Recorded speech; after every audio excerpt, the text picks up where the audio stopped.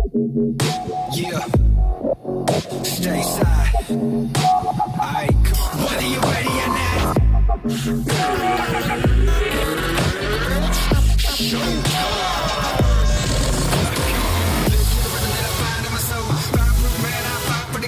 Nothing less but a no did is test. It's a test that you will be exposed. Game tight, solid, rise to the top. Game tight, solid, rise to the top. In a moment, every second that you find on the clock, champion on a mission and no stop. I see through your eyes like a window. Nothing inside, no heart when it gets cold. Try to take mine, that's bad from the get-go. When I put it on you, have it wishing that you stand up. Think about the outcome, think about your health, bro. Think about your family, think about your ego. You wanna be the boss, but it ain't that simple. I'ma let you know what your hands do. Every moment of the contest, and I'ma keep it pushing forward. This is the ultimate challenge. It's too much to be ignored. Anytime you wanna bring it, I'ma find a way to win. Undisputed champion. Undisputed champion.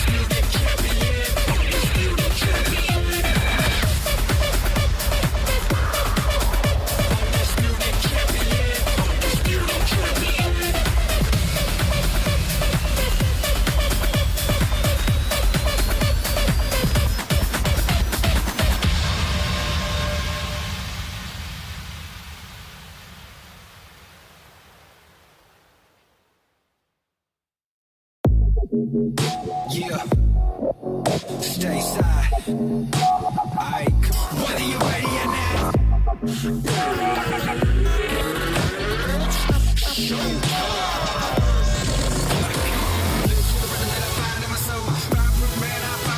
Nothing less but a no did is test. It's a test that you will be exposed. Game tight, solid, rise to the top. Game tight, solid, rise to the top. In a moment, every second that you find on the clock, champion on a mission and no stop. I see through your eyes like a window. Nothing inside, no heart when it gets cold. Try to take mine, that's bad from the get-go. When I put it on you, have it wishing that you stand up. Think about the outcome, think about your health, bro. Think about your family, think about your ego. You wanna be the boss, but it ain't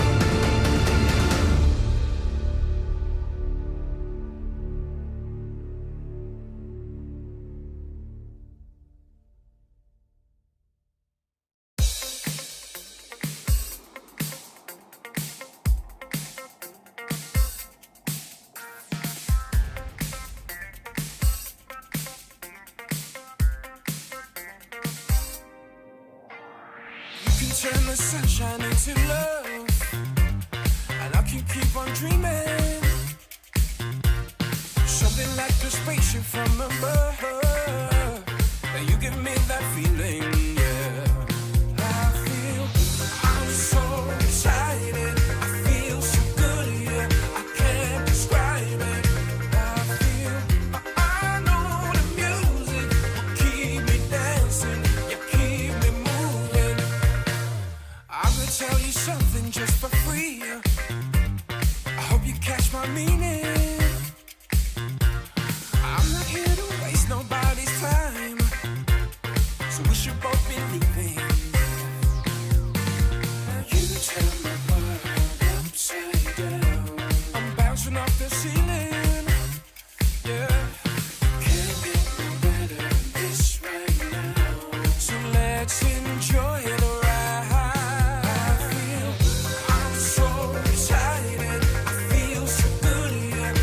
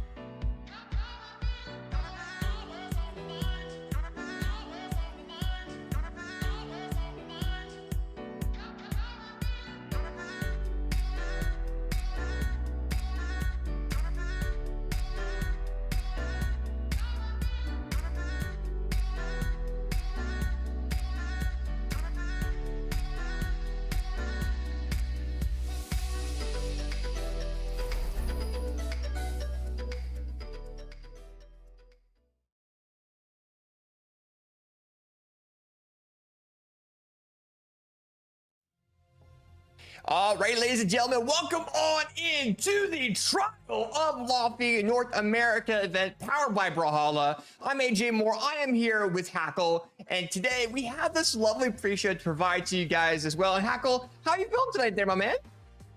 I'm feeling excited more than anything, to be honest. There are a lot of exciting matches coming up and some big upsets that have already happened today.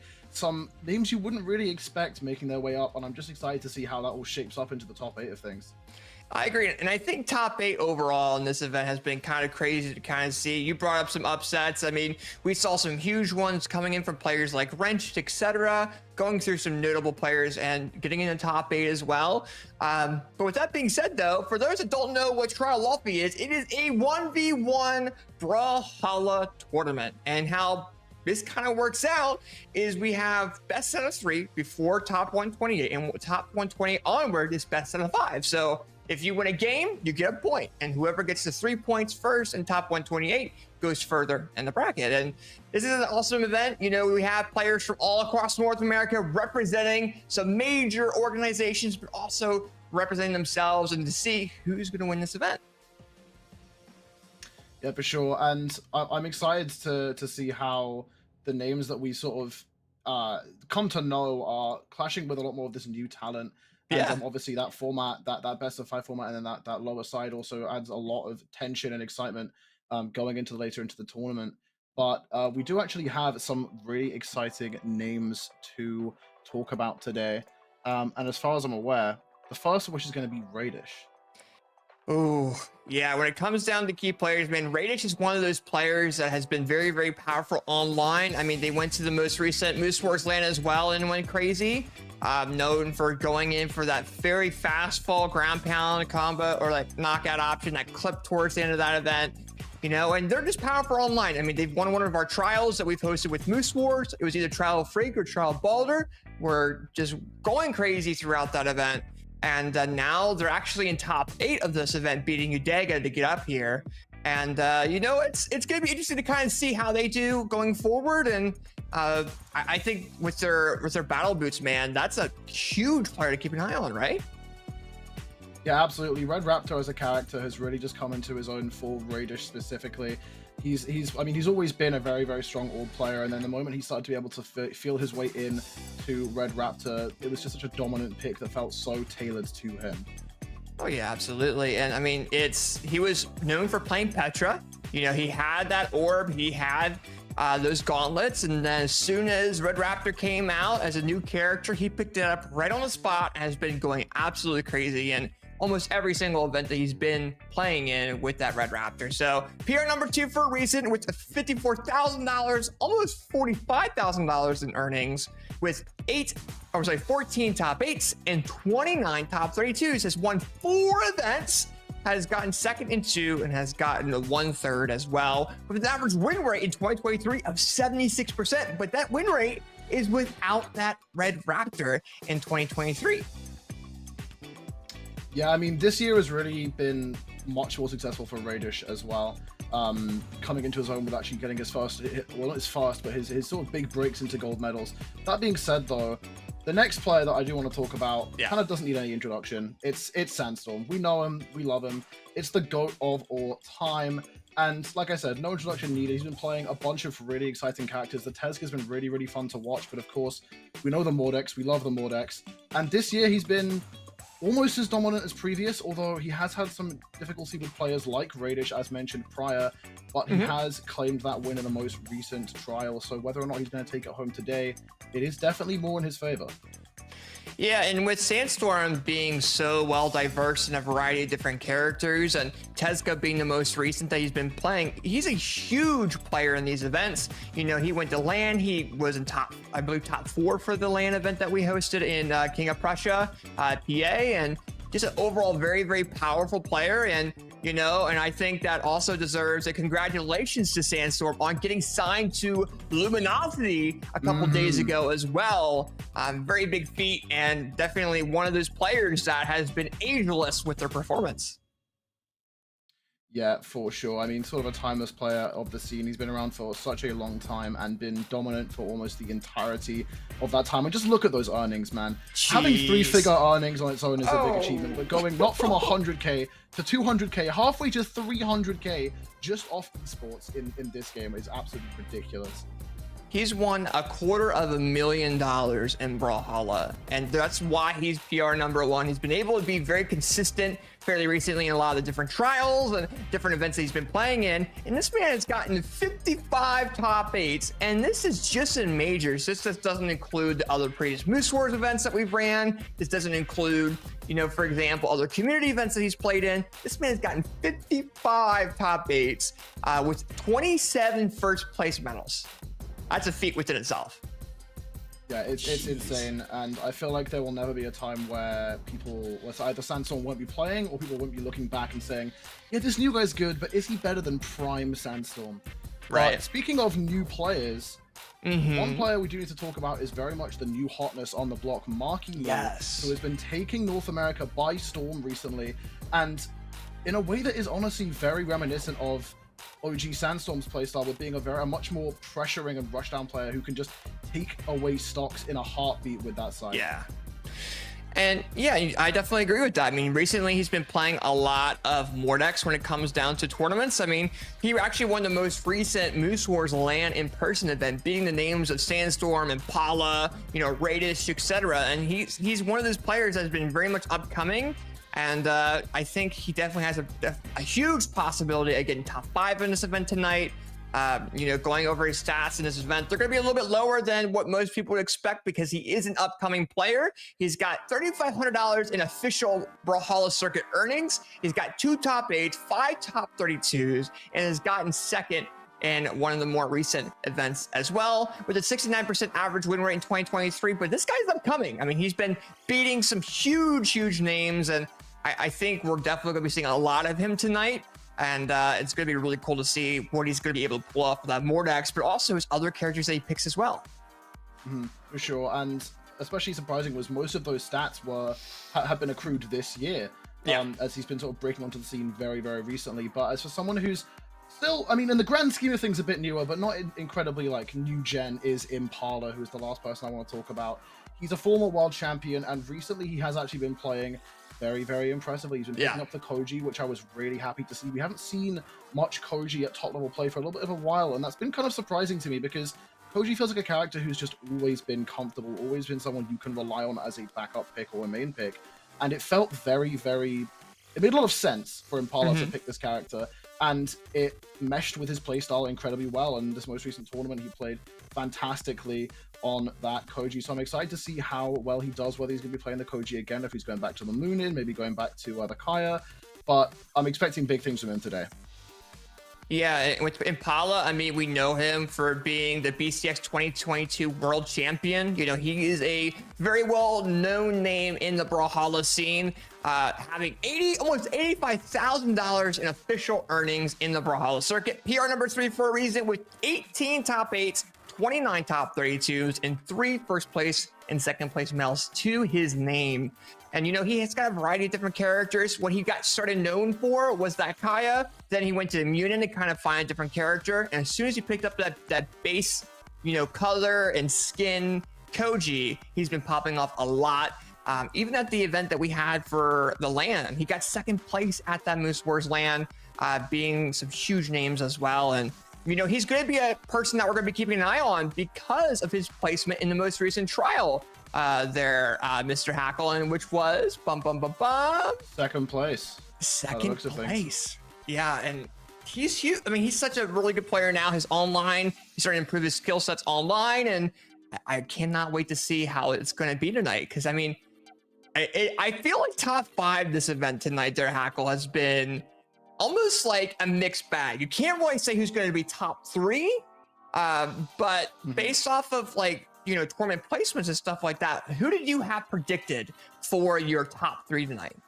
Top 3 is a really hard one to pick, especially looking back now with how the bracket has shaped up. But I mean, from third place to first, at least for me, I'm very biased on the players that I enjoy watching and I want to see do well. So in third place, I put Maryu, who I think is playing incredibly well, but I feel like there are sort of two other players who I think are just a bit more prepared for this tournament environment, have a bit more experience under their belt.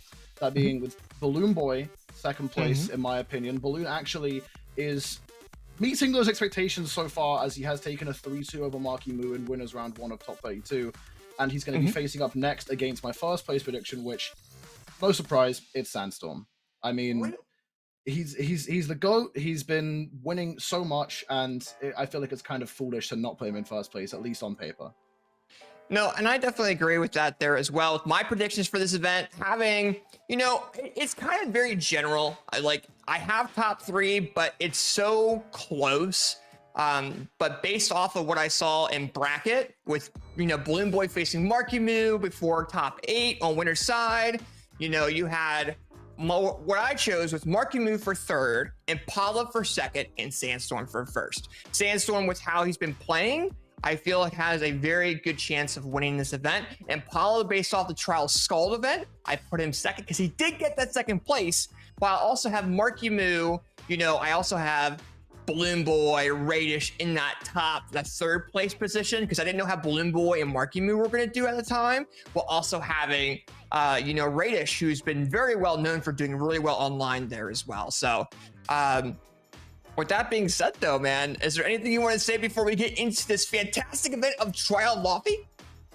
I think just keep your eyes on the bracket and do not let yourself get in your head about who you expect to win sets, because with how the bracket's been shaping up so far today, I mean, top 32's already been full of very close matches, a bunch of game 5s and some really big upsets. So we've made our predictions, but it would be very easy for them to be shattered. So get excited for some absolutely neck and neck matches coming up for this trial. Yeah, and with that being said, don't go away. When we come back, we have Sandstorm versus Balloon Boy on the first match on stream. Then we'll have Radish versus Stingray, Radish versus Shade, who Shade beat Meg D to get there, and Impala versus Bunny. And we'll also have 2 major reveals, 1 Brawlhalla reveal and 1 Moose Rose reveal throughout the broadcast. So don't go away. We'll be right back in 2 minutes with our first matchup of Sandstorm versus Balloon Boy. Don't go away. We'll be right back.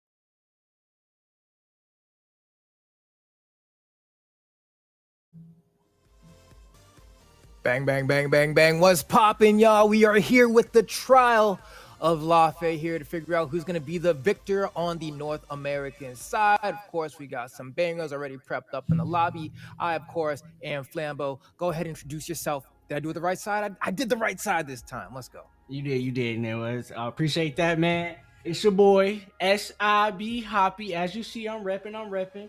Can't wait to get into this one, man. The trial, I almost called it Laufey earlier. How do you say Laufey? Laufey? I don't know, but we can say Laufey like it's hip hop. You know, you get the little girl on the computer. Lo-fi. Hit the lo-fi and just change it completely. Lo-fi might be Lo-fi. it. Try the lo-fi. I'm with it. Yeah, we'll change it up real quick. But now, man, how you feeling? I mean, of course, you know, it's North America. We're on the homegrown soil, so you know it's gonna be a bunch of killers that we're all familiar with. First match is gonna be Sandstorm versus Balloon Boy. And so, what you think about that, man? How you feeling about those two? I'm not gonna lie. I'm looking at the titles off rip because we're sitting in the lobby before the game starts. I see that he's got the Scottish Champion 24. So obviously this year Sandstorm's already getting at it. I'm excited for this first match. The fact that this is the first match is crazy to me.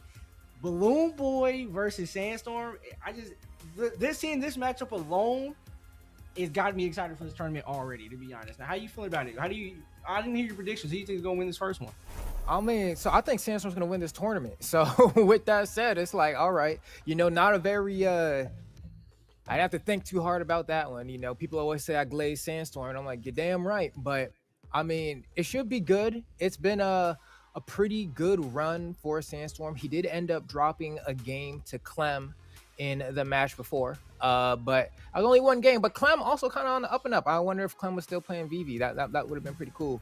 But on the other side of things, right, Balloon Boy been hot as of late, you know, but and we even saw it in statistics earlier. I think has only made it to top 3 one time. Meanwhile, you're up against the GOAT of Brawlhalla, Sandstorm Maximus. Like, you know, that's the GOAT of GOATs for real. Definitely the GOAT, and it's crazy because a lot of people would. I'm not gonna say no names, but a lot of people was doubting my boy Sandstorm for a while there. Let's be honest. They were doubting my boy. He's falling off. He's washed. Nah, you can put the names out there, bro. We'll chase him.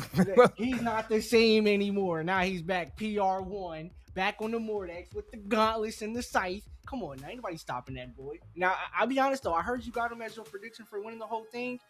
It might be Maryu. It might be. Who? I heard Maryu got it like that. Maryu, the guy in the elimination side of bracket, that Maryu? Yes, that Maryu. Wait, he's on elimination side right now? He is, yes, sir. Oh my god, no, not my boy. Well, looks like we're starting off. We're hopping into game 1 between Sandstorm and Balloon Boy. And Balloon Boy's been rocking this aerial for a grip now. And honestly, kind of surprised that he's like the only dude really doing it. Everyone else seems to be, you know, Mordex, obviously, popular pick.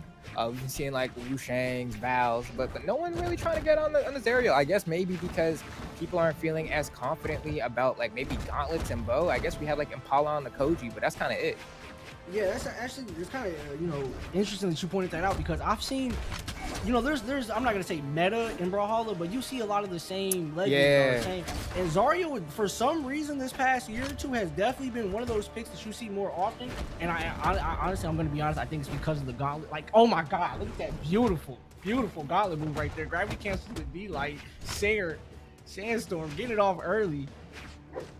Yeah, ooh, that's a crisp bow. I'll be honest, I don't know. I think the reason Zarya's picked so much now is because of his SIG. His SIG kit, I have to admit, is nice. It's pretty nice. Sheesh. All right, well, hopefully that's enough, man. I mean, with the way that Sandstorm ended up losing that first stock, I'm like, dang, bro, we got to swing back. You know, come back a little bit harder. But I mean, shouldn't be too long here. One side air in the corner should probably be enough to get rid of Balloon Boy. Beautiful wake up with that gravity cancel D-Light to get that a little bit of extra credit on a Sandstorm. But I mean, that's the GOAT, bro. When are you gonna get this first KO? This is kind of the problem with Scythe, right? Like it kind of has like, I don't know, in other games they like add aritis to it, right? It's like Scythe-aritis, you know, that's a problem getting those knockouts sometimes if you're not getting the reads like that. But We back in it. Sandstorm already onto that next stock. Balloon Boy really doing a great job in the neutral though. This bow is looking fantastic.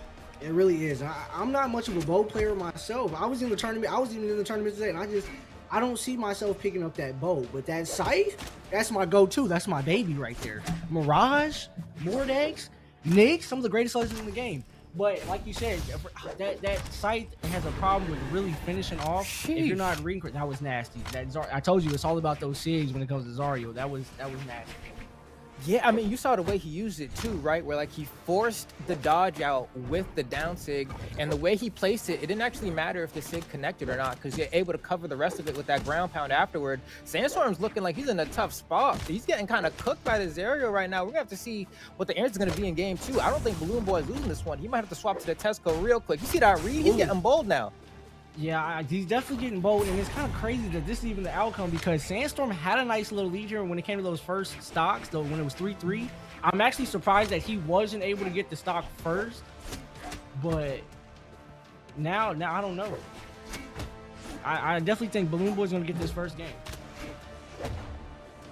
Oh, this could be rough. We'll see what the answer is gonna be from Sandstorm here. I mean, he's in the red, so like if I'm Balloon Boy, I mean, especially with that end light, it's only a matter of time here. You get a D-light ground pound or D-light recovery, that'll be enough. You saw he went for the down sig there. Sandstorm just taking his time. He knows the next hit is probably going to lead to the KO, and so he's making sure that if he's pressing that attack button, that it's going to connect. Every time, but it's crazy. I'm actually surprised Sandstorm's still alive. He got scared. Oh, good move. Okay. Gets another chance here. Balloon Boy, if he gets in Both there. of them, both of them are playing it patient, trying to make sure they don't get this stock taken off of them. Even Balloon Boy, even though he's sitting pretty comfortable with this orange, you just never know with Sandstorm. That's it. Good Yeah. take, good take. Nice. And I think Balloon Boy, there was a moment there in the game where he was kind of getting a little overzealous, I guess I'll put it, where like he was like, oh man, I'm kind of cooking Sandstorm right now. Let me see. He went for that gravity cancel side sig on the left side, and then Sandstorm like very quickly reminded him like, you can't just do that. I will take your stock for it. And so he was like, dang, like I really can't like just, like start feeling myself and then let that take the control of the match, because otherwise I might just throw it away. And so it seemed like he kind of came back into himself toward the end of that first game, really took a moment to say, you know what, let me pick and choose my battles to make sure I don't let this dub get away from me. And that's what we saw in game 1, but we're going right back to Apocalypse in game 2. Definitely coming back to game 2. And it's crazy that you said that, because I end up doing that myself sometimes. I'll be in a match in ranked. I'll get the first stop, get the second stop. I'll be up 3-1, and then for some reason completely change my play style. Like I need to play careful, or I'm just too confident.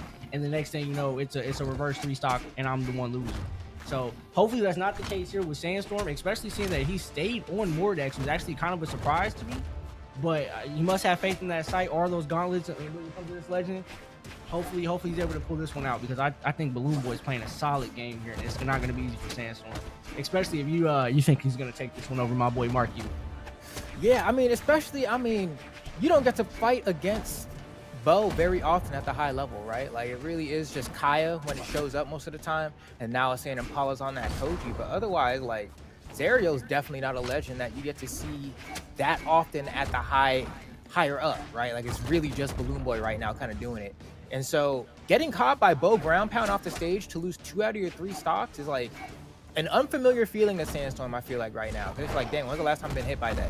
So I think he's thinking, all right, well, if I just look out for that, maybe I'll be okay. But Balloon Boy's saying it don't matter. He gets the D-Light recovery with the gauntlets and is able to clear out that first stock as well. But it's still close. It's very close, honestly. So it could come back at any moment there. Sandstorm a little bit late with the reaction, but if he had gotten a faster response or even a gravity cancel, he could have gotten the stock right there. Yeah, at this level of play, I don't see it being any further than this when it comes as far as damage and stocks. It's just these guys are so precise and tedious about every move they choose. So the only way they're getting anything off is if their opponent makes a mistake, and it has to be just something little they have to pick up and grab that damage. Especially at this high of a level, like you'll never see them, like I said, too far in damage. Even throughout the games, you would think throughout each game, I'm learning my opponent, I'm getting better on understanding what they're doing, what their habits are. But even when they're understanding each other's habits and still unable to get the hits off and have to fight tediously. Even though I'm lying right now, because Balloon Boy is doing it to him with almost a completely white stock, and Sandstorm's in the red. Damn, it's hurt. Yeah, it's not looking great right now for Sandstorm as Balloon Boy is looking so good on this Devil Jin, man. Like I can't stress it enough. He's definitely one of the more exciting players to kind of watch rise to the upper levels of gameplay, and for good reason too, right? I mean, look at the way he's moving around, the multi-time world champion, right? Like he's making it look very easy. Gets that ground pound, no sweat off my back. Has an entire stock lead. Sandstorm trying to find a weapon here. The Mordex doesn't seem to be it, and we all know that Mordex is the comfort pick. He's getting red on his dodges, caught by the neutral sig. Balloon Boy is in the driver's seat right now. Sandstorm's looking a little lost. You know what's crazy? Even though it's a comfort pick, you'd be surprised. Like I played in the tournament myself today. I was on Caspian at first. Definitely not a pick of mine. Not too great with guitars, even though it's a beautiful weapon. I went to my comfort pick, went to Mirage, got a win, went to my even more comfortable pick, Wushang, and got smacked like nothing happened. Got off the site, should have stayed on site, obviously. But even with these comfort picks, when it comes to playing the right opponent or the wrong opponent, I might say, it just doesn't matter how comfortable you are if you just can't get around them. And it's obviously the situation when it comes to Sandstorm versus Balloon Boy in this second game here. Yeah, we got to find out right here, what is Sandstorm's punish game going to look like here? He has to bring himself back into this one to have a shot of at least winning this game without taking much damage here. But Balloon Boy definitely trying to at least go blow for blow, because that way he'll be inching himself that much closer to winning this game number 2 here. But right onto the bow, and this bow has been a problem for Sandstorm, and Balloon Boy, we've seen, isn't afraid to click that sig button either if he can get off the corner here, and he just does it with a sig. That neutral signature yet again catching Sandstorm. He's gonna be careful now, because another sig might be game. Will be game now. Literally will be game. And it's so funny because I'm looking and reading chat here, and they're talking about the Tescas coming out next. And I definitely think if Sandstorm loses this game, we're gonna see him pick up the Tesca. Or maybe even if he wins it, because this game is so close, he's gonna switch to the Tesca just so he can get more comfortable. But Balloon Boy gets game 2, making it a 2-0 series at the moment. This is way more intense than I thought it would be. This is not the outcome I was expecting at all. I feel you on that, and Balloon Boy gonna go ahead and pop off in the lobby for a second there. But that game, those 2 games, honestly, pretty convincing dubs for Balloon Boy. As much as I love glazing Sandstorm, as much as the next person, our boy not looking great in those past 2 games, right? Still looks like a very strong player, but like Balloon Boy just looks consistently a cut above. The confidence and consistency in which he's finding all of his KOs is just looking way better than Sandstorm right now. I'm wondering if he's going to go ahead and swap off of this Mordex. He did just lock in the Mordex. He is staying tried and true with the dog. I guess he doesn't want to whip out the Tesca on Balloon Boy. Maybe he feels like he doesn't or shouldn't need it. But this is a moment where it's like, you got to do the reverse 3-0 now. You know what I mean? You down 2 games, your back is against the ropes, homeboy swinging on you, and you're just putting your gloves up. Now you have to turn the whole thing around. Otherwise, it's going to go ding, ding, ding, ding, ding, and you're going to lose the match. So we got to find out. 2, 1. We're definitely about to find out. And I'm going to be honest, I would have had faith in my boy Sandstorm if he had gotten off the Mordex and went to the Tesca. But it just, I don't know what made him want to stay on the Mordex, but obviously he's confident in it, even though these were some pretty close games. So again, I'm not sure. I really want to hop into the conversation and say, yeah, Sandstorm got it. I got faith that he can reverse this 3-0. Oh my God, he's cooking. Oh my God, he's cooking. Wait, he might actually have this. But then you look at the damage, and it's like, oh, but they're both in the same shade of orange right now. And Balloon Boy tries to get another quick one with those ground pounds. He had mad success with those in the first game. Was trying to see if he can maybe recreate that here, but not quite going to be the case. But I mean, we're seeing Balloon Boy getting stuck in the corner, and that's a great thing to see if you're Sandstorm, right? You're doing a great job of just forcing your opponent to be stuck in this terrible position, has no weapon here. How do you get back on the stage for Balloon Boy? Gets stuffed out without one of his jumps as well. And look at it, he will rinse, repeat this situation as many times as he possibly can until he gets the KO. That's why Sandstorm's so strong, right? Like his corner guarding there was no fancy sig, there was no hard read. He just said, I'm gonna keep pushing you off the stage and then rinse and repeating this exact same scenario until I get the KO. It's his ability to be consistent in situations like that that make him so hard to stop. But Balloon Boy didn't have an issue with that earlier, so I don't know what's changed. I'm looking at this Zarya with the bow, and I'm just trying to. Is the matchup Scythe versus bow? Because it seems like when Sandstorm has the Scythe out, he's not doing as much damage or hitting as many crazy strings as he is with the gauntlets. But again, that might just be his comfort weapon. I'm gonna be honest. When it comes to Sandstorm, you just don't know. even though he does play the Tesca, his boots are just as good as his gauntlets, I believe, when it comes to that situation. But against this bow, against Balloon Boy, it just doesn't seem to be working those last 2 games. But I guess he has flipped it around a little bit, seeing that it is 2-3. Balloon Boy gets the stock, but he's still up Sandstorm with a white stock 2-2. Yeah, that was looking kind of rough right there. Balloon Boy, I mean, trying his best to bring himself back into this match, relying on the gauntlet and light. That is the fastest weapon in the kit, right? So he just like, all right, I'm just going to press my fast attacks, and hopefully I can get you with unreactable attacks and maybe try to bring my way back to the game with that. But I mean, look at these wake ups from Sandstorm, right? Just waking up with ground pound and then finding a very low recovery on a Balloon Boy now, sent down to his final stock. This is how things have to go if Sandstorm wants to make the reverse 3-0 happen. And so far, it's looking like this might be the start of that tale, because Balloon Boy is trailing by a full stock now. And if you look at these stocks, Sandstorm's not even red, still orange, sitting comfortable with that second stock. I don't know what changed this I told you, as the games go on, you start to learn your opponent better, and it just becomes a completely different game. And as you can see, that's the case here. He didn't have to switch his legends. He switched his playstyle a little bit. Both of them are still in the same legend. All it did was a little bit of changing the playstyle, and now Sandstorm is up 2-1, about to end this with about 1 or 2 more hits here. Looking to get to finish with the gauntlets too. I told you, it looks like his comfort weapon. If he goes for a D-Light recovery, unarmed, I called it. All right, let's see. Yeah, I think Sandstorm thought after that last NSIG that was going to be the game, but there's still more to be played, and he's realizing that really suddenly. But he's going to go ahead and grab the scythe. 1 more D-Light will probably be enough. A down air off the stage is going to make it really hard. That's going to stuff out the recovery. Balloon Boy has to go for the gravity cancel. I told you, unarmed. D-Light. Oh, I didn't say recovery. I didn't say ground pound. I was close though. You were close. You got half and half. Half and half. 50, we give 50. partial credit, bro. Ooh, okay. I take the partial on it. I get a little bit more. I can get a little whole piece. A whole piece. Dang, GG's in the chat. But Balloon Boy is still up in the series. So even though we're excited to see Sandstorm finally get a win on the Mordex, he still has a lot to go. Like everybody was saying in chat, and like you said, he has to get the 3-0 reverse to make this happen and stay on the winner side of this bracket. Yeah, okay. Sandstorm definitely he's earning it, right? He's being forced to earn it right now because Balloon Boy's playing so well. And of course, the winner of this set is gonna have to go up against the winner of Wrenched and Stingray, right? In the winner's top 8. So that'll be interesting. But here we go.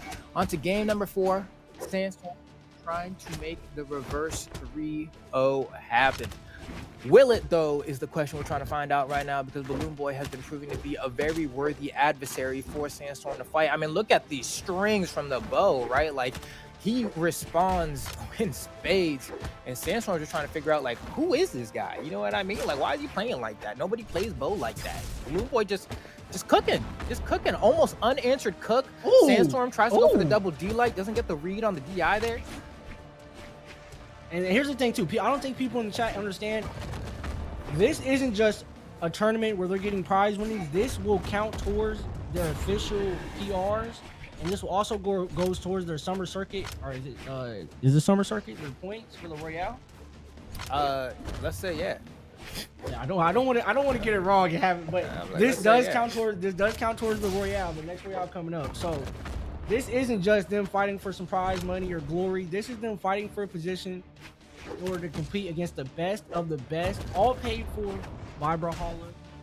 Love to DMZ, love to the game, man. For real, we love it out here. And I know Sandstorm especially loves going to any in-person event that Brawlhalla has. And so, you know, you definitely want to be pulling up to that Skill Shot studio in Atlanta, man. Last Royale was great. Had a great time with all the kids. And it will be even better this time around. Man, he really wants to go to that Royale. You see that sidelight recovery? He said, nah, I got to be there. Yeah, it's crazy. I remember I went to the last Royale. Matter of fact, I have this box back here. Next time the I'm swag on cam. box? Yep, I got the swag box in the cam so they can see the swag box. Yep, I was gonna put the shirt on too, but you know me, I love SIV. But yeah, no, I got the swag box. I got to see him at the last Royale. It was, oh dude, it was amazing, bro. Seeing Sandstorm in person fight like that, literally against the best of the best. Sweat. I'm talking about sweat. These dudes were fighting for hours on end, literally against the best in Brawlhalla. I don't know how they do it, and I know it wasn't easy. Yeah, I mean, there's a lot of stamina required to be able to burn through. I mean, speaking of stamina, we're watching Sandstorm tried to climb his way back to this game. That unarmed, wow, what a response, man. He just went for the immediate unarmed down air to instant gravity cancel side light to push Sandstorm even further away, knowing he was going to jump out of hit stun because he didn't have any other options. And then Sandstorm's going to send him right back. What? Sends him right back. I did not see that coming at all. Sandstorm is not trying to go to the loser's bracket at all, and I don't blame him because it'll be a hard way back to get back to top 8. I talk about sweat, bro. This is the sweatiest brawlhalla you're gonna see today. Look at this dude, bro. He won't let him back on the stage. Oh my god. He won't let him back on the stage. Oh It's my not looking good for God. Balloon Boy. Can Balloon Boy get out the corner? Sandstorm starving him, pushing him right into the corner yet again. Gonna chase Come him. on, I need to see that D-Light serum that he loves to do. That's one of my favorite moves by this man. Pull it out. Oh my god, Zario's awesome. Balloon Boy's also put out the gauntlets, making this just an all-out boxing match.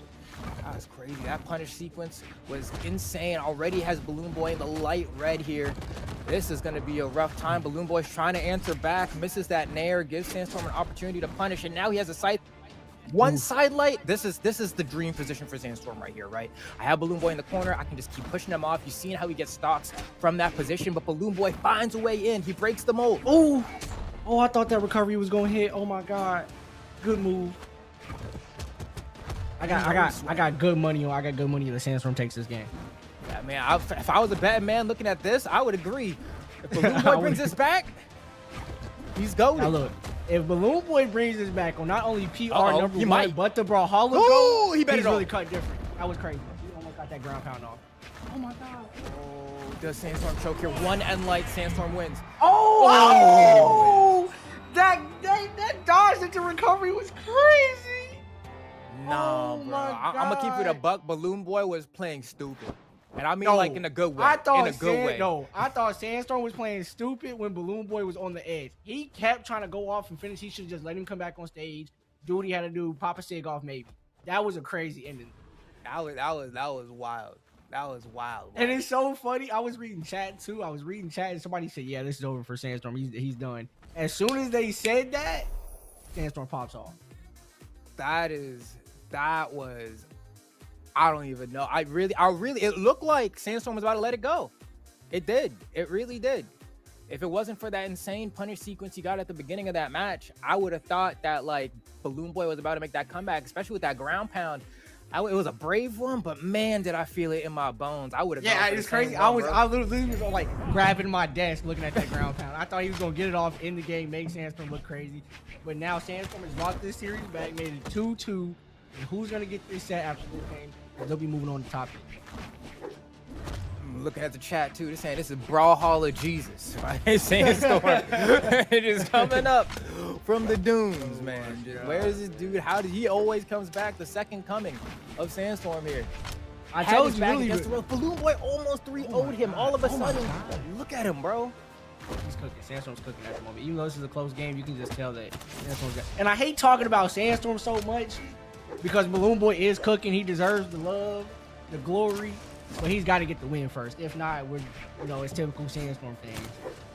It's just like beating Sandstorm here would do so much for Balloon Boy in terms of what the rest of his bracket trajectory is gonna look like, right? Like, all right, if you can beat this guy, you can pretty much beat anyone else in this bracket, bro. Like, there's, you know what I mean? I believe that, yeah, 100%. If you can get through Sandstorm, it's not a lot of guys that match up to him that you can't get. Well, okay, depending on the meta, but Yeah, after for this sure. After this last patch, you know what's crazy? I don't think I've seen a single axe yet. I haven't seen a single axe. You know, that's fair, but also North America kind of sucks with Axe. That's fine. I'm completely okay with that. Let's keep axe away. I hate axe things. Matter of fact, I'm sure. GG's in the chat. GG's in the chat for nerfing axe. Best patch all year. I love you, BMG. Love you, Brawlhalla. We needed that. That nerf wasn't enough. Man, this is looking rough, man. I'm looking Balloon Boy. Honestly, despite all the gassing that I could do for Sandstorm after a well-played, hard-fought Game 5, in this Game 5 is still getting the Balloon Boy beat down, right? Look at these gauntlets. Pummel. Gets the SIG as well. And that's the really Balloon gonna Boy hurt. beat down. It's the Balloon Boy BBB. That's what it stands for. Triple Balloon Boy Bs, beat triple down, bro. Bs. That's crazy.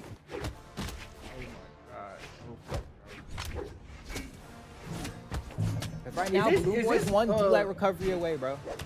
I'm curious. Is this Balloon Boy's usual pick? Legend? Yeah. As of late, yeah. You must be thinking about Truck Stop then. Because outside of this, Balloon Boy does have a Diana, but won't need it. I'll Hey, tell you I'm that. not gonna lie. Diana's so underrated. Diana's like top 10 legends. Her Sigs, especially on the Top bow, 10 is or that crazy. blaster? Top 10, easily top 10. Easily Nah, top 10. there's easily no top 10. Blasters legend that's top 10, bro. You're crazy. Well, not right now, no. Well, yeah, well, yeah. Well, I would say what Cross. you must have forgot. Cross had his season. Cross had a meta before Axe had a meta. Trust me. That's true, but that was in doubles too. That was never a singles thing. Cross ain't win no singles tournament. BV better than Diana. Not gonna lie. VV Oh, is better they're than trolling. Diana. That is They're factual. trolling. They're trolling. Oh man, Sandstorm's on the BB end of his just rope out here. of the block. Balloon Boy needs one more hit. The weapon throw might be enough. I don't think Sandstorm get here. One jump and a side air. He is. Balloon Boy doesn't commit, but I mean at this point, how do you win it for Sandstorm here, right? The answer is I think you don't. I don't think you can bring it back from here. D-Light recovery is gonna go ahead and seal the deal. A 3-2 in a handshake. Looked scary for a couple of seconds there, but Balloon Boy was able to take down the champ, dude. That's your boy Storm, recently picked up by Luminosity Gaming's very own Sandstorm. Gonna be falling down to the elimination bracket. Dang, you to brought his Balloon org Boy. into it. You brought his org into it after he just lost. Hey, What yo, is bro. that? Hey, he lost, but he ain't at the tournament yet. Listen, matter of fact, He ain't isn't at the that your tournament yet. homie? Isn't that your number one pick? Explain that. It's fine, bro. It's more hype when you do it from the elimination side, more games. So you're sticking with him? You're sticking with him? For sure. You're crazy. You're crazy. Let him go. I'll let you listen. Before this, If he next stop set playing start, around and pick Teska, bro, it's fine. I'll let you repick your prediction. I'll let you repick number one. Go ahead. All right. Go ahead. I know you don't want to pick Sandstorm anymore. He's in losers. Just go ahead. Switch it up. No, bro, it's Sandstorm. You're It's crazy. Sandstorm. Where's my boy Marky move? Let's go. Honestly, Where- bro, but if Impala did it, I'd be happy. if Impala did it, wait. If Impala beat Sandstorm, No, if Impala won, if he wins the entire thing. If he beat Sandstorm, I also would have been chill with it. I think Impala's goated, bro. That's my dog. you know, I had to fight Impala as CEO. You know how I knew he was cut different? We were playing mid sets, the screen flickers and glitches. He's still playing. He's still hitting the sticks, beating me up. We can't even see the screen. He's still hitting me. How is that possible? He was just too locked in at that point. Like he's just Too locked in. absolutely Literally too going locked in. That's crazy. That's crazy. So this next match is it Wrench versus Stingray? Now I'm It not gonna is. lie. I saw Stingray at the Spring Royale also. I got my money on Mr. Ray on this one. No offense, Mr. Wrenched. Love the name, love the character, love the title. Stingray's just got a place in my heart for this one, man. So this one's weird, right? When I first started, like really just messing with the Brawlhalla community in general, one of the first players I got to meet was Wrenched. In fact, I remember I bought some twos coaching from Wrenched to give to some of my homeboys as like I don't know if it was a birthday present or what. And they ended up learning a lot, and then we ended up playing a bunch too. Actually, yeah, Wrench is cool people. But he also was like, I think it's perfectly fine to say now, he played Qatars when they were like extremely busted, like extremely busted. And like he was the best at abusing them in that state. But then after they got nerfed, the fall off of Wrenched felt, I don't want to say immediate, but pretty distinct. And he was still a high contender. He was still like placing well in these tournaments, but he has never seen those same peaks ever since that patch. And so it's nice to see him in the winner's side of bracket this far. Honestly, it's been a while. I don't think I've seen Wrenched in a top 8 qualifying match in probably like over 3 or 4 years. And so like that's at least in the official capacity. I haven't been keeping up with like community tournaments as strictly as far as his placements, but on like Brawlhalla official tournaments, Wrenched has never been in that spot as far as I can remember in like the past like 3-4 years. So it's like it's nice to see him back there, but it's been a minute. And so he's been playing Loki now, and Loki also crazy legend, right? Like easily one of the cooler legends that have been released. Had that crazy build up and that whole promotional campaign before he ended up getting dropped with that really cool ass trailer. But Now you're going up against Stingray, who to me, Stingray is like a brother to me, man. Like whenever I see Stingray on the screen, I'm always rooting for him to win. That dude is like the GOAT. His music is fire. His thought process is Whoa, fire. wait, his music? Educational content His on music? YouTube. Yeah. As in he makes music? Yes, sir. Witty on No that beat, way, bro. Stingray Yes, makes sir. music. He You makes said music. multi-talented in multiple fields. What? Multi-generational, multifaceted, everything, bro. You know how mad I would be if I was in a top 8 set. I got beat by a guy who was playing his own music on his own stream. Crazy, bro. Crazy. I'd be so upset. Nah, bro, I'm with you, right? Like, but he's back on Orion. I just peeped. It's been a bit. Because he's always trying to talk like, oh, I hate the way Spear feels right now. Blah, blah, blah, blah. Wham. And I'm like, bro, you're the best Spear player in North America, hands down. Like, there's no competition. Just play the goddamn weapon, bro. Like, you are the nicest with it. And now he's back on the Orion, which, like, shout outs to BCX 2 years ago. The best comeback in Brawlhalla history, Stingray versus Kaina, was with this legend, bro. His Orion is goated. And now, what we're playing on the most recent patch, so that means I believe the down air changes went through, right? So we can do that little pogo on the stage now. Oh, you talking about for Spear? Yeah. I think I don't know if you consider that above as more as just adding a new mechanic. I see it as above. But with that Spear mechanic being added, along with the lance changes that they implemented, I'm not gonna lie, Stingray has a good chance of winning this. Like you said, Wrench is pretty good with those guitars, but it just doesn't look like they're holding up against Stingray at all when he's not Orion. And he finally put out the lance here. Let's see who's able to do with it. Obviously gets the KO with it. Nice finish. And you can see he throws that rocket lance away immediately, bro. He's like barely trying to flirt with it. You know what I mean? He's saying, I'm gonna stick on this Spear and I'm gonna do what I do best. And I was a little bit worried going into this because I feel like all signs say that Stingray should win. If we're talking about seed, if we're talking about recent placements, I think Stingray is highly favored in that. Oh my God, you see the weight on that? Jesus Christ. Do we have a Stingray? Oh my God, I typed in Stingray wrong. I'm kind of getting pulled up here. He's PR12 Stingray. Okay. And then Wrench. What do you think Wrench's PR is? Probably like 20 something. 20 something. With it back some. Let's try number 47 on the board. Is it that low now? Dang. Yeah, I mean, it was crazy. The fact that we call that low is kind of outrageous because he's still in like the top 0.001% of players. Like, true.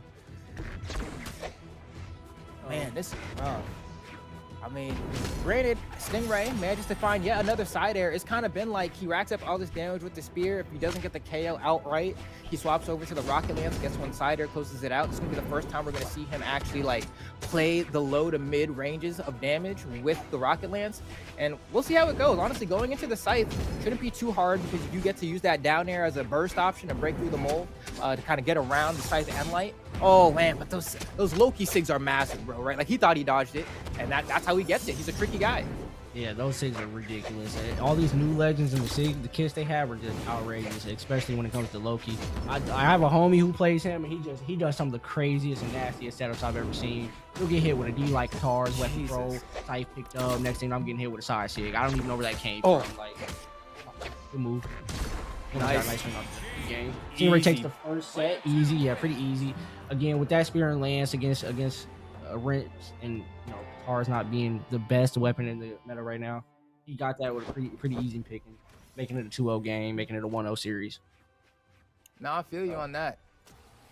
Looking back at their stats, though, you were talking about how Wrench used to be like that when the guitars were really up there. Again, these patches really do kind of dictate how the game is played or the play styles.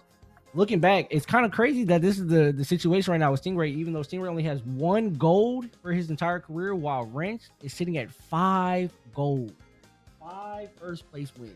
But those are from a different time, man. They're from a different time. That's like 2019. He had a streak.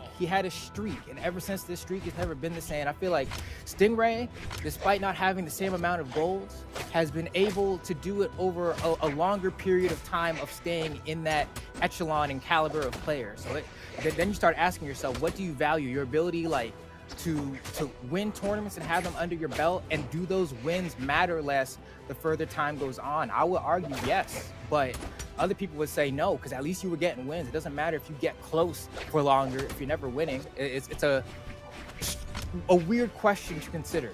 But if there's anything that I'm kind of trying to figure out is like, are those changes to the Rocket Lance gonna be the best thing that's just happened to them for the past few years? You see that right now, it won't be a problem because 100%. he's getting cooked. He's getting cooked. It doesn't really matter. But now that they have the ability to kind of go in a side light, D-light, or down air rather, at like any damage range, is that gonna be the difference maker here? Is that why he's willing to play Orion again? It's the combination of that with the new down air changes? That's what I'm trying to figure out. Yeah, no, I'm gonna be honest. That Lance change definitely changed the game for a lot of those Lance players, a lot of the Lance mains. Even mentioned about Costlix himself, he's taking the game more serious now because he finally feels like his weapon is finally back up to par. I have homies and buddies like Abyss. They quit the game also because they felt like the weapon wasn't up to par with them. That was their main weapon. But now it's back in a state where people are actually coming back to not only play the game but play that specific weapon because of how good those changes were. Again, this is probably one of the best patches we've seen in a long time from Brawlhalla, a very long time. Oof. But it's a good patch. It's a very good patch. It's gonna be hard right here. You can see Stingray kind of holding the side right here. He's gonna try to space around maybe that end light. No, he's actually gonna go ahead and come through with the pogo. Wrench trying to force him in the corner. This is the closest it's been for Wrench. Wrench is having a pretty rough time up until this point trying to find these KOs. I can't believe that side air didn't have enough. Ooh, and that's gonna be a miss. That Sig would have been crazy. Well. That Sig would have been crazy if he got that off. But with Loki, I see Sigs like that happening all the time, and I let it go, let it happen.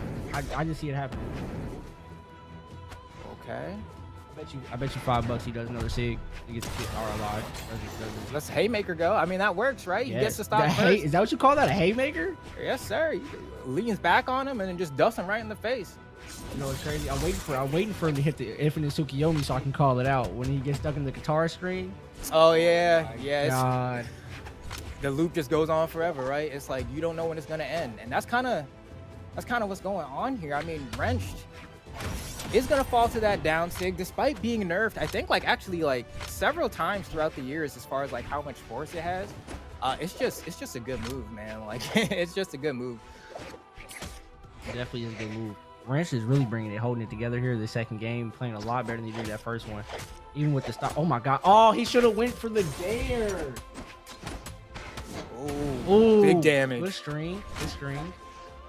Yeah, that's one thing I love about Orion is although I don't like his weapon set because I'm not a Lance guy. I've never touched Lance. I vow to never touch Lance. He has great SIGs. He has some of the best SIGs in the game. Oh my God, great round pound by Wrench to get the win, making it a 1-1 series. I'm trying to figure out how I feel about that play from Stingray. It was cool in theory. I wonder if there's a damage range where you can side air into the wall and then get that end sig as a true combo. Maybe that's what he was going for there. A true combo? Yeah, I feel like there's definitely probably a damage range where that works, but not there. Not there. I'm really hoping to see my boy Wrench hit that sig on the what weapon was that? What he did it off side stage, left side stage. He put his hand through the portal, snatched out. Oh my God. I want to say, oh my God, why don't I know that shit? See, now I seem like one of those bot commentators that don't know what's actually going on in the game. Forgive me, chat. Oh, wait, you just talking about the down sig on site? Oh, is that it? Is that what it is? Where he with the portal and snatched with the portal, yeah, he pops. Yeah. He did it off side stage and it went on the stage. I don't think I've ever seen that pulled off like that. If he would have got that off, probably would have did it back without my seat. Oh. Look at him go, dude. This was rough. Somebody in chat said Lance is no, delete Lance. Lance is the second worst weapon. What's the first worst weapon? I hate Lance. I think Lance is probably the worst weapon in the game. I hate that weapon with a passion. The worst weapon in the game is crazy. It's crazy. The thing is that the game is well balanced, right? That's why we're even able to see this kind of split of legends, right? We were able to see Mordex, we were able to see Zerial. Now we have two completely different legends. We have Orion and we have Loki. That's just any weapon can really do it. It's just you just gotta be that much better. And we're watching Wrenched has never looked this good in the past almost half decade. The fact that he's performing like this right now is like insane. So I'm kind of curious to see how far he can take it. On one vein, I love Stingray. That's my homie. I want to see him get far. But I also feel like he is the perfect kind of person to potentially be upset by Wrench. But if he's able to continue, I think that's twice now. That's either 2 or maybe even 3 times now that he's been able to get side light and just wait for Wrench to dodge in place. So Wrench needs to like keep a conscious effort to recognize, oh, this is a habit that I have. Yeah, Those like things I are said, robbery. As these games go on, you're just going to catch these habits of your opponents a lot easier and be able to read them a lot more. And Wrench is obviously the one doing the reading here in these games. Sitting at a nice, comfortable second stock, but it's yellow. While Stingray sitting again with the same move, the same exact stream. You just like, if you spot dodge on me in place, you're gonna eat double D-light, bro. Like, he has to recognize. Even now, he can do what a lot of people do in this situation. Is like, if he's too scared to dodge, like he doesn't want to like pick a different direction, he can just not dodge, you know? He can just get hit by the side light and just fall or jump. And so you see right there, Stingray's looking for yet again the exact same read. This time Wrench decides to dodge up. And so we'll see if he's able to do that again, because if I'm Stingray, next time I land a side light, I'm just gonna jump recovery, it'll cover that dodge. Oh, I thought he was gonna go for the double D-light again. Is that enough? It is, dang. It is. Yeah, I don't think that should have knocked out, but that was a good move there, I guess. That is wild. Okay, so just like that, I mean, we got Stingray pushing it down to the final stock here, gets the nair on the dodge in, loses his recovery, immediately fastballs down. Wrench yoinks him, tries to go for the ground pound, but he doesn't let it rip enough. He went for the auto activation hitbox, but he's still yoinking. Manages to grab him with the arm through the portal, gets the down light. He might be able to close the stock here on Stingray. Just to get this right, he goes for the gravity cancel, but it doesn't matter. Stingray cannot get to the stage because he gets spooked by Wrench, right? He needed to jump, let himself fall a little bit, then dodge, but he saw that Wrench went for a gravity cancel sig and he got spooked and then immediately burnt his dodge, so he wasn't able to get the full extent of the drift that he could have gotten from his jump. That's so crazy. We did not expect Radish to come back like this after being down on Stingray. Stingray was just unable to hold it together against that crazy legend Laufey. And let's be honest, we didn't even get to see anything crazy off stage with Loki Sigs like I expected, but he was still able to, keep it simple with the. He got that one really cool play in that last sequence there, where he was able to drag him down with the teleport. But it was looking hairy, man. It's like wild to say, because like I think it's generally considered rude, I think, to call players washed, right? Like if you're hopping in Twitch chat and you're like, oh, this player's washed, blah blah blah blah blah, and washed means different things to different people. But I think as far as like the top play of Brawlhalla goes, I think Wrench would be considered like the most like textbook definition of it. I think, right? Of washed in like the public perception, because he's a guy that used to get top 8 all the time and then stopped getting top 8 altogether, was still placing well in tournaments, but was never top 8ing again, right? Yeah, so but you gotta keep in mind these guys, right? But like now clearly that is not the case anymore, right? Like he's been in the Brawlhalla gym. He never stopped playing this entire time, I'll say, by the way. He might have like missed a tournament here and there, but he's been playing the entire time.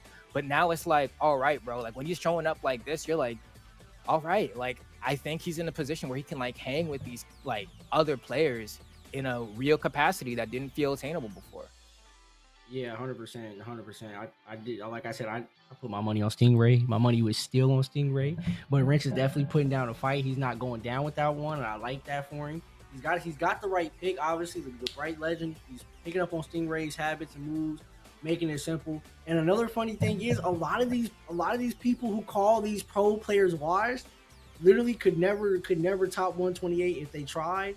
And it's just crazy the perspective that we have on these players, because we hold them at such a high standard on what they can do, and then we forget that they literally they're here, they've done it, they beat the best of the best, they've won tournaments, they have money, earnings in this game. Washed or not, he's done it, and he's continuing to do it against Stingray here. He might even get this set and move on to the winner side top 8. So we have an interesting choice here, right? We have the Hattori coming out from Stingray, and so I guess that means he's not feeling the rocket lance, right? That's effectively what that means. I want to keep that spear. I feel like I'm cooking with the spear, but I don't want that rocket lance anymore. Get that weapon away from me. And honestly, I'm chill with that, because I think sword is easily one of the strongest weapons in the game right now, and it got buffed recently. The range on that D-Light is even bigger to match the animation better, and that, honestly, it didn't need it. Oh my god, he just got stopped right there. Yeah, he can't make it back, and that's a Tori, that's a high-speed legend. Like, you would think maybe she can drift back, but no. I would hate to go out like that. If I was Stingray, now I have to lock. Look, he just sat up in his chair, cut the music off. Now he's all the way locked in because the way he just lost that stock is sick. I mean, I have to agree. I mean, you even saw Stingray had to go ahead and hit the drums real quick, hit the badum tis. She said, "You got it, bro." Right? Oh, you want to talk about your infinite security? It almost started up right there. Reset? Almost started up. Oh wow, I cannot believe that Sarah hit. Stingray looking kind of rough right now, bro. This might be a problem. All right, let's see. What happened? Getting caught. Stingray gets caught right here. Double D-Light recovery. Not going to be enough. He's going to try to chase with the exhausted recovery, but that's not going to connect either. Wrench gets back down to the floor. Tries to throw out that down sig. It's not going to connect. Goes for a read with the end sig. Also not going to connect. But Wrench is up a full stock here. Stingray needs to find this stock yesterday. Wait, are you still watching their game? I am, yeah. No, I'm not. It sent me back to on my screen. They jumped off the map and sent me to the lobby. Oh, that's crazy. All right, say less. Yeah, bro. In fact, hold on. Let me see. Can I cook? Can I cook? Oh, Bang. Oh, all right, yeah? word. My guy. Love, man, love. So take a look at this, right? We got Stingray, deep red, trying to make the comeback happen with the Satori. He gets caught once here, though. He's pretty much going to lose that stock. He doesn't have the highest defense, so there's not really much of a chance for her to survive another strong hit. Like a side light in the corner from a scythe will probably do it. Side air will do it as well. But honestly, that Hattori speed is coming out kind of clutch right now, but the side air does finally connect there from Wrench. That was a good finish by Wrench there with that simple sider off the scythe. Now, I don't think he's going to keep the scythe in his hands the rest of this game. He's probably just going to finish it off with the guitars just like that. Beautiful string. Almost got the KO there on Stingray, making it a quick stock. Does not look like the same Stingray we saw these last few games, especially on the tutorial. I believe he should have stayed the Orion, if I'm going to be honest. See, Stingray was getting wrenched on the spot dodges in place before, but then Wrench started adapting. He started dodging up. I haven't seen Stingray make the adaptation to start soft reading that he's going to dodge up in 1 of 3 directions with his recovery. Instead, he's kind of playing based off of the old flow chart, and it's not working out for him. Granted, if he can get this stock here, the downer's going to be enough. There is still a chance for Stingray, but I don't know how good that chance is looking right now. I mean, he's one strong hit away from being sent down to the elimination side. That side sig's not enough. Thank God. Imagine if that sig was as big as it was and also had a high force to it. Oh, man, we'd be in a pretty bad timeline, but can he clutch it out? Can he force a game 5? Yeah, I'll be honest. I wouldn't be surprised if Stingray was able to come back and win this stock only because he has 2 very good and reliable weapons right now. Sword and spear are probably some of the best weapons to have in your hand right now. Oh, and it doesn't KO, though. And he gets off the unarmed Sarah. GG. And goes. Yeah, gets punched in the face there with that side air. It's going to be a 3-1 for Wrenched. It's going to be a 3-1 for Wrenched, man. And that means Wrenched has a fit. This is crazy. This makes me feel like I'm in 2019, dude, because it was back then the grand finals would be Wrenched versus Sandstorm. And I don't know the last time that we've seen that head-to-head happen, you know? Sandstorm ended up winning that matchup? What is it? Sandstorm ended up winning that matchup against Wrench? Oh no, Balloon Boy's waiting on the other side. But I'm saying like the last time that like you would see Wrenched in that area, he'd be going up either against Sandstorm, he'd be going up against Boomy. Okay, I get what you're saying. Or I don't know that Cody Travis was cooking like that back then. He was still really good, but I just don't think he was like. Oh yeah, I haven't heard much about Cody Travis recently. But dang, that's crazy. So that means Stingray gonna go down the elimination side. Balloon Boy's gonna go up against Wrenched. And then we still have to figure out for the other top side winners qualifiers for top 8. It's going to be Radish and Shade and Impala versus Bunny, right? So that's going to be I think wild. Impala versus Bunny might be the game to stick around for and watch. Bunny 5-0 this entire tournament has been trying to get a first place finish, getting really close, especially sitting on the winner side of this top 8. but against someone like Impala, who has a world championship under their belt, very consistent, very nice with that bow, it's definitely gonna give Bunny a run for their money. That's crazy, dude.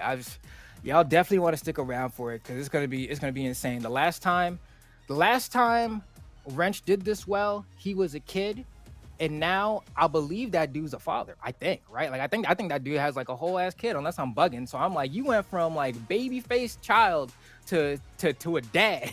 That's how long it took, but he back. So we ride with it. But That's really turnaround right there. let's go, man. We doing it. But we're gonna go to a quick break. Because breaks are cool and we like to give people time to get ready and stuff. But when we come back, we'll be here with more Trial of Laufey action. Y'all definitely don't want to go anywhere. Sit right here. The action's only cranking up. Do not leave your seats. We'll be back in a moment.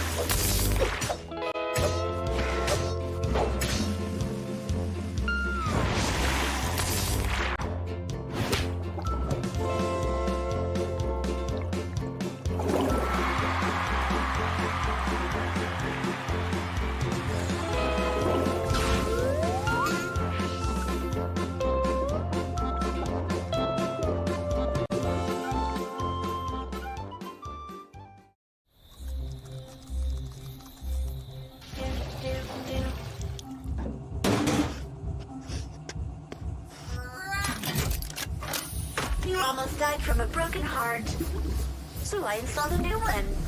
I'm also working on a moral compass. It's like I always say, necessity is the motherboard of invention. Someone's waking up. Good morning. Failure is not in my programming. When life gives you lemons, build a robot to throw them back. I never break a sweat, literally. You may be fast, but I'm overclocked. Your moves could use some debugging. I don't let power go to my head. I use it everywhere.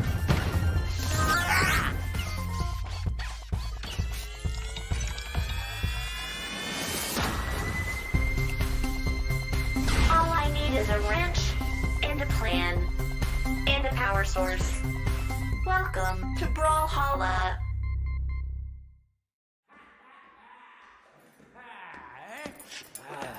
Oh, Water.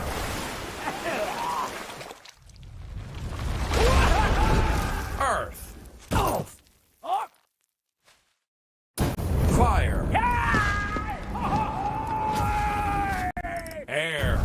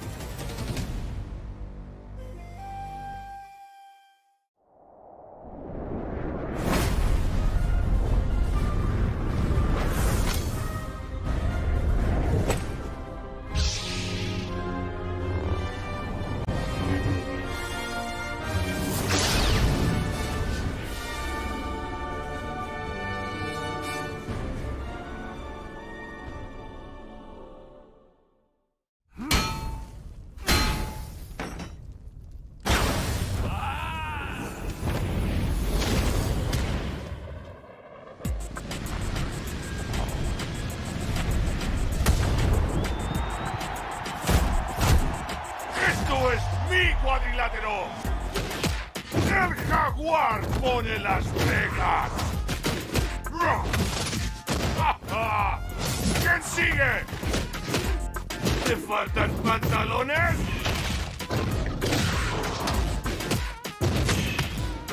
¡No puedes detenerme! ¡No temo a nada! ¡Nada nos puede detener! ¡Somos imparables!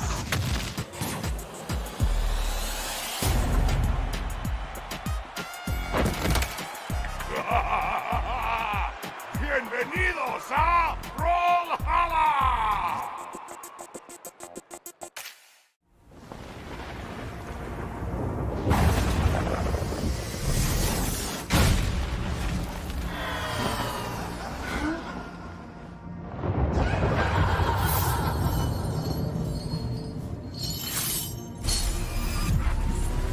Did you think you could keep me out? I can't tell if you're sweating or crying. You're stronger than I thought. I'm not cheating, you're just not trying. You're so predictable. I'm Loki, and you're who again? Lord something. Very good, legend.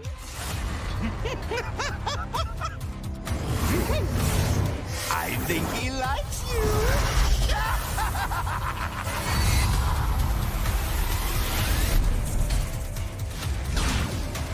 I'm finally here.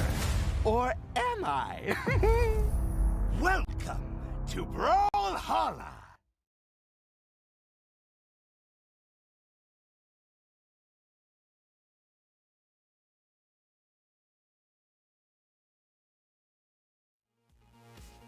All right, ladies and gentlemen, welcome on back to the Trial of Laufey North America event powered by Brawlhalla. I'm AJ Moore and I am casting with Hackle. But before we go and get into casting there, Hackle, we gotta do a couple things, don't we? Absolutely, yeah. We got a little bit of a surprise for all the people in chat with the new Brawlhalla Battle Pass coming up. A couple of reveals of what to expect from said Battle Pass. Yeah, so with that being said, though, we are now going to go ahead and reveal my Battle Pass reveal going into the Battle Pass number 10. So let's go check it out a little bit and let's go and talk about it for a little bit here or so.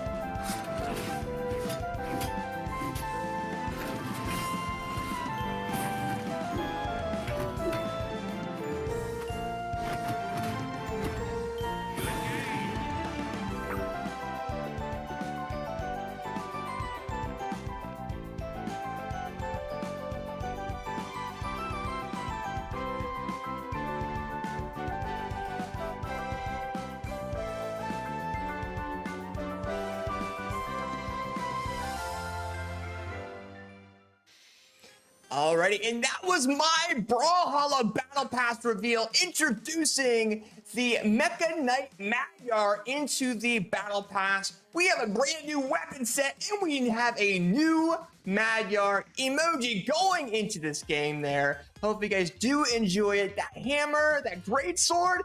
I mean, Magyar just leveled up in that video there, Hackle. How did you like the reveal? I think it has been long overdue that we get a sort of mecha-themed Magyar skin, and finally we do, and it looks fantastic. I absolutely love the sort of... I love that he's the character who got the Battle Pass weapons, and the theme is consistent with that skin. They look absolutely brilliant. I just want to get my hands on it, man. I can't wait. Yeah, it's definitely going to be really cool. There were some amazing weapons as part of that weapon set. We'll see if we'll be able to show up on here shortly, but we had a fantastic orb. I mean, the hammer looks like very, very fantastic there as well. And plus the emoji that you can use in the middle of your tournament matchups. It's going to be awesome to kind of see how that is really pulled in with the Brawlhalla North American players going forward in the future. But hopefully you guys did enjoy that as much as I did. Shout out to Skulky, who also worked with me on editing this video as well.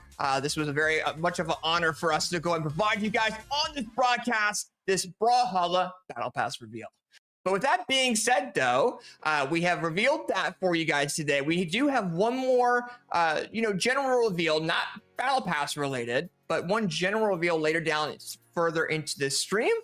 But we got to go ahead and start casting some sets here, because I know we have some really, really good matches coming up there on stream as well there, Hackle. So what's our first matchup that we have on stream? As far as I'm aware, it is going to be Radish versus Shade, and I mean, this is the result of some pretty big upsets. Shade's been making an absolute dream run through the tournament, notably taking out, I think it was Java. Oh no, that was Wrench, but at least Shade, to get into winners quarterfinals, had to take down Meg D, which is incredible, because I've always said Meg D is a player who is very much sort of a barrier to entry to the top level of play, and being able to beat Meg D is a really big achievement. They have a 1-0 lifetime history, but that is not a massive amount of experience. And Shade, despite the stats, seems to be playing really, really well today. Yeah, for sure. And I mean, the stats that they've actually played in other trials isn't bad, right? They got 17th in Trial of Skull. They got 17th in Trial of Heimdall as well, beating some notable players within the scene, such as Cody Travis, Haz, Monty Holla, etc. And, these guys are really willing to go ahead and go through and see how they do. And, Shade has to go through one of the many gatekeepers into top 8. And Radish seems to be one of those players tonight as well. And, Radish, we talked about him during the pre-show. You and me did as well, regarding he's just very, very well known for those battle boots, those orbs, etc. And it's a very, very big deal for him. So I can't wait to kind of see you know, how Radish does against Shade and see how Shade's gameplay tonight has almost leveled up going into this trial as well. Just because they beat MACD, that's a very, very big deal for any Brawlhalla player, as well as he's such a fantastic player as well in Brawlhalla. So I can't wait to see how it really turns out. I mean, we see a little bit of experience of Shade playing Wushong, playing now the Rayman, the Mordex, the Juro, the Caspian, but it's so diverse. I don't know what they're going to choose tonight. Yeah, I mean, there's definitely that consistent theme of gauntlets throughout those number of picks, only being Jiro the only character that Shade seems to have played without the gauntlets, but that carries over the scythe from Mordex, and so it's a pretty like safe character pool, I'd say. These are all characters that have been strong for a long period of time and are all very safe picks in tournament. Radish, on the other hand, is going to be obviously locking in that red Raptor, but the entire drip setup of the podium and the avatar to match level 100 red Raptor. Meanwhile, Shade locking in the level 90 Mordex going into the event. Ooh, a level 90 Mordex. We've been seeing a lot of Mordex going into this event overall as well. And I mean, we saw Sandstorm play that against Balloon Boy. You know, Scythe and Gauntlets are just in a pretty decent state right now to really take advantage of that. And, you know, I think it's not quote unquote in the main meta that people think about, but it's been so consistently played within the scene that players are being able to take that level of experience to those characters and raise it up a notch, right? We've been seeing a lot of Scythe. You know, we had Gauntlets originally come into the scene, especially in 2v2s, go absolutely bonkers, and the gameplay and the team combos that people were able to do. But I want to see the combos the players go ahead and introduce with Mordex tonight from Shade, but also against what Radish does with that red Raptor. And based on the viewership vote here, it's going 50-50 right now on the predictions. I mean, there's always that little bit of a gamble to sort of, oh, no, okay, right as we transition, it actually went down to 61-39 in Radish's favor, which makes a tad bit more sense. Obviously, Radish having, you know, those accolades, having those gold medals, Shade, much more new on the scene, but eventually opening up with a nice little dodge catch. Radish running out of options here. Shade doing the same onto the wall here. Shade, big damage. Radish is now opening up and fighting back with that orb.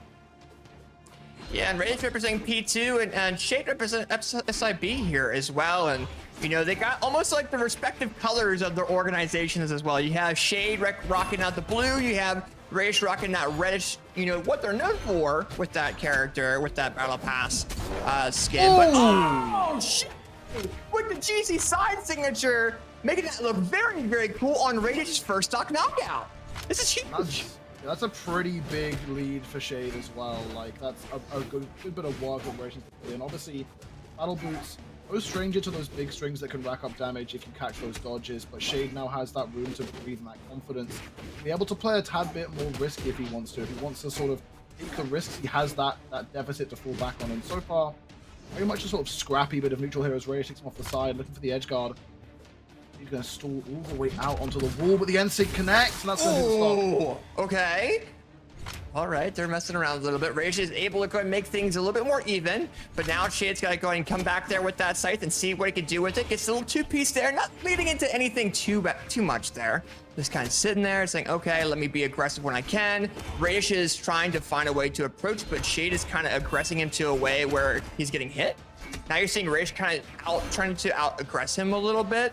You know, you're seeing these players try to bait each other into these different options as well to try to say, hey, you use your option, I'm going to punish you for using that option.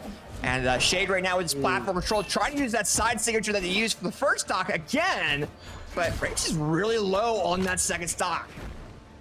Yeah, the neutral seems to almost be going in Shade's favor. It feels very sort of scrappy and back and forth, but it seems like Shade is like punishing out and capitalizing a lot more damage than Radish, at least in this first game. It should be noted that it is pretty commonly said that first games in a set with an underdog are actually pretty favorable because of the lack of matchup knowledge, but this is a pretty big lead Shade has here, and continuing to build up with his gauntlets now. Am I going to come through looking for more and more pressure? Radish is trying to get anything with this orb here.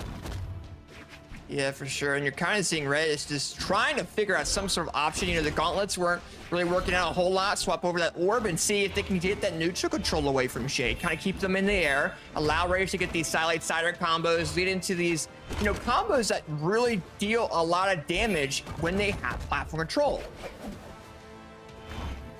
Now almost a full stock lead here for Shade as he's looking for these openings with the gauntlets. Radish needs to take the stock as soon as possible. The ground pound will be a good way to do it. Now Shade, once again, has that pretty big damage lead, but nothing that Radish couldn't make up with a good read, and we've seen him make up these deficits before. Shade can't afford to get too comfortable here. Does have Radish creeping towards that red range of damage. Okay, a lot of back and forth here. Oh, Shade now having, you know, it has that damage lead, but now you have Radish coming in, being a lot more aggressive with that orb, having that platform control. Shade needs to take that away from Radish as much as he possibly can. He needs to make sure he doesn't go off that ledge as much as possible, but really comes in there and gets that final, you know, stock knockout. Radish is low enough to go and be able to do that. You see Radish coming in with the orb there, coming in with the recovery, launching Shade into the orange. Shade with the backward side here with the gauntlets. Trying to edge control Radish, but goes for that scythe, respects the spacing a little bit more, but no. taking advantage of that, launching Shade into the red. Oh, no. Comes in again. It's gonna be close here. And there's the side of Radish. Clutching it up, and I'll tell you exactly what happened there. It really felt like Radish was sort of slowing the game down, and Shade, throughout the first and second stocks, Shade was playing a really like in-your-face neutral. He was getting into those weak spots of Radish, trying to exploit the mistakes that he could have made. And then Radish saw that and just forced the pace slower and slower and slower, so Shade had to make those fast moves, and Radish just played that counter game. He really did, and I think now, you know, Shade's got to kind of realize, like, okay, I need to remove that neutral control. I have to be able to really get these knockout options and kind of get away from that Silent Cider option from Radish as well, because he kept punishing him with that. He knew that, you know, Shade was moving a certain way, and Radish realized that, kept on getting these Silent Ciders, which are true combos, and building up damage and getting a knockout. We're now going over to Miami Dome for this next match. Going to be an interesting one because we know Radish loves to get those vertical ladders with that orb, taking out those stocks super early. And once again, we're seeing Shade opening up with a really hyper-aggressive side string. Radish answering back though. Shade forced to slow things down a bit. Once again, taking straight out the side, using those grappling moves so well. So far, no utility of those platforms. The map change not really doing too much so far. Shade just running away with this first stock. Thing up. Radish doesn't touch the wall. What did he just do to himself? Okay, all right. This is going to be a huge advantage for Shade if he's able to go and take advantage of that. Okay, that kind of threw me off a little bit. Ain't gonna lie to you. Oh, the Radish! He almost got. Okay. That wake up. Yeah. Okay. There we go.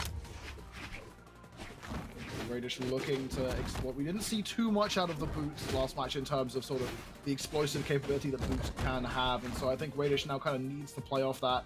There's only so much slowing down he can do, and we're seeing it now, but you can't afford to slow things down too much when you're in a deficit like he's in. A full stock behind. Shade can afford to be the one who doesn't make the first move. Oh, okay, a little bit back and forth. All right, nice cider coming in from Radish. It's not their option. Cider comes in. Oh, Not enough.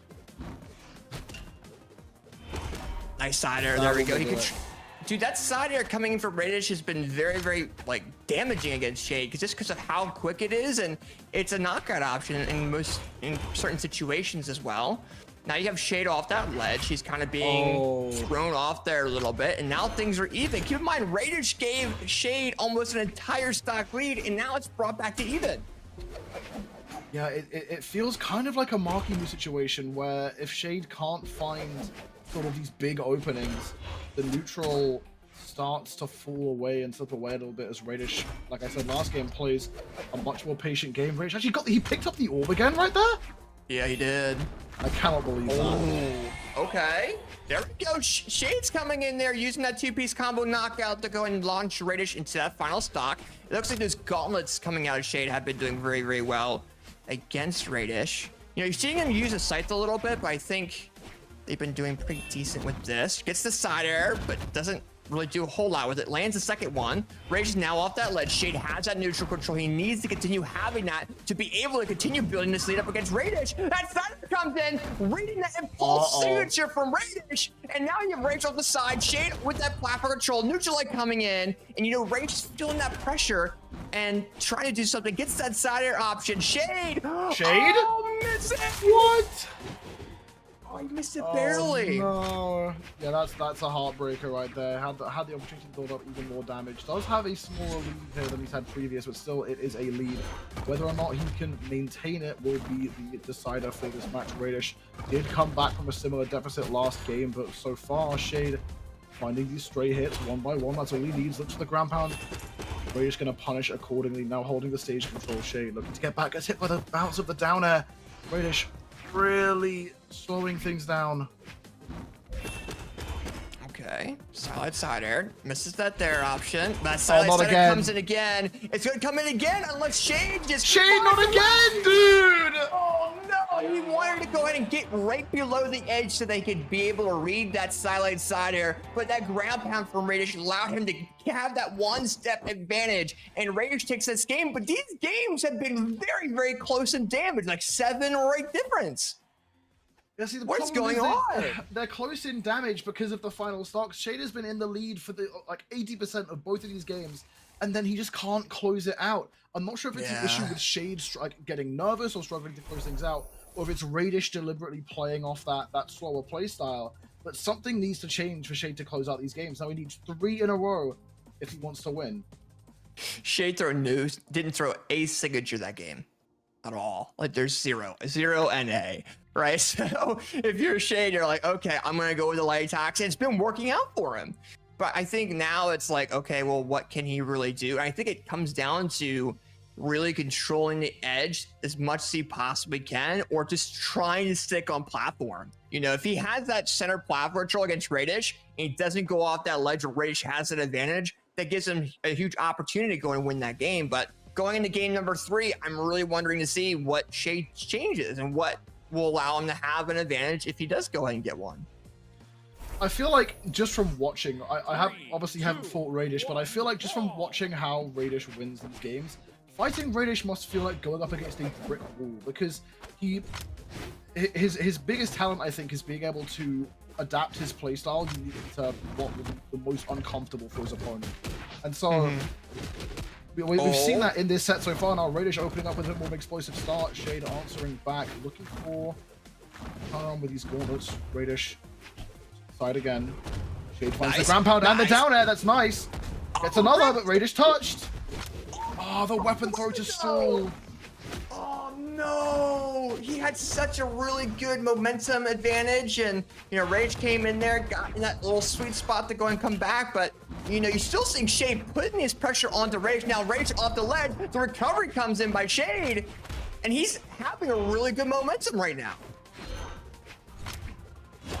I'm just scared of the same situation happening again, where Shade takes the lead and then just falls away right at the end. So far, much more close, at least in this first stock. Radish not falling early like he has previous, looking for that ladder like I mentioned prior. The sidelight set is not quite going to be enough. One more of those reasons to do it. Shade looking to get a turnaround, but the raw set right out the side will be enough. And now Radish for once having an earlier lead. And I think Shade really wanted to go and play that scythe because I think he feels like he's doing a lot better with his gauntlets. So using that scythe, use what he can do with damage, and come back with the gauntlets to go in and get that knockout. You know, I think he's trying out different things with scythe, but he's having a rough time with it, so he's having to go back to those gauntlets against Radish. And I think once he's off those gauntlets, he's in a very, very vulnerable spot. But even with those gauntlets, Radish comes in with that signature, gets that 2-piece with the orb, having Shade throw in these impulse-like movements, which Radish can have a really good opportunity of punishing. But Shade saying, you know what? Let's go back to 2 stocks all. Let's make this back to where I at least am able to get a little bit of advantage now. But, you know, still, that's what's happening. You're seeing Shade kind of throw these impulse movements, and we're seeing Radish really read them very well, too.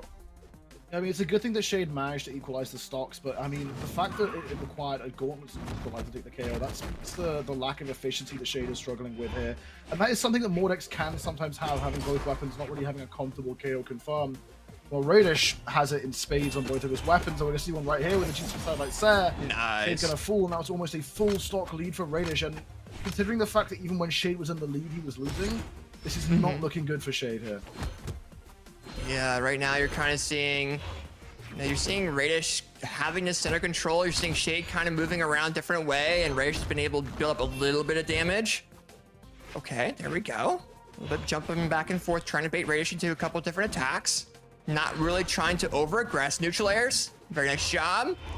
But he needs to go get the stock knockout if he can get it as soon as he possibly can. But Radish is just coming in with that orb. Satellite side air as well. This might be it here, depending on what Radish does. And Shade, a full stock behind now, needs almost a flawless game right here, and Radish not looking to give it to him.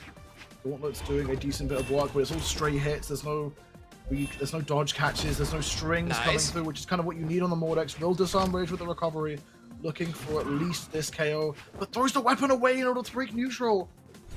Okay, all right, a little bit back and forth. You know, you still have Radish with a 1 stock lead right now. You're seeing Shade just trying to go and get this knockout option with that scythe. And you're seeing Radish really doing a lot better with this overall platform control. But as I say, that goes off ledge, gets a little bit risky. But Radish still lands that sire, winning that set 3-0 over Shade there. Yeah, I mean, obviously by numbers, that's kind of expected, of course. I mean, Shade coming in as the underdog. Although keep in mind, Shade fans in chat, that's not going to be the end of Shade's run. This is the winner side of the bracket. Shade's going to be going down into the lower side. Oh, I'm so... Oh, man. That match, Shade's match, is going to be a really interesting one. It's going to be Shade versus Maryu. Oh, okay. For top 8, which is kind of a... That might be a Mordex mirror match, which would be really fun to watch, but unfortunately won't be on stream. But what I will say, though, is Shade did very, very well against Radish. His first 2 games that they had against them, they were close down to the damage, right? But as soon as that pressure was put onto him in that final stock, going in for these satellite side airs from Radish, he had a rough time of really adapting to that momentum and trying to figure out where he was going to go. You know, so props to Radish on maximizing on that and, you know, saying there's a reason why he's in top 8. Congrats to him. But now we got to figure out who Radish is going to be facing in top 8. And that's going to lead us into our next matchup, which is going to be what Hackle? It's going to be interesting. Impala versus Bonnie. And this is a matchup that sort of, weirdly enough, we've seen quite a lot recently. I think mainly because of the seeding that these 2 players consistently have in tournament has led them to face off quite frequently. And with that in mind, you'd think that Impala, being power rank 3, being a former world champion, 3 gold medals under his belt, you'd think he'd have a winning matchup against Bonnie. But actually, as you can see on screen, it's 3-1 in favor of Bonnie and 10-5 games in favor of Bonnie. So something about how Bonnie plays clearly is sort of like a kryptonite, at least for a decent bit for Impala. And so, despite numbers, this very much could go either way and has gone either way previously. Obviously, expecting to see the Rayman coming out of Bonnie, and hopefully we're going to see the Koji we mentioned before. One thing I will say, though, between Bunny and Impala is Impala has not played that Koji in tournament against Bunny at all. They've played the Mutant. That was the character that they were playing to kind of figure out what they could do after Kaya. They were doing very well with it, but we haven't seen that experience of that Koji from Impala against Bunny's Rayman. And that Rayman is just very, very powerful. And I want to see how the styles really mix. As we get into game number 1, we got Bunny on the Rayman, Impala, of course, on that Koji. And we'll see how this goes here on Apocalypse here. 2, 1, brawl. Absolutely, opening up on APOC. That stage is going to make it slightly harder to find those KOs, especially off the top. Neither of these characters really known for having incredibly potent KO potential. Obviously, Koji having that sword has at least the reliability of those KO confirms, but not necessarily the damage to get it early. And so it's going to be a lot of, I think, a lot of clashing out options and KOs off the side here. Bonnie especially is a player who loves to go for those dangerous edge guards with the gauntlets and decks. Yeah, for sure. And we're kind of seeing Bunny's just kind of going in with these weapon throws and these like falling neutral airs. I'm kind of seeing that a little bit too. They're now having the neutralites come in, going in for the dares, etc. But they're not really going for any like combos based off the platform. They're going in for these falling neutral airs, these dare options, trying to go in for these side air options. And Impala is starting to read them. Very nice knockout coming in from Impala with that bow. And that bow is starting to work against Bunny. Yeah, I mean, we've known Impala has just one of, if not the best bow. Especially in that neutral. But Bunny, that's another thing. Bunny is so creative with the gravity cancels on the axe, especially, and just full ripping that side sig. Gonna be more than enough for that Bunny, keeping it equal, neck and neck, going to these second stocks here. Impala, forcible weapon, gonna get the space to get the bow. Now back. Jeez, this clash between these two players. Okay, a little bit back and forth. There we are. Nice sider coming in from Impala. Nice neutral light from Bunny. There's a lot of overall back and forth neutral control. I think now Bunny on the axe is going in for a lot more platform-based attacks, like neutral lights. We see them off ledge with the dare options, just because it has so much range, it does so much damage, doesn't have a lot of recovery frames. You know, and now we're just seeing Impala go into the orangey red. Impala is keeping up with that bow, though. While we do see Bunny coming in with a lot of this red damage, that bow is coming in very clutch for Impala, and he's keeping things even, throwing Bunny off that ledge, having that edge control. Bunny doesn't have an option. Oh! Impala's thing, Bunny! And Bunny gets the recovery!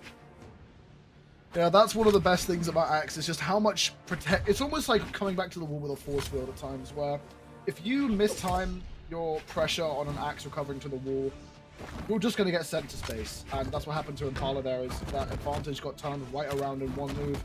Now Bunny trying to press their own advantage here. The down air going to send off the side. Impala looking to secure it. Doesn't even need to. Okay. Bunny out of the options, and now Impala will be looking to secure that bow, to press the advantage in his final stock.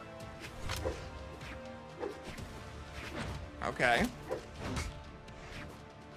A little bit back and forth here. Bunny's coming in with the axe. Silent Neutraler is just such a powerful two-piece combo with that axe. Doing very, very well. Launching Impala into the orange now, with landing it a second time as well. It's such a quick option, and it's been working. Impala's now in the orangey red. The dare comes in by Bunny. Oh, the dare misses though now, but now Bunny has that neutral control again over Impala. Impala's trying to grab it with that sword, but that same two-piece combo is just throwing Impala in a loop. Yeah, Impala now forced up the side once again.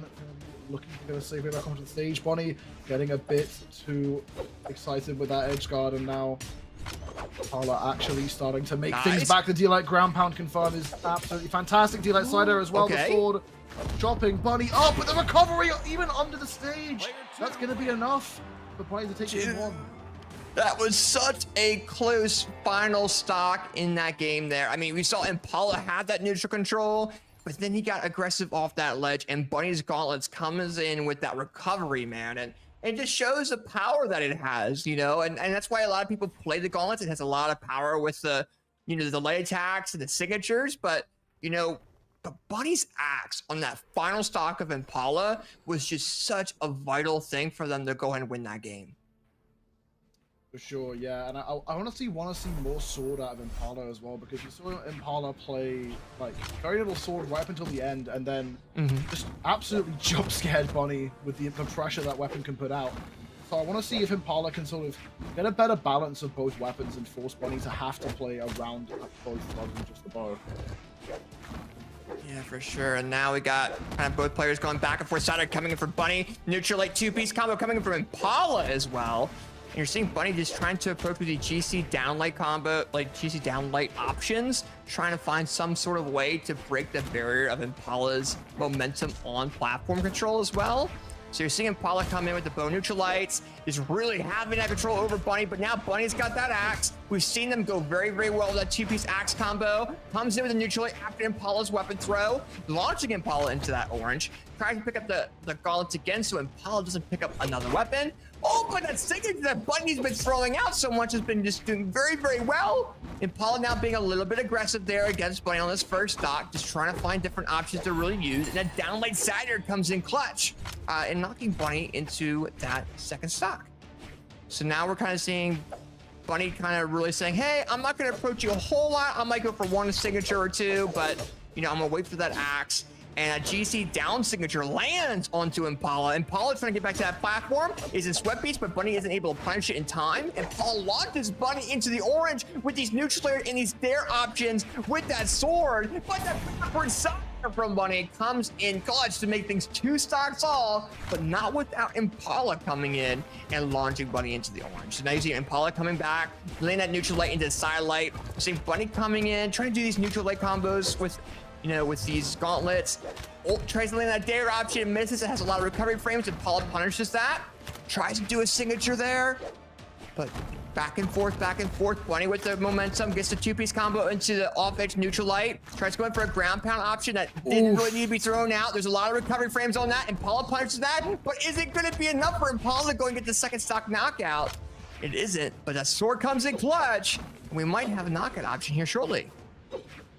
Yeah, and I'm seeing, I asked for it and it's come true. Impala has been playing a little bit more of that sword in this game, but now you'd think with sword, you'd have a bit more comfort trying to find these KOs, but Impala really struggling. Bunny's been in the red for quite a while here and not been able to close out that stock, and the longer it takes, the more time Bunny has to turn things around here. The axe now going to be chunking away damage so quick, and all of a sudden both players are in the red.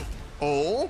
Okay, and that's what we saw, that final stock of the last game. And Impala says, you know what, I'm not going to let you get any more damage build up, gets that bow recovery.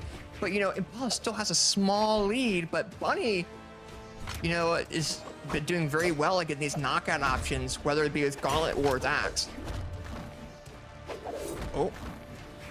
I mean, as I say that, they tried to throw 3 different combos out and they're having time really getting that knockout. But I think it's just because how Impala's playing. You know, Impala's playing like a baity way, but Bunny does get that 2-piece gauntlet recovery combo, and it's 1 stock all.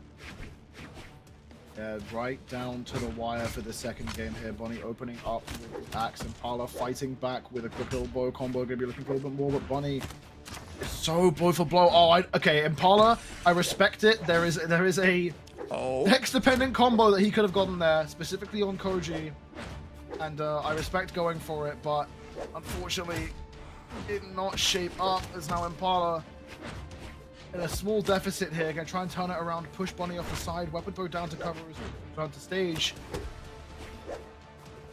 Okay. Nice Cider coming in as well. Cider, coming from Bunny this time. Oh, nice 2-piece. That's enough. That is enough indeed. And Bunny takes that game off of Impala, reading that option that Impala tried to throw out, which is that signature. And it comes in with their own rebuttal 2-piece combo to go ahead and win that game. And that's the way to do it. You know, when you're in those final stock options, it is such a vital thing to really maximize on the opportunities that you're given. You're seeing Bunny come in with the Axel a lot. He's been doing that 2-piece combo, but changing, she's been changing how she's been playing, and Impala now was able to make it, you know, even, but the final stock, that side light in the side air has been doing so much damage against Impala to the point where it's been getting Bunny these wins there. And I've got to ask AJ, what does Impala need, to actually take this set? Because now it's going to require a reverse 3-0 if Impala wants to move on. I mean, control of how they're approaching against Bunny's axe light attacks. You know, I think Bunny is approaching in a certain way that Impala's just almost kind of running into to a degree, or Bunny's just kind of 1 step ahead, realizing Impala's going to go for one option or two, maybe mixing it up. But you know, I think it is very difficult with how Bunny is playing, because they have changed their play style a bit. They're going for that side side air, but you know, they are mixing up a little bit there and kind of catching these little opportunities to go ahead and take that lead. But Sidelight comes in from Impala. Impala's just trying to make sure it's not 3-0. Gets that Sidelight, misses the signature. That's what they did that final stock of the last game. They have to be careful, and they have to make sure those signatures land.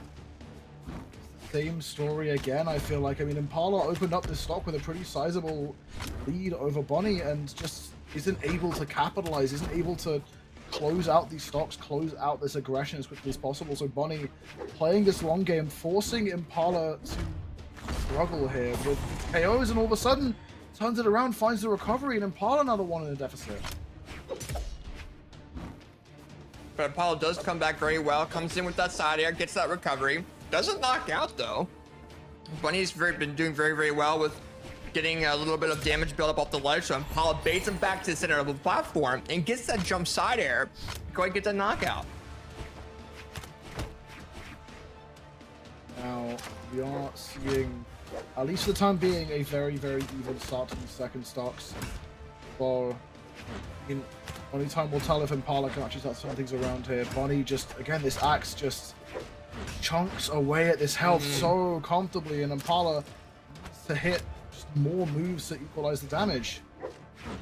Yeah, that was a nice read there coming from Impala, expecting Bunny to come in for that side air option, trying to really maximize on it from there, but you know, he's starting to pick up these different options Bunny's throwing out, but they are very quick, and you know, you only have a certain amount of frames to really react, and I think Bunny realizes that, realizing the situation, trying to get this, you know, this lead a little bit bigger against Impala, trying to get this knockout option as well. You're seeing Bunny have that neutral control. Impala misses that there, and Bunny knew exactly that was going to happen. Comes in, Impala falls down straight into Bunny's side air, and Bunny has this huge half-stock lead against Impala. Yeah, not looking good here. Bunny just has that room to breathe, catches the dodge as well. Impala manages to get away from the damage just a second, but now the edge guard's coming in. Bunny, the weapon throw, getting a little bit too overheated, dodges through the ground pound though. Impala could be in trouble, deal like ground pound. But the side air reduces that aggression, or at least gives Impala the safety of the stage, but still that interaction costs Impala a decent chunk of health just to survive the edge guard. Dude, Bunny's been doing very well at doing GC neutralites too. Like, they're right off the ledge where Impala's attacks won't land, but they're able to counteract them very well.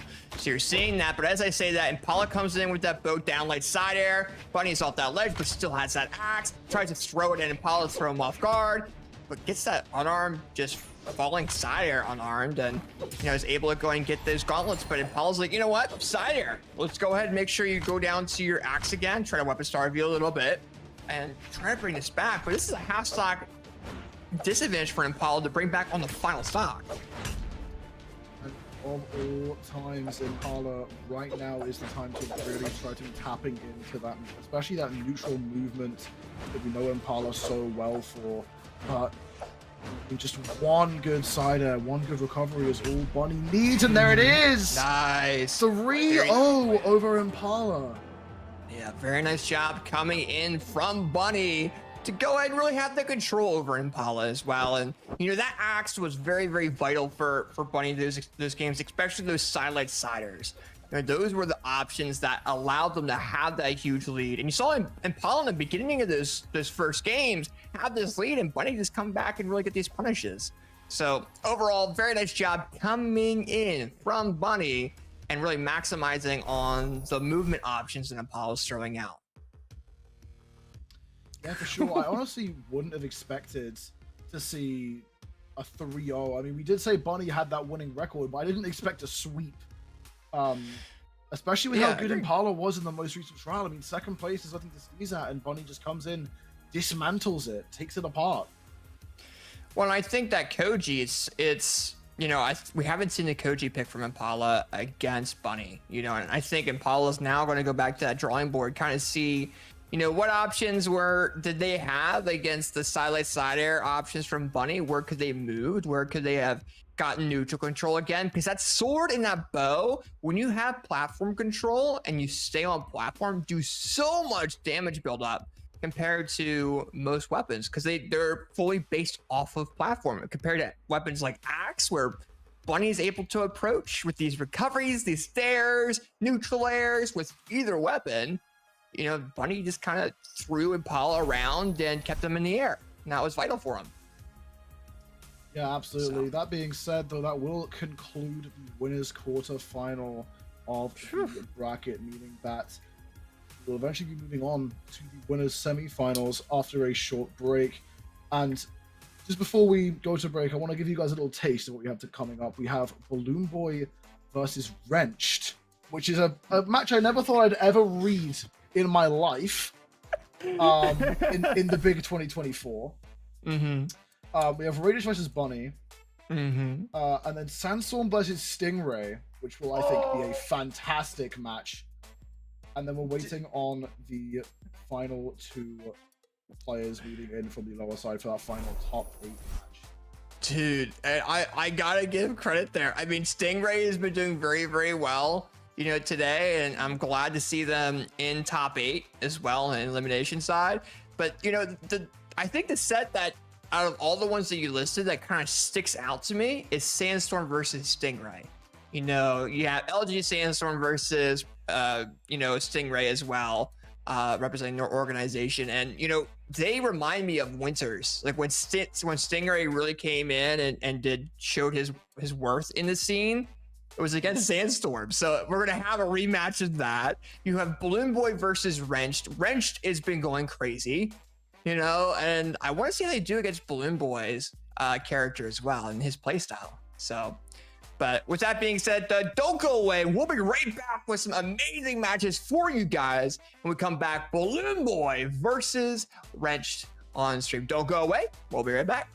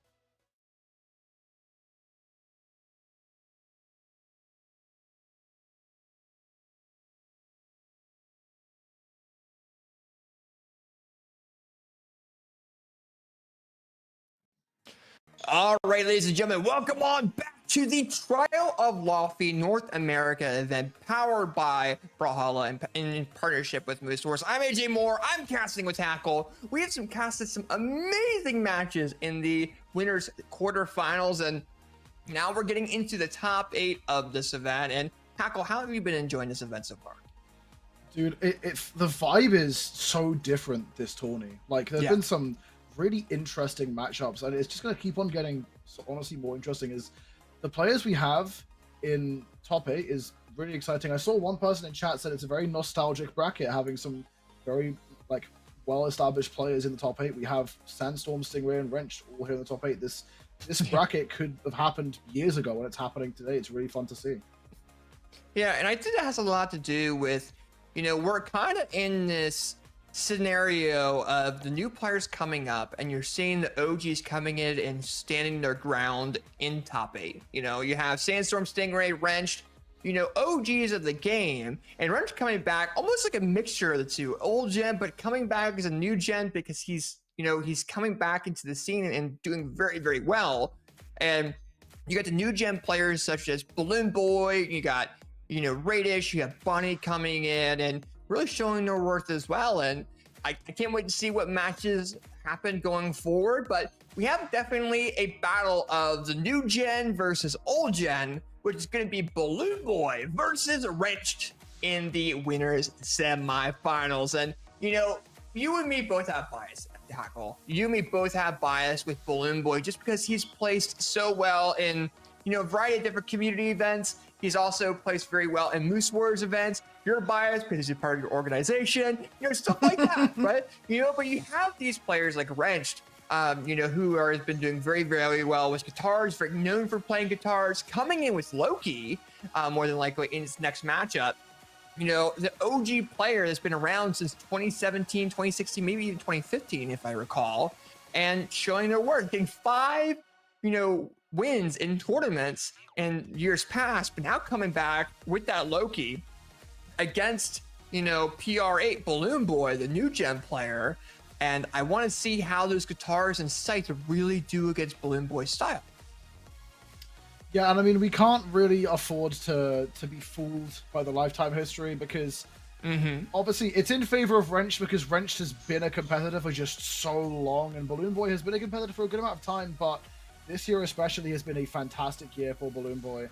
And current state Balloon Boy, I don't think would have a 3-2 lifetime history against Wrenched. I don't think so too, but we've seen the gameplay a little bit on stream in the winners quarters, but I want to see how they do against Balloon Boy style with the bow, you know, either Diana, Zariel, etc. On stream. So whenever the players are ready, we're gonna go and see how they do. And it's gonna be a very, I don't know, it's a very nostalgic kind of feel seeing Wrench back in again, but also just a battle of the old and the new players coming together. I love seeing it. So absolutely. But, I don't want to discount that Wrench has been playing really well today. I mean, the Loki, he's been on Loki for a long while. Actually very close to level 100 on the character, right at the end of that level 99 bar. Could be getting level 100 this tournament perhaps, but Wrench has been on this character pretty much off release, and we have seen sort of that level of experience with how Wrench uses the SIGs, especially within strings on those guitars. The way Wrench innovates with some of those SIGs, like to catch dodges out of guitar options, he's using it sort of to flesh out his kit, which can actually be really, really scary to fight. Yeah, for sure. And you know, I'm wondering what, you know, we're live on Twitch, we're live on YouTube, but on Twitch we do have predictions as well. And I'm looking at the predictions for this matchup between Balloon Boy and Wrenched, you know, and we're having almost like, so we have people throwing $20s of thousands of dollars of channel points towards Balloon Boy. You know, it's originally it was very close, it was 50-50, but now it's kind of looking into the side of, if I recall, 81% in favor of Balloon Boy as well. And you know, a lot of, when it comes down to viewership vote as well, it's based off of predictions and it's based off of channel points that are gained from watching the broadcast. And a lot of Red Mafia players are in the Twitch chat right now. A lot of Meow players are in the Twitch chat right now. You know, I've been watching for a long time. Maybe there's some bias in that viewership vote, but you know, we'll kind of have to see how that goes going forward. But you know, Wrench coming in out of nowhere today, going ahead, he's realistically the underdog in this matchup. I want to see, you know, I'm an underdogs guy, but you know, I'm conflicted here, Hackle. I'm conflicted because we're so used to rooting for Balloon Boy in just general events. and now we have Wrench being this underdog, you know. So I don't know how to feel about this right now. I really don't.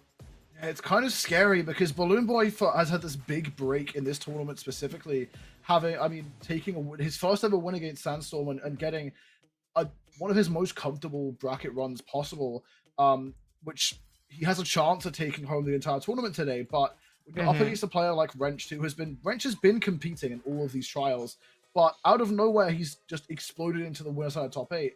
That you've got to be getting in your head just a little bit here, thinking, hang on, should I be afraid? Should I be worried, or should I just be comfortable? So we'll have to wait and see how that shapes up.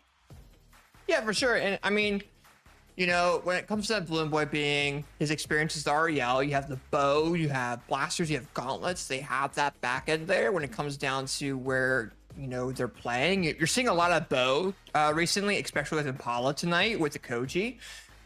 You know, and Wrench has kind of been that player, though, that has been playing a lot of guitars. And I think guitars, with how it's a different style compared to most traditional weapons, it's a lot more close range.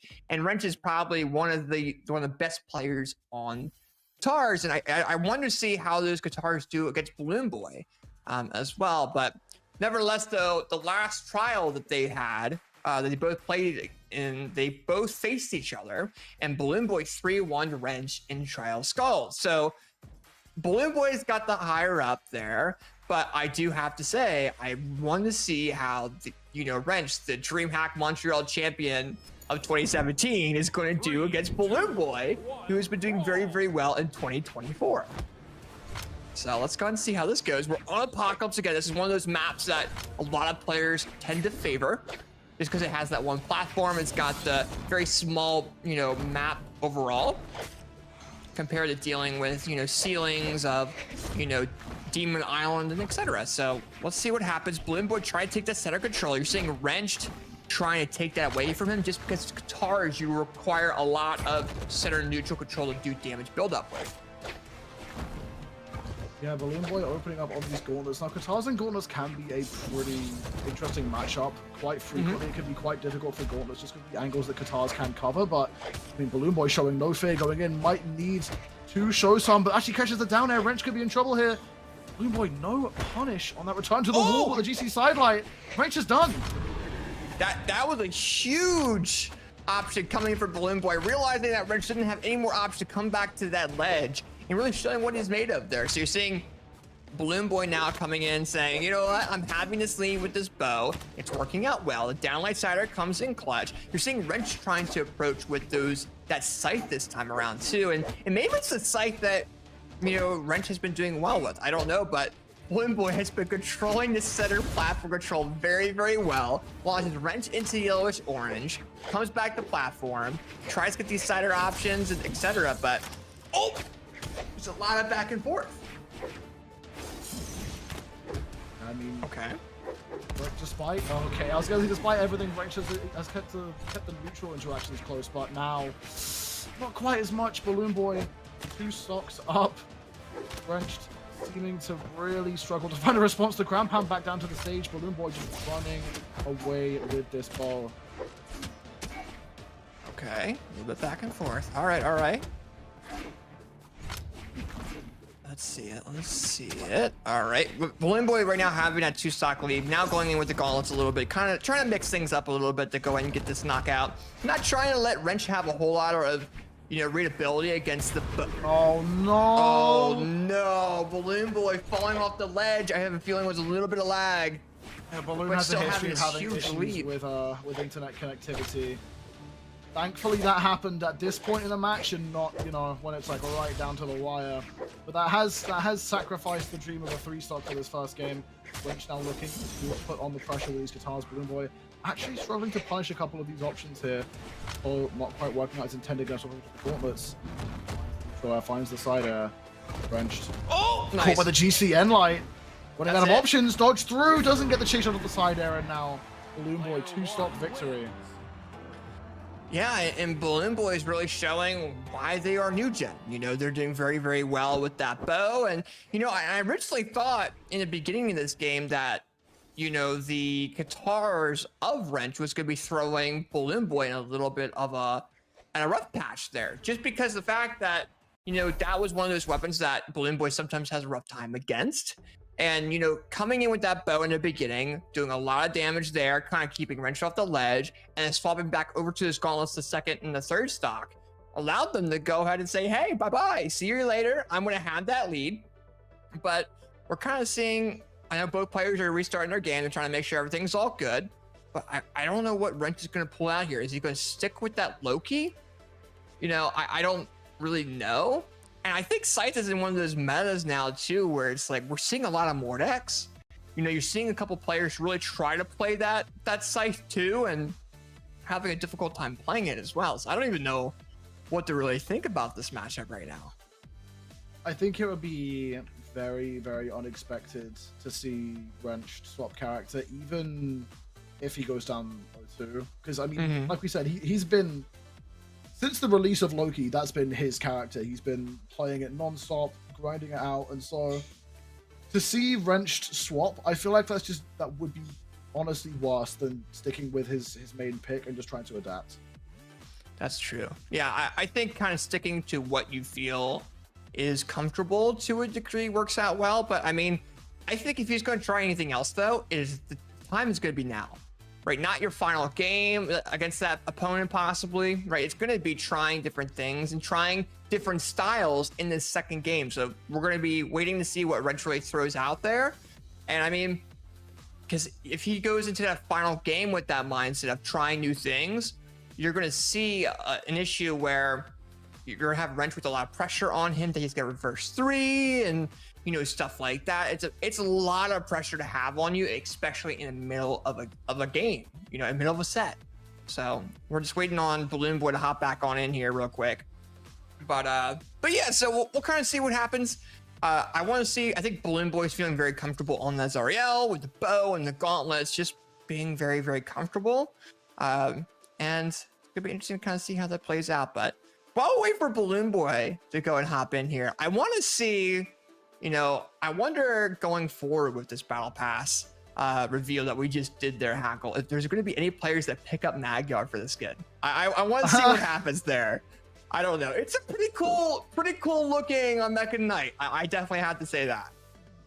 It is a really cool skin, but I don't really see. I mean, Magyar's a very acquired taste of a character. Like, Hammer and Greatsword are a very interesting combination to play with, and especially his stat spread as well. Is like it's a very acquired taste, and the only player I can really think of who's had success with Magyar has been Sandstorm. And that is Sandstorm. So it's kind of not easy to tell if that was just him being cracked or if he actually really enjoys Sandstorm. But I mean, I'd love to see that skin being picked consistently because it does look fantastic. It does look so damn good. Yeah, for sure. But yeah, right now Balloon Boy's back in here. He's ready to go, you know, and you know, I want to see how this really turns out here. I mean, because keep in mind, Balloon Boy beat Twitch Chat's champion Sandstorm to get up in here, and that's the first time Balloon Boy's beaten Sandstorm. All right, so he's very comfortable with where he is at now, of getting into that grand final set. That's the mindset that you would probably have, right? Beating the player that you haven't been able to beat, get up there, and then having to face Wrenched is a huge opportunity for him. But when it comes down to Wrenched, you know, he's got to go through his gatekeeper to get into the winner's final. And I mean, maybe we see Qatar. I want to see if he's going to do a little bit more Qatar gameplay, but it looks like he's kind of going with the Autumn Scythe a little bit back and forth with that. Yeah, I mean, that is the weapon he has picked up in the opening here, but I wouldn't be surprised if we see him sort of get rid of the Scythe for the sake of going for the guitars. Balloon Boy just has the soul read on Wrench. There is nothing he can do. 20 seconds? Are you kidding me, Balloon Boy? You're not even touched on your first stock. What? I mean, I am kind of at a loss for words. That is ridiculous. All right, guitars are coming out. Wrench is throwing them out a little bit, realizing the situation. Down like there. Very nice job. Gets the neutral air. Starting to do some pretty good gameplay there with those guitars, but Balloon Boy picks up gauntlets, gets the neutral air. Side from Wrenched. Gets that signature, having that momentum control from Balloon Boy. Is it going to be enough to go and get this first stock knockout? I don't know how they're going to see, but that signature comes down, and those signatures are catching Balloon Boy off guard to a degree. Oh. Yeah, I mean, I think that is the biggest strength of Loki as well. That weapon comp is obviously quite nice, and the dex plays well into both those weapons, but the signatures on that character are just ridiculous! Nice. Who needs them? Is Balloon Boy just going to throw out the unarmed down heavy and just take out that stock as well? 1 minute 20 in, and Wrench already on this final stock. This is scary. I mean, being off stage is how Wrench lost that first stock so far, so Balloon Boy looking to do it again here. Gets the ground pound, for the down air, gets the GCD sig. Wrench in trouble. Up the side, another ground pound. Running out of options. Oh, that goes through on the ground pound. Balloon Boy gets sweat beads. It's able to touch. Wrench allows him to come back. And that would have been a huge opportunity of Wrench to go and get that first stock knockout, but that down light into the GC neutral light into neutral air comes in clutch from Wrench. And Balloon Boy does go down to that second, but, you know, that was a crazy exchange off that ledge off of Demon Island. Oh. Balloon Boy now just so far ahead. Wrench towards that red state of damage. Oh. Signature into the down, and Balloon Boy gonna turn it around immediately with a neutral out, looking for the edge guard. Wrench just not throwing out moves. Well, Wrench is trying to throw out these signatures to catch Balloon Boy off guard. There's one. Oh, but he went a little bit too far down there, and it's unable to come back. What? He tried going in for that, you know, that neutral air into a ground pound style knockout, which would have worked, but I think he went too far into that combo before he could really let Balloon Boy regroup and try to impulse jump up. I think he just went too far into that, but Balloon Boy overall controlling that second game there, showing, you know, what they're made of there. And, you know, while they do have a history with guitars, you know, it's been popping really, really off against Wrench. And especially with that off-edge gameplay that we know them for. All right, look at that. Yeah, he tried. He got the neutral air. I mean, he even went down all the way down to get the neutral air to get to that confirm. So he was into the wound, man. Like, he was already gone. Balloon Boy. 80% accuracy on signatures to Wrench 36 as well. And the one that he threw out that missed was to be a style signature. So if it landed, it would have been a crazy combo. So he just threw it to see if it would land. Right, so I think this is Balloon Boy is one of the players that we've seen tonight that's had a huge high signature land rate. We haven't seen anyone around the 80 percentile range at all. So let's go in this next game. We're on Miami Dome. We've got two platforms, so it's going to change the, you know, the perspective of the game because you have more opportunities of going in for these like platform style attacks to do damage build up. So Wrench right now with that scythe. Getting the neutral light, trying to do something with that. Balloon Boy, Red's like, Scythe might not be the option here. I'm trying to figure out what I can really do against Balloon Boy, and you're seeing them already get into the yellow. But Wrench comes in, gets that two-piece, has that neutral control, gets the downlink, nice jump read, misses the grab pound. Balloon Boy tries to go for something risky. Okay. It feels like Balloon Boy is just throwing all caution to the wind here in this set, and Wrench actually is keeping the damage very even on this first stock here, but Balloon Boy, he has so much room to work with in this set. 2 games to his name. Wrench needs to win 3 in a row. Balloon Boy, nice. Looking for the KO. Wrench holding off on using that dodge, but finally he gets caught, and Balloon Boy takes the stock. Less of a lead than he's had previously, though. Definitely agree. I definitely agree, though. I think Wrench has been able to adapt a little bit compared to the previous games. That weapon throw comes in. Balloon Boy, and you brought this up earlier, is going in for some crazy combo knockouts. He's feeling very, very comfortable right now. Like, Maybe a bit that too wouldn't comfortable. have landed in 95% of any of the opportunities that would have been given to him. But he's like, all right, let's see if this 5% works. Oh, there we go. Oh, dude, he is playing chicken with Wrench here. He is like, he's taking everything Wrench is doing and saying, okay, yeah, let's go, let's do it. And at least in this game, it's keeping it pretty close. Wrench, these neutralize to hold this space on the side, but Balloon Boy just comes straight back up, finds the recovery. Wrench hasn't been able to get anything started really with these guitars, just these stray hits. Yeah, you're seeing Wrench. I think he was kind of trying to expect some sort of momentum change if he was going to be able to land something off that ledge. I think he's very much like I think once he gets into momentum, he does a lot of damage. But I think Balloon Boy's been knocking him out of the momentum so much that there dude, comes that's in. such a dangerous play to make. Oh, he's going. Look, Balloon Boy's just going risky. Ground He's like, pound. I'm going to impulse jump. Oh, wrenched.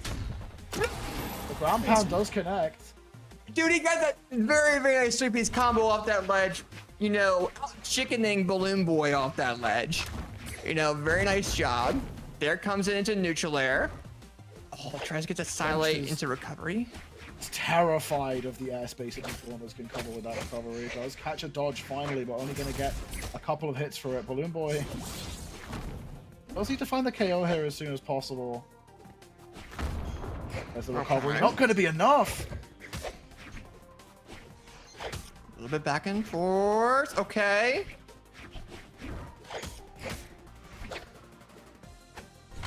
There we go. Okay, you're seeing Balloon Boy kind of respecting the platform control that they need with that bow.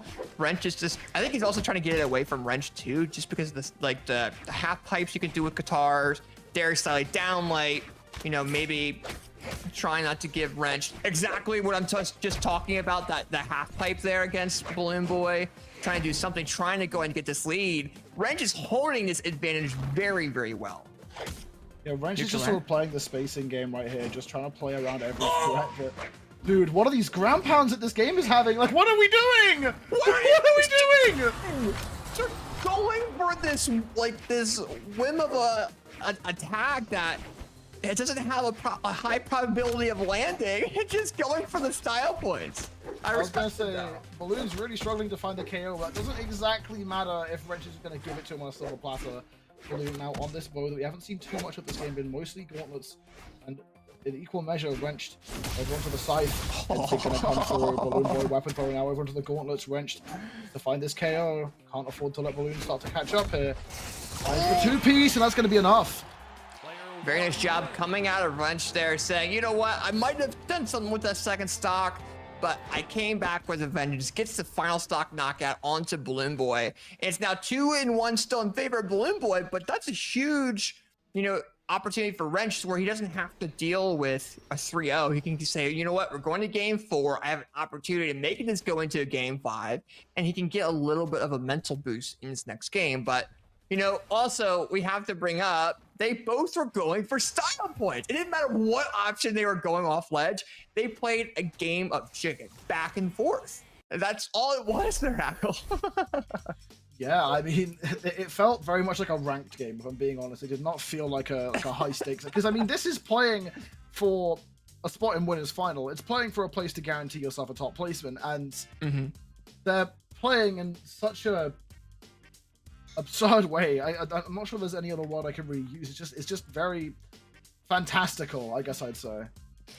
It's very, like, risky. It's a very risky opportunity, or they're taking advantage of risky opportunities that they're given. Which, by the way, I mean, if you're Balloon Boy, you're comfortable. You know, they played pretty much Gauntlet that entire last game. You saw the bow come out a little bit. But that bow that Balloon Boy has been playing, especially that first game, was such a huge, it gave him such a huge lead over Wrenched. Took that neutral control that the guitars and the scythe need to be able to do damage buildup on the platform. Maybe not so much scythe, but more so guitars.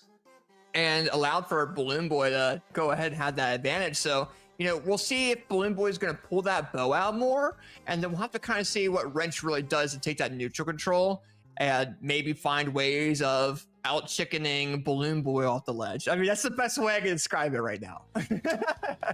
Yeah, we're going to be going into Mishima Dojo for this next match, which that's one you don't see too often, especially in professional play. Most players tend to have this stage banned in ranked because a lot of people just don't really like the triplat layout of a map. And perhaps Wrench has something cooked up because it was his choice to go to this map specifically. But we'll have to wait and see. Wrench so far looking up with the edge guard, Balloon Boy. I heard guitar ground pound. I heard that come out a couple times there. Okay. Silent comes in. Nice jump from Balloon Boy, expecting Wrench to go for that signature. Gets that nice three-piece combo, but isn't able to get the final stock or the final knockout option on Wrench. Gets that signature again against Wrench. Brings him off ledge, tries to approach him a little bit. Tries to go for a risky ground pound, but gets the, you know, unarmed recovery. gets the neutral A, says, you know what, I'm here, let's see what I can do. And Wrench is just throwing out that signature again, and Balloon Boy's just reading him on it. Look at him go! It feels like Balloon Boy's really losing his patience here with how Wrench is playing this whole situation. The neutral air, predicting that pressure from Wrench. The recovery not quite going to be enough, but one more will do it. GC Enlight, Wrench staying alive by the skin of his teeth. Another one will come through, and that will do it. I mean, I gotta give props. I mean, Wrench almost got a really nice knockout opportunity against Balloon Boy, but that very nice, neutral air against Wrench kind of saved them on that first stock too. If he didn't land that, Wrench would have gotten them, like 100%. So Balloon Boy does go in and get that falling side air, tries to do a silent recovery, doesn't really land that. You're seeing Wrench kind of trying to play a little bit scythe, gets that little two-piece, a little bit back and forth. And again, these guitars, he keeps on finding these stray hits, which really isn't optimal for the weapon. And it's not necessarily an issue with Wrench, it might just be an issue with how Balloon Boy's mixing up how he's playing around these guitars. But Wrench needs to try and find these strings, these dodge catches. But so far, he's just sort of chipping away and then throwing out SIGs in a really scary position. Speaking of scary SIGs, and the weapon toss to catch as well. Balloon Boy unarmed, but looking for the edge of it. Actually going to back up a bit. Trying to start right onto the gauntlets. Oh, okay, nice side air coming from Balloon Boy. Oh, nice neutral air. Oh, missed the grab pound, and Balloon Boy gets that punish, and Wrench goes down to that final stock. Balloon Boy sticking on that bow, looking to build up pressure here. Can he get that fabled 3-stock that he's been trying to get this entire set so far? Gets the dodge read. Balloon Boy gets hit by the slap and doesn't have the options to get back, just gonna fall. Okay, a little bit back and forth. Nice neutral air. Balloon Boy looking to close it out. The side air goes through, and that's going to be enough. Balloon Boy moving on into the winner's side, or winner's finals rather, and Wrench moving down into lower quarterfinal. Jeez. All right. Hey, I gotta give, Wrench some props there. He was able to take a game off of Balloon Boy, and his not the most recent, but the game beforehand. And, was able to do some stuff with guitars, got the first stock knockout on Balloon Boy, but Balloon Boy's gauntlets and that bow was such a vital point for them, and did very, very well. And, props to Balloon Boy. Look at that first stock. Look at the game development graph on it, on damage taken. Look how long he had that first stock. So ooh. He didn't even take damage on that second stock either. Like, it's just one bar. He did lose the stock, but he just didn't take any damage on the second one. Yeah, right at all.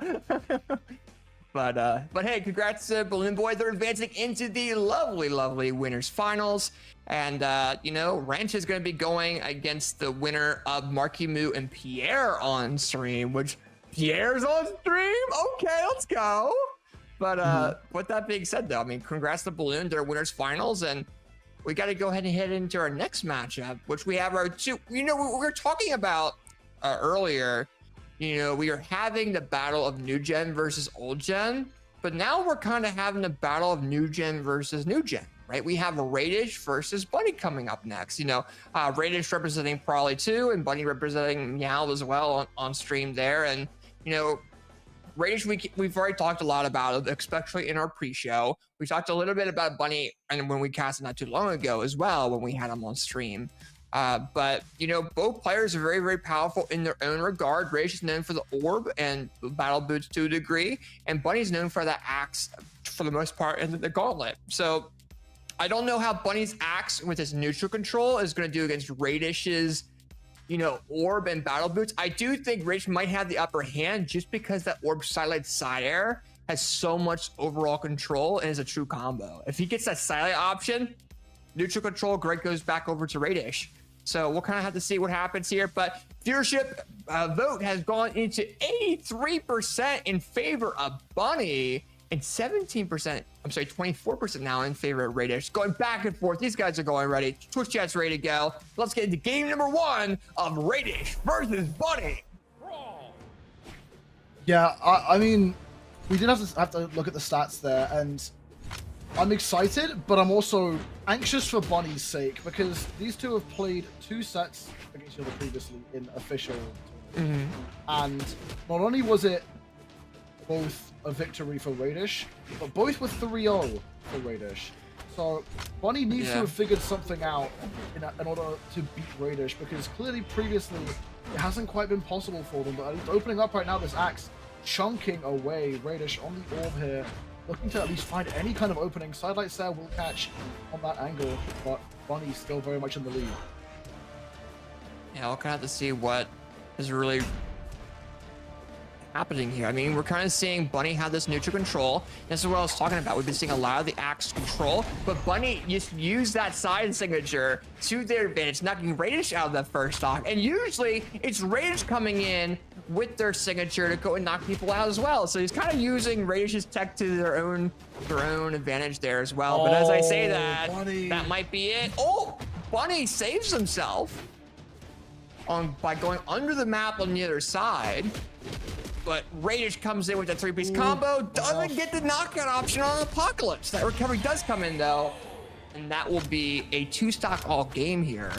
But I don't know, Bunny's axe has been doing very well tonight, but once they're off that axe to a degree, they don't have that momentum. Radish is punishing very well. Okay. Bunny now actually in a smaller deficit here, despite the massive lead they had at the start of this match, but now looking to close out the stock early as Radish gets sent straight up. Bunny looking to find a strong hit to take the stock away.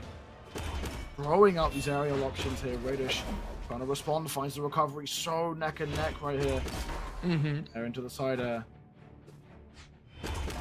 Okay, Bunny. That was interesting.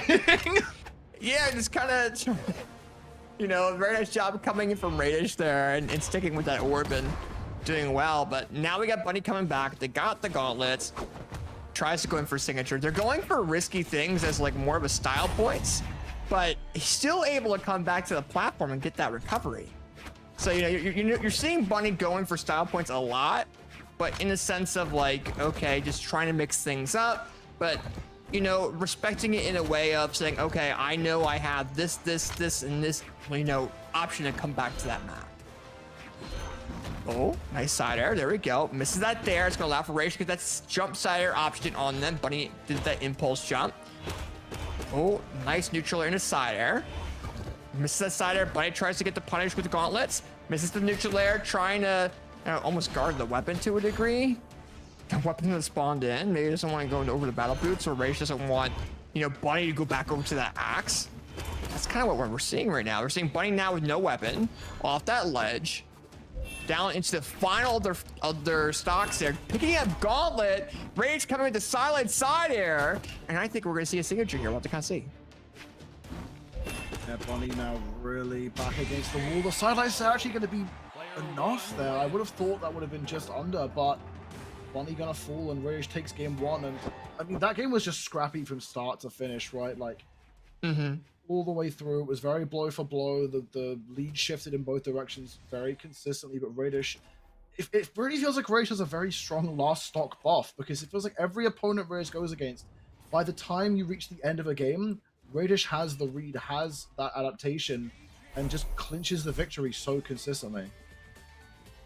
Yeah, we're kind of seeing this overall control from Radish that I think Bunny's having a rough time against. And I think Radish is one of those players that has such neutral control and, you know, Brawlhalla that Bunny has a rough time approaching it. You know, I think Radish is just one of those players that is known for having such good and well set up neutral control.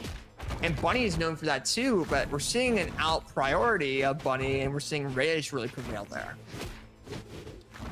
Oh, okay. And we're seeing Radish opening up on the boots now as well, which is... No, that's definitely not the weapon he's most comfortable with out of the two. Like, the orb is the one that he's been playing since the start, and Bunny, the Gauntlet's doing a decent bit of work here. Radish, onto the orb, throwing out these moves, not taking too much punishment for them. Those moves, those aerial moves especially, can be so safe. Okay.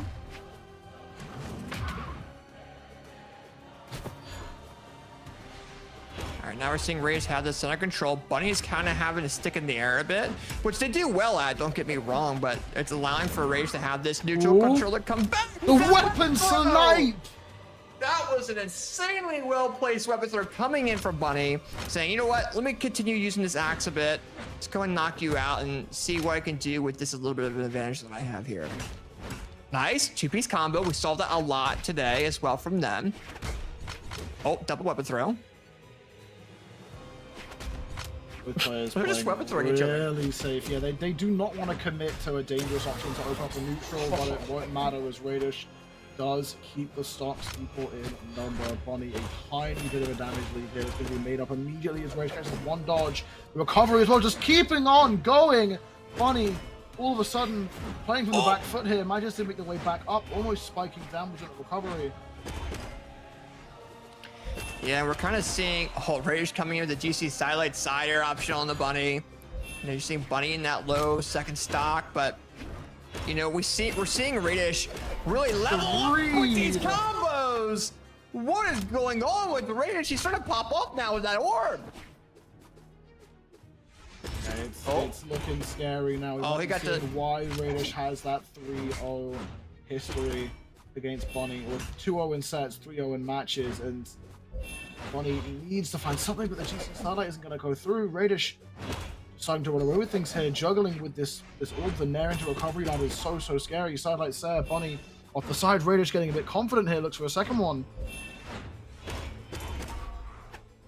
Okay. A little bit back and forth. A little bit back and... Ooh, okay. They're just kind of really approaching each other and trying to bait each other into different attacks. Bunny's coming in very well with that axe control, having a center control from Radish. Radish does go and come in clutch today with that orb side air. We're probably going to see a dare option. Doesn't land that, but a Starlight from Bunny comes in, which allows for Radish to really have a recovery option. Gets the side air instead. And Radish almost lands that recovery, gets the backward side air, and takes that game to their name. And has just done very well overall with controlling that map and that platform, the platforms that they have on Small Fortress Alliance overall. I mean, kind of kept Bunny in the air, didn't allow Bunny to get that sidelights, you know, side air option on them. And Rage comes in with this side air into GC side air into recovery combo as well in a second. This final stock, that side air barely lands there, and Rage just, you know, celebrates with that signature. So going to this next game though, we'll see what Bunny does. I don't know what they could do to really change their playstyle around. I think more so it's going to be finding a way against the aggression of Radish's battle boots and orb. Yeah, I mean, exact same game state here. No swaps of character or even map. So Bunny clearly has some plan, some adaptation going into this, because if you're not changing character, you've got to change something if you're losing down 2-0, because Bunny needs 3 wins in a row, and so far Radish doing a decent bit of work here. Very slow start to this game with both players sort of feeling things out. Weapon with a brave neutral. Radish really loves not committing too hard to those neutral breaks, throwing a weapon in, doing something really non-committal. Bunny actually running away. Radish, both players really slowing it down. A minute into this game, neither player quite within KO range, but the slide charge side tick is interesting. Bunny turning up the heat, tries to go all the way out to find it, but Radish just makes the way back. Very calm and collected. Side tick comes through. Bunny disarmed, but not KO'd. All right.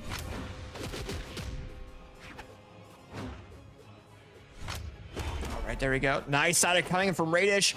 Now like for, you know, Bunny to be off that ledge, giving them a big opportunity. But Bunny does approach with the unarmed neutral, comes in with the unarmed recovery, picks up those gauntlets, and is trying to get this first stock knockout to get this lead again like they've done in previous rounds. But Radish, overall, having this momentum, having that orb, Bunny is able to come back to that ledge, come back to the platform. So it's going like crazy with unarmed. They're landing a lot of very light attacks, but not without Radish coming in with that orb sider and getting a knockout on Bunny's first stock. And I mean, Bunny can't really be affording to let Radish, you know, take an early lead here. The grounded ground pound actually going to be enough, even behind. That is a crazy angle to pick up on.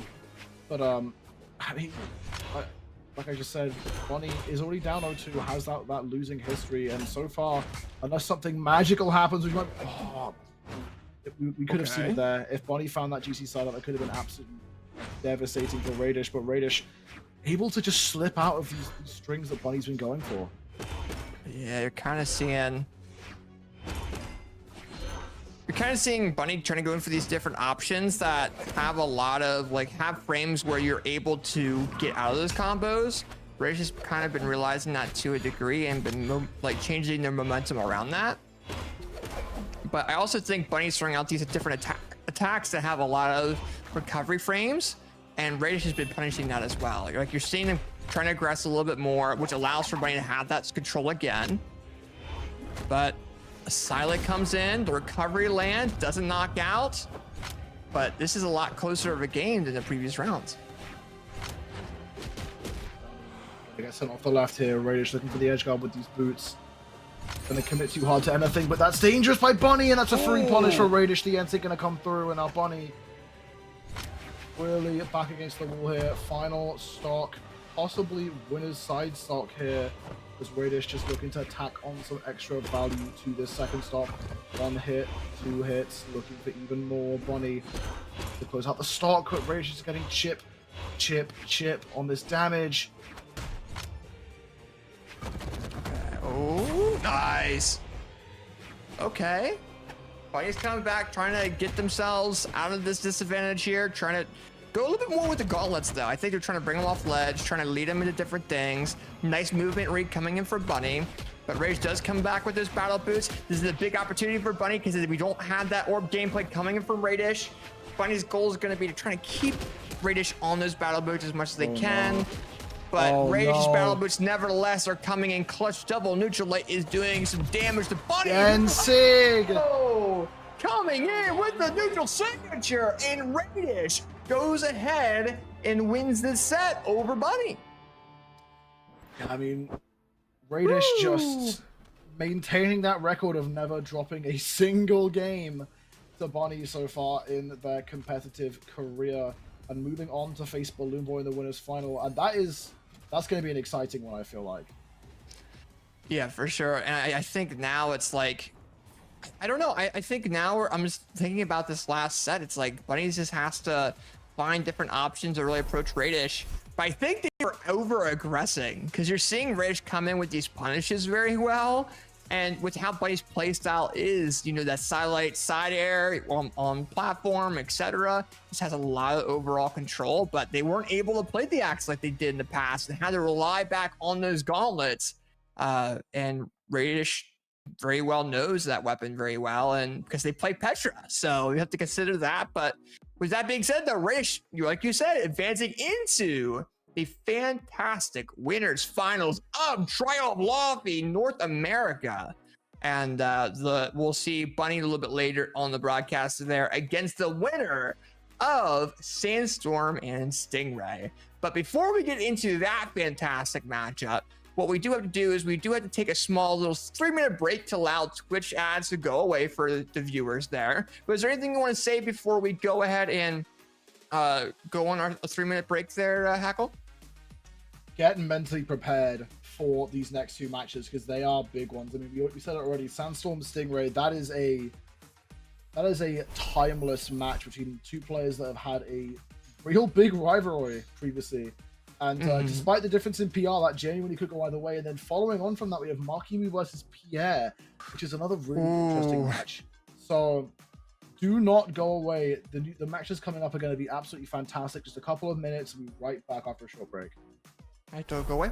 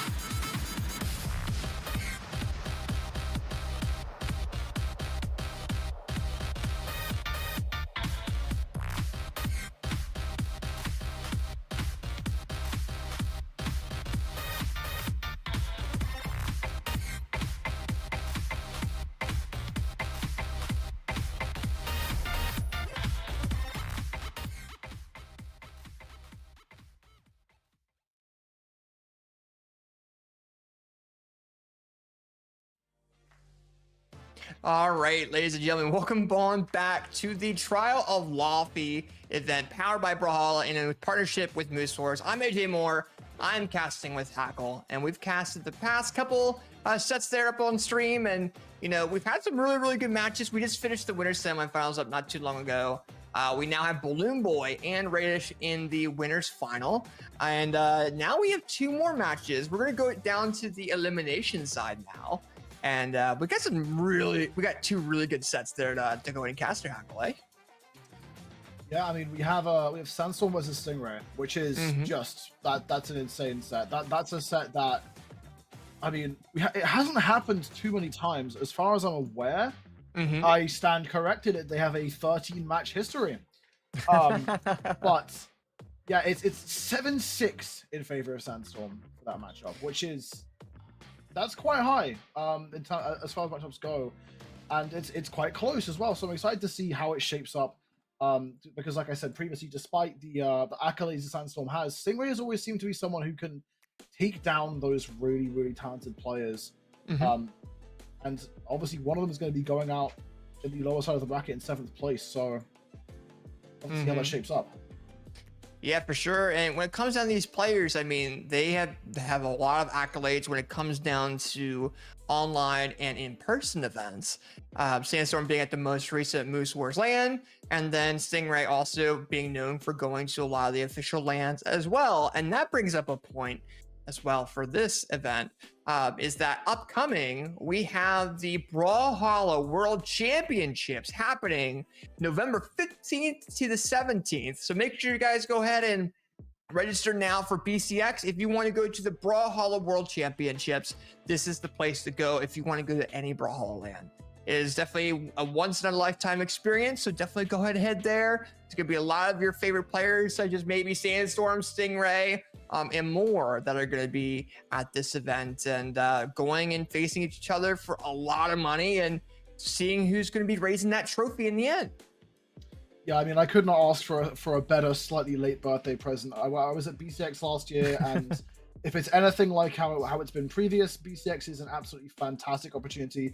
You get to meet a bunch of your favorite pro players, your favorite members of the dev team. They'll be walking on the floor. You get to take part in some absolutely fantastic competition and be part of that live crowd energy, which is second to none, at least in my opinion. Sitting in front of that stage, watching your favorite players go at it and cheering them on and reacting as they play is just absolutely, it's wonderful. And if you can afford to make it, you absolutely should try.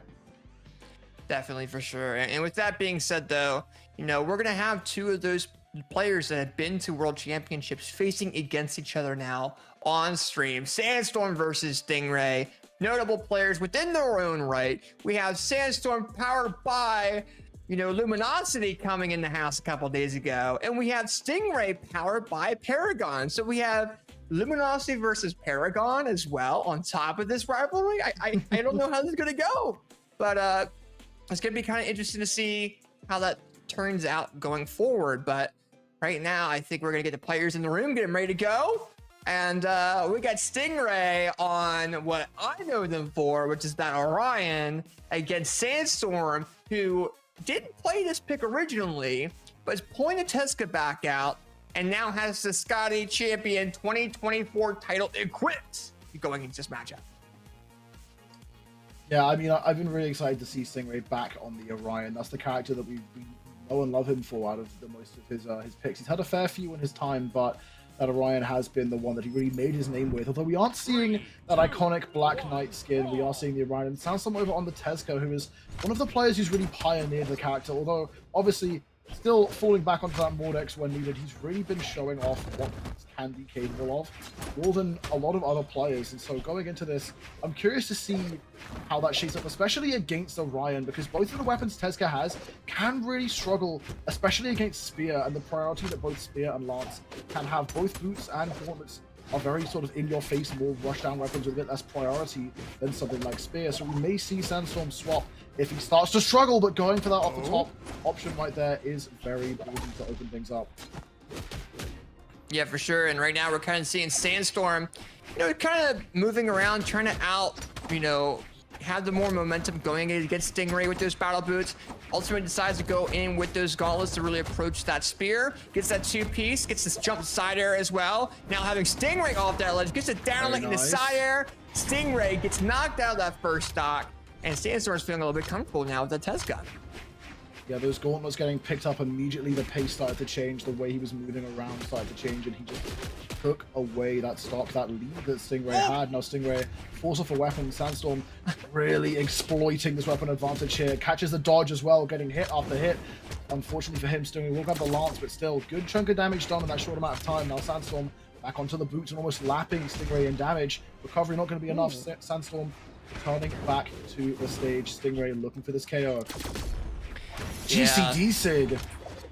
Yeah, I mean, that's one of those signatures that if it lands, then so much power will destroy you anywhere too. And now we have a two-stock all game, and Stingray's trying to bring this back into their favor, but we're seeing Sandstorm coming in with those gauntlets, trying to out-prioritize Stingray's spear, trying to get into little crevices of Stingray's hitboxes and trying to get those knockout options. And Sandstorm coming in with the famous Sandstorm Tesca signature, and now Sandstorm's up an entire stock. There's just so much meatiness behind that signature, the way it's designed, the way it sounds. It feels like you're being hit by a truck, and it definitely feels like it in terms of force as well. Sandstorm now, he's stuck up, but Stingray finding actually a lot of unanswered damage here. Sandstorm could be in trouble as he's coming back to the edge. Stingray, that new grounded version of Dare, actually working against him for a moment. Spear changes coming in. Sandstorm looking for hits here, looking for extra value, and he's found just a little bit of it. Stingray fishing for these KO options. The side are going to come through. Sandstorm just barely surviving off the left here. Going to crawl his way back up, but the side on the lance will be more than enough, and Stingray keeping this game close. Well, and that lance had so much power and momentum with it, but we're kind of seeing Stingray stick with that spear too. He's trying to go in for these side options. Sandstorm picked that up pretty quickly, was able to go and do something there. Tries to throw his weapon, but accidentally throws it away. Picks up those battle boots, trying to find some sort of signature, landed on Stingray. Stingray now being off the ledge, is able to come back. Misses that side air, allowing for Sandstorm to get back to neutral control. Getting that momentum to his name. Your lands, but doesn't knock out Stingray yet, but this might knock him out here. Let's see. Got the exclamation points. Stingray comes back. And they're just going back and forth. He's so good at staying cool in these clutch situations, but not gonna happen here as Sandstorm secures the right side. They're gonna take that first game, but Stingray kept it super close. It really felt, despite the scoreline, it felt like, or the stock line, it felt like Sandstorm was very much in control of that match, but Stingray is still, regardless, managed to keep it right down to the wire. Yeah, you're kind of seeing Stingray land these different attacks that you think they're not going to be doing a lot, but just come in with a lot of damage. And I think that Spear has been doing very well, but I think also Sandstorm picked up on that sidelight option with Spear that Stingray likes to throw out. Like the first stock, he threw it out a couple of times and Sandstorm got hit by it. But as soon as those three attacks landed, you saw Sandstorm really read down the second stock and give Sandstorm that lead. So he tried to do that sidelight again. Sandstorm's been picking that up pretty quickly. Picks up gauntlets, gets the neutral light into recovery.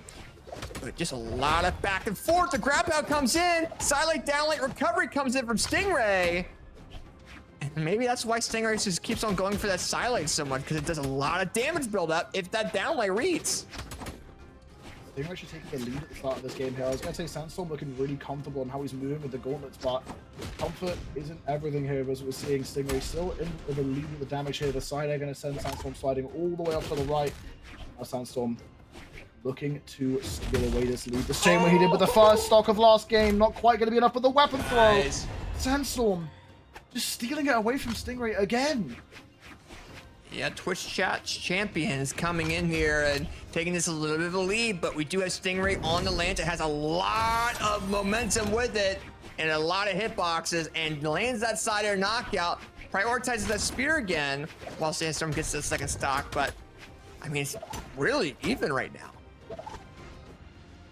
Absolutely. Sandstorm opening up with these gauntlets. Stingray finding a lot of good areas with this spear. But I'm going to cover his options. Sandstorm can't answer back. The spear is just dismantling him here. Nothing's connecting. Sandstorm finds the end light, but Stingray still has the weapon advantage, has the ground advantage, has control. Sandstorm will turn things around with the end light, finds the side light as well, but can't find the extension. Stingray, once again, going to be looking for this KO here, going to be looking for that side air most likely, and Sandstorm knows it. He's playing around it, finding these options. Damage equalizing again as Sandstorm poised to turn things around again. The D-light side air, Stingray clinging to life, and the weapon throw. Once again, Sandstorm. It feels like the second his back gets against the wall, he locks in and just turns up.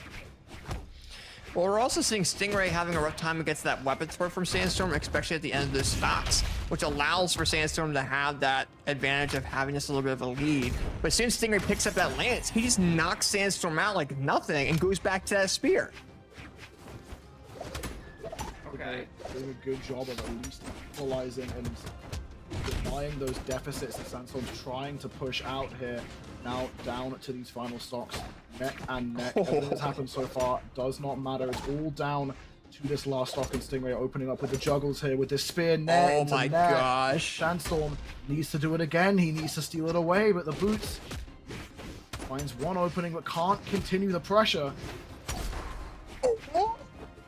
Oh, he didn't go for the knockout option. Picks up a lance. GCT Sig. Signature coming clutch. And that's the way to go and make things even there. And Stingray has been using that lance just for knockout options. Just for knockout options. And it worked. And I think that spear that we saw from Stingray, I mean, is challenging the neutral control of Sandstorm now, which we don't really see a whole lot. And we're kind of seeing it now. So let's see what Sandstorm changes with his playstyle going into this next game. Yeah, I mean, I feel like if Sandstorm does go down 2-1, he may swap to Tesca. I mean, the boots have been doing a really good job. It's just a case of the fact that his damage build-up isn't as consistent as Stingray's. We saw it very much last game where he's on the back foot, and then once he finds an opening, the amount of pressure he can put on is absolutely incredible. But he needs to find those openings more consistently if he wants to get those consistent things. Singstorm? Dude, having two players with S names is really confusing me here, man. Oh, there we go. Stingray's starting to play a little bit more of the lance now, looks like, eh? I mean, maybe it's sort of... I mean, it's entirely possible it's just, you know, out of opportunity to pick up the lance and play it. Or it could be that he's trying to sort of mix up his options for Sandstorm to adapt to a different weapon. He's playing, you know, like you said, a lot of that spear for these first two games, and now playing more of the other weapon could be a way to confuse Sandstorm. As, I mean, already 45 seconds in, Sandstorm's first off will fall. Let's see. Okay, a little bit back and forth there. Neutral air from Stingray coming in clutch. Like grab that, oh, just over the edge. Oh, That was so close. He did that in very much a big The style ground there. pound? Again? What? All right, there we go, Stingray.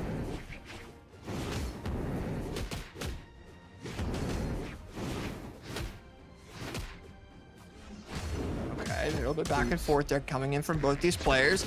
You're kind of seeing Sandstorm coming in with those battle boots, trying to do these neutral airs.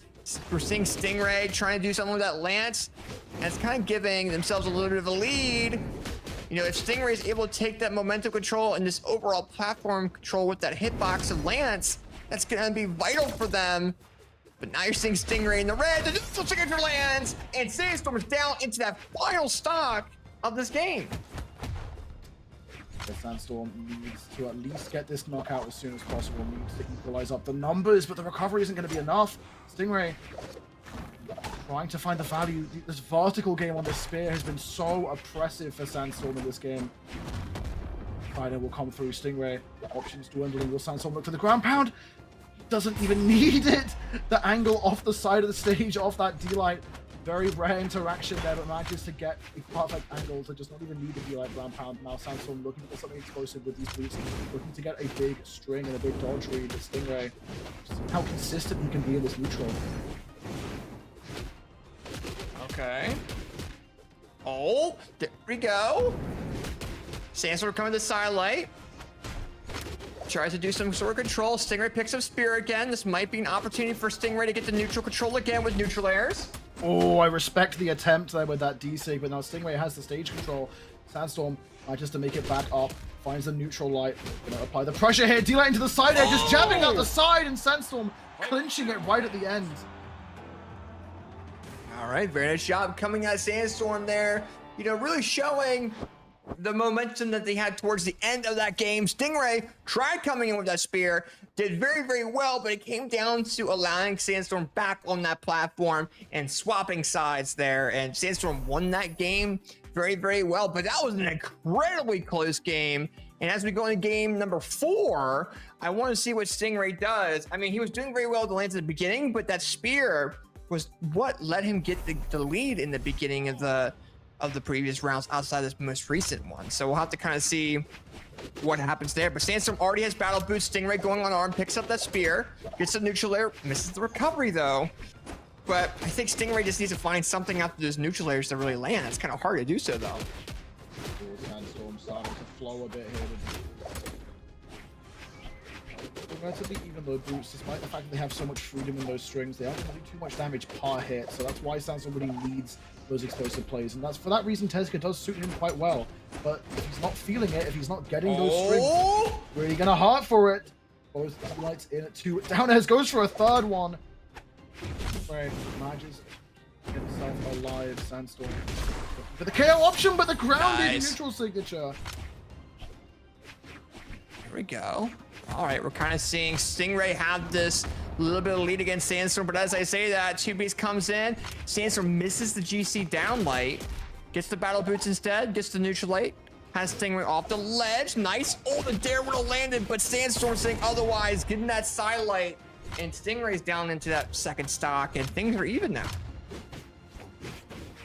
Sandstorm back on these boots. It's catching these upward dodges with the neutral air so consistently as well, but not able to get too much out of it usually, because obviously the only real option out of neutral air is catching a side air or recovery. Sandstorm struggling to get Stingray to get conditioned into that option, and so Stingray doing a good job of denying a lot of these really explosive plays, but still super neck and neck here as Sandstorm enters the red. Stingray very slightly in the lead, has the spear in hand. Sandstorm move onto the gauntlets. Okay, there we go. Misses the sidelight. Stingray to punish. Neutral air gets the down signature, knocking out Sandstorm. And Stingray now having this lead that they need to go into game number 5 here. But it comes down to what they really do on Sandstorm's final stock. Gets the dare, misses the lanes backward neutral light instead. Has this edge control. Sandstorm punishes it very, very nicely. And now you're seeing Stingray off that ledge. Sandstorm with the neutral control. You're seeing Stingray the scoop exclamation points. Feels that pressure. And Sandstorm comes in with that fantastic signature to throw Stingray off guard. The yoink, bro. It's so brutal to get hit by, and now Sandstorm keeping things super even, and there's that vertical game again. Stingray, these recoveries and these nairs, so oppressive, and Sandstorm struggling to respond to them. playing this grounded game though. Stingray holding his dodge for a very long time, not allowing Sandstorm to get those, guaranteed strings. Sandstorm at a very slight damage deficit here, but we've seen what these boots can do.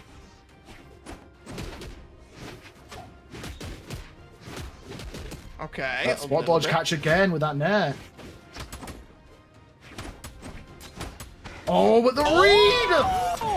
That's the way you do it, Stingray, involving that two-piece into GC neutral signature. And we are going into game number 5 between Stingray and Sandstorm, man. And what a way to do it. That was such a close game, bro.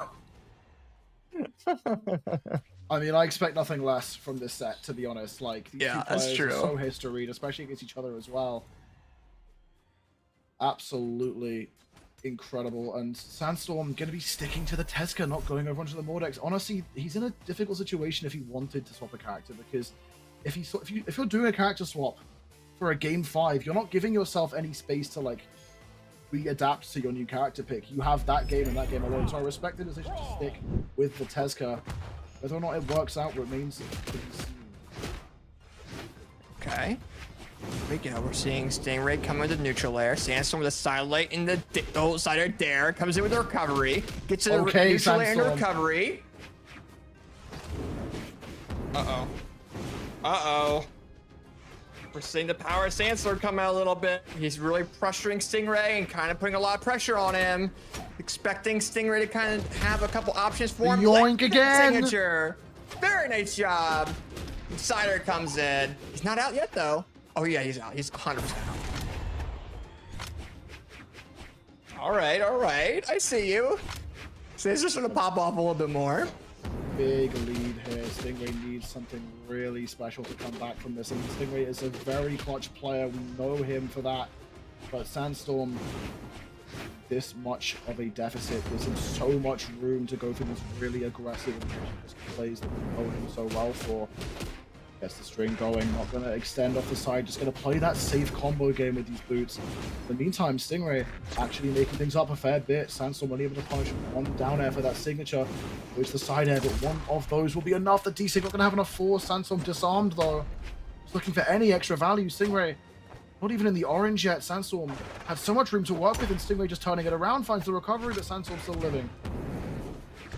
Yeah, he is, and we're kind of seeing this overall control now. Stingray knocking out Sandstorm on this first stock, but will it be enough momentum for Stingray to make it even here?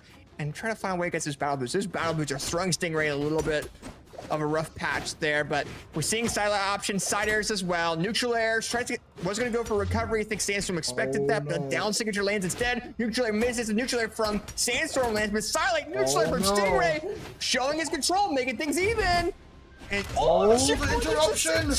But this is the second one. Oh. Sticking with the boots here, wants that more comfortable KO option. Right into the side air, not going to be enough. I think Sandstorm knows that. Playing around the edge guard. The punish is free. He doesn't go for the side air, Sandstorm! He went in for the wrong option. Stingray with the down lane recovery coming in, picks up the lance, misses a neutral air, has a lot of range, a lot of momentum, but Sandstorm takes advantage of his own momentum, gets a two-piece, and Stingray's now down to this final stop. If Sandstorm didn't get that KO before Stingray, knowing he had a guaranteed KO off that Sig punish, he would be kicking himself right now. Does have the advantage of playing this weapon deficit pressure, trying to get more with Stingray. Finally realizing Sandstorm is going for that grounded nair so consistently and finds the wake up, and now Sandstorm down onto his final as well. Stingray barely damaged on this final stock, and the nerves I think might be coming in here as Stingray slowing right down. Gets the bullets in hand into the spear of Stingray. But now we have gauntlets from Sandstorm. Gets the neutral and a silent recovery. Gets the second recovery. Stingray with a downlight side air. This is the momentum that he needs. He needs to control neutral in the air. Silent downlight in the side. This might be. But Sandstorm with no weapon picks up the battle boots. Stingray gives him that opportunity to get the three-piece. The weapon's tossed away. Forces him up into the gauntlets. Goes for the D-Sig.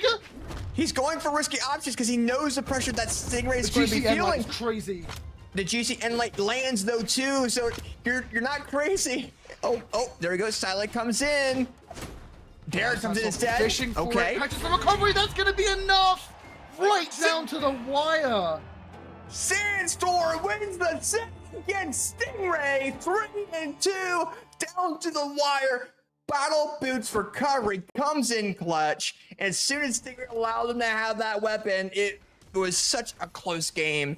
And congrats to Sandstorm advancing further into the bracket. But that has to be one of the best sets we've had on stream tonight. Props to both players. And man, that is something that we've been waiting for tonight. What an amazing matchup. I mean, I said it before, I expect nothing less from these two players. Sandstorm versus Stingray, what a fantastic matchup. Of course it went game 5. It had to go game 5. And even though it was game 5, it was right down to the wire. The last hit, 4 damage difference between those two players. Absolutely incredible. Jeez. Okay. Well, I'm a little bit like that kind of flustered me a bit. That was such an amazing matchup to kind of see. You know, you had that amazing spear gameplay coming in from Stingray. They tried pulling that lance out a little bit too. Did pretty well with it. But overall, it was down to the wire on that final stock in the final game. And Stingray allowed for Sandstorm to pick up those battle boots, of course, unintentionally, but allowed him to be able to do that, picks those battle boots, changes the perspective of the game. Did very well of adapting, but it came down to that battle boots recovery, man. And, you know, props to Sandstorm on using that option. That was, they both, okay, there we go. 585 damage taken on Sandstorm, but dealt 589. But gosh, that was an amazing matchup. Yeah, absolutely ridiculous and so much fun to watch. It's going to be a very, very difficult challenge for the next players to live up to how fantastic that set was, but I'm sure they could go the distance. Maryu versus Pierre. What can you tell me about these two players? Well, we know Maryu. I mean, Maryu was the person that went ahead and won the Moose Wars LAN that happened in King of Prussia, PA. I mean, that's what I know him for now. He is the champion in his own right going to that event, beating players like Sandstorm, Radish, Impala, and more, right? So when you have Maryu have a lot of experience, you know, in, you know, events like that, do very, very well in other majors, I definitely think they're going to be going crazy. Now, I will have to say, though, they had to face Balloon Boy in Winterside, and that's who they lost to get down to get here. So he went through the loser side bracket to get here against Pierre. But I do have to say, though, Maryu is a demon within his own right. You know, Pierre definitely, it's funny because when we talk about Pierre a lot on stream, whenever he's on broadcast, I always describe him as almost a gatekeeper to like a loser side top 8, just because he's usually that player either is in winner's quarters and goes down into like an elimination side and kind of tries to get into top 8, or he comes in through loser side to top 8 there. And usually he's that one guy that comes in and says, you know what, I'm going to be the guardian of top 8. You have to go through me to get here. And you know, we're kind of in top 8 now. Pierre went ahead and gate kept someone from top 8 to get here, and I believe it was actually Impala, if I recall, and is now going against Maryu. And I don't know, we'll have to kind of see how Pierre does, and with his Jiro pick or whatever character he chooses, but we know Maryu for that esports V5 Mordex. With Fenrir Mordex, man. Let's see how it goes. It's gonna be cool. Very, very cool. Ooh, actually seeing Jiro coming out of Pierre as well, which is ironic because, I mean, weirdly enough, both of these players have played pretty similar characters. Like, we've seen Pierre on the Mordex before, we've seen Pierre on the Jiro. What characters does Maryu play? Most recently, Mordex and Jiro, in ones at least. So, yeah, these two players, like, I think is going to be a very, very close but very exciting set.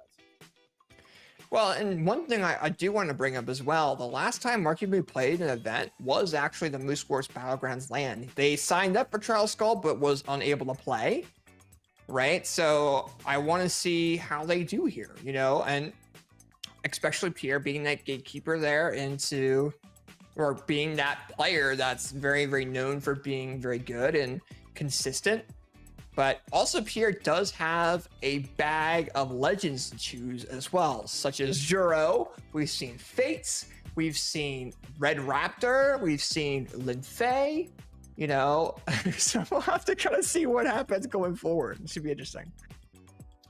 Yeah, absolutely. I mean, I'm surprised to find out these two do actually have a matchup history of 1-1, which They do. honestly doesn't surprise me too much at the scoreline, but the fact that they have played each other that much, because Pierre has been very sort of in and out of the competitive scene at different times, and Maryu has really been playing the most and the best this year, starting competing actually back, it seems like, in 2022, and the most success 2024. Pierre, meanwhile, been around for a fair bit longer, but still hasn't been playing the most, at least competitively, this year. So I'm wondering when those matchup histories were. It would seem it has actually only been this year that they have fought. Yeah, and it was actually the most recent one was Galaxy Cup Andromeda, where Pierre took Maryu to game 5, but it was actually on Red Raptor, not on the Juro. So I'm kind of surprised to see Pierre throwing that Juro out. Maybe it's because of the Sword and Scythe. Maybe he's seen how Sword and Scythe have been recently, and you know, the character pool, and seeing what he can do with it in game number 1 against Maryu. 3, 2, 1, brawl. Going into it on Fortress of Lions, Maryu opening up with the Scythe, and the Scythe on Maryu is just absolutely devastating. The amount of devastation that he can put out is ridiculous, and if Pierre has a bad dodge habit, Maryu will exploit it. But now you have the Scythe mirror match coming in, and immediately they're both on one corner of the stage, as you could expect from both players being on Scythe. They want that early KO with the potential. Well, actually, over onto the gauntlets now for Maryu with a small damage lead. All right, a little bit back and Okay, forth. Pierre. Oh, okay. Pierre having that neutral control. Maryu coming with the gauntlet neutral light. Very nice job. Gets that side air. Brings Pierre off ledge. Pierre's very well known for doing well off ledge, but as I said, the gauntlet neutral into weapon thrower land, and Maryu takes the lead in game number 1 against Pierre. And Maryu has a pretty comfortable lead here as well. Going for the Scythe once again. Goes for the GC side sig to wake up is actually crazy. Threads his way past that sword D-sig of Pierre. Pierre looking for these openings, but Maryu is just moving around the sword so well. He's spacing so perfectly. Finally gets hit by 1-2 side airs. Yeah, looking to close out the stock, but still the value Maryu has gotten is pretty noticeable here.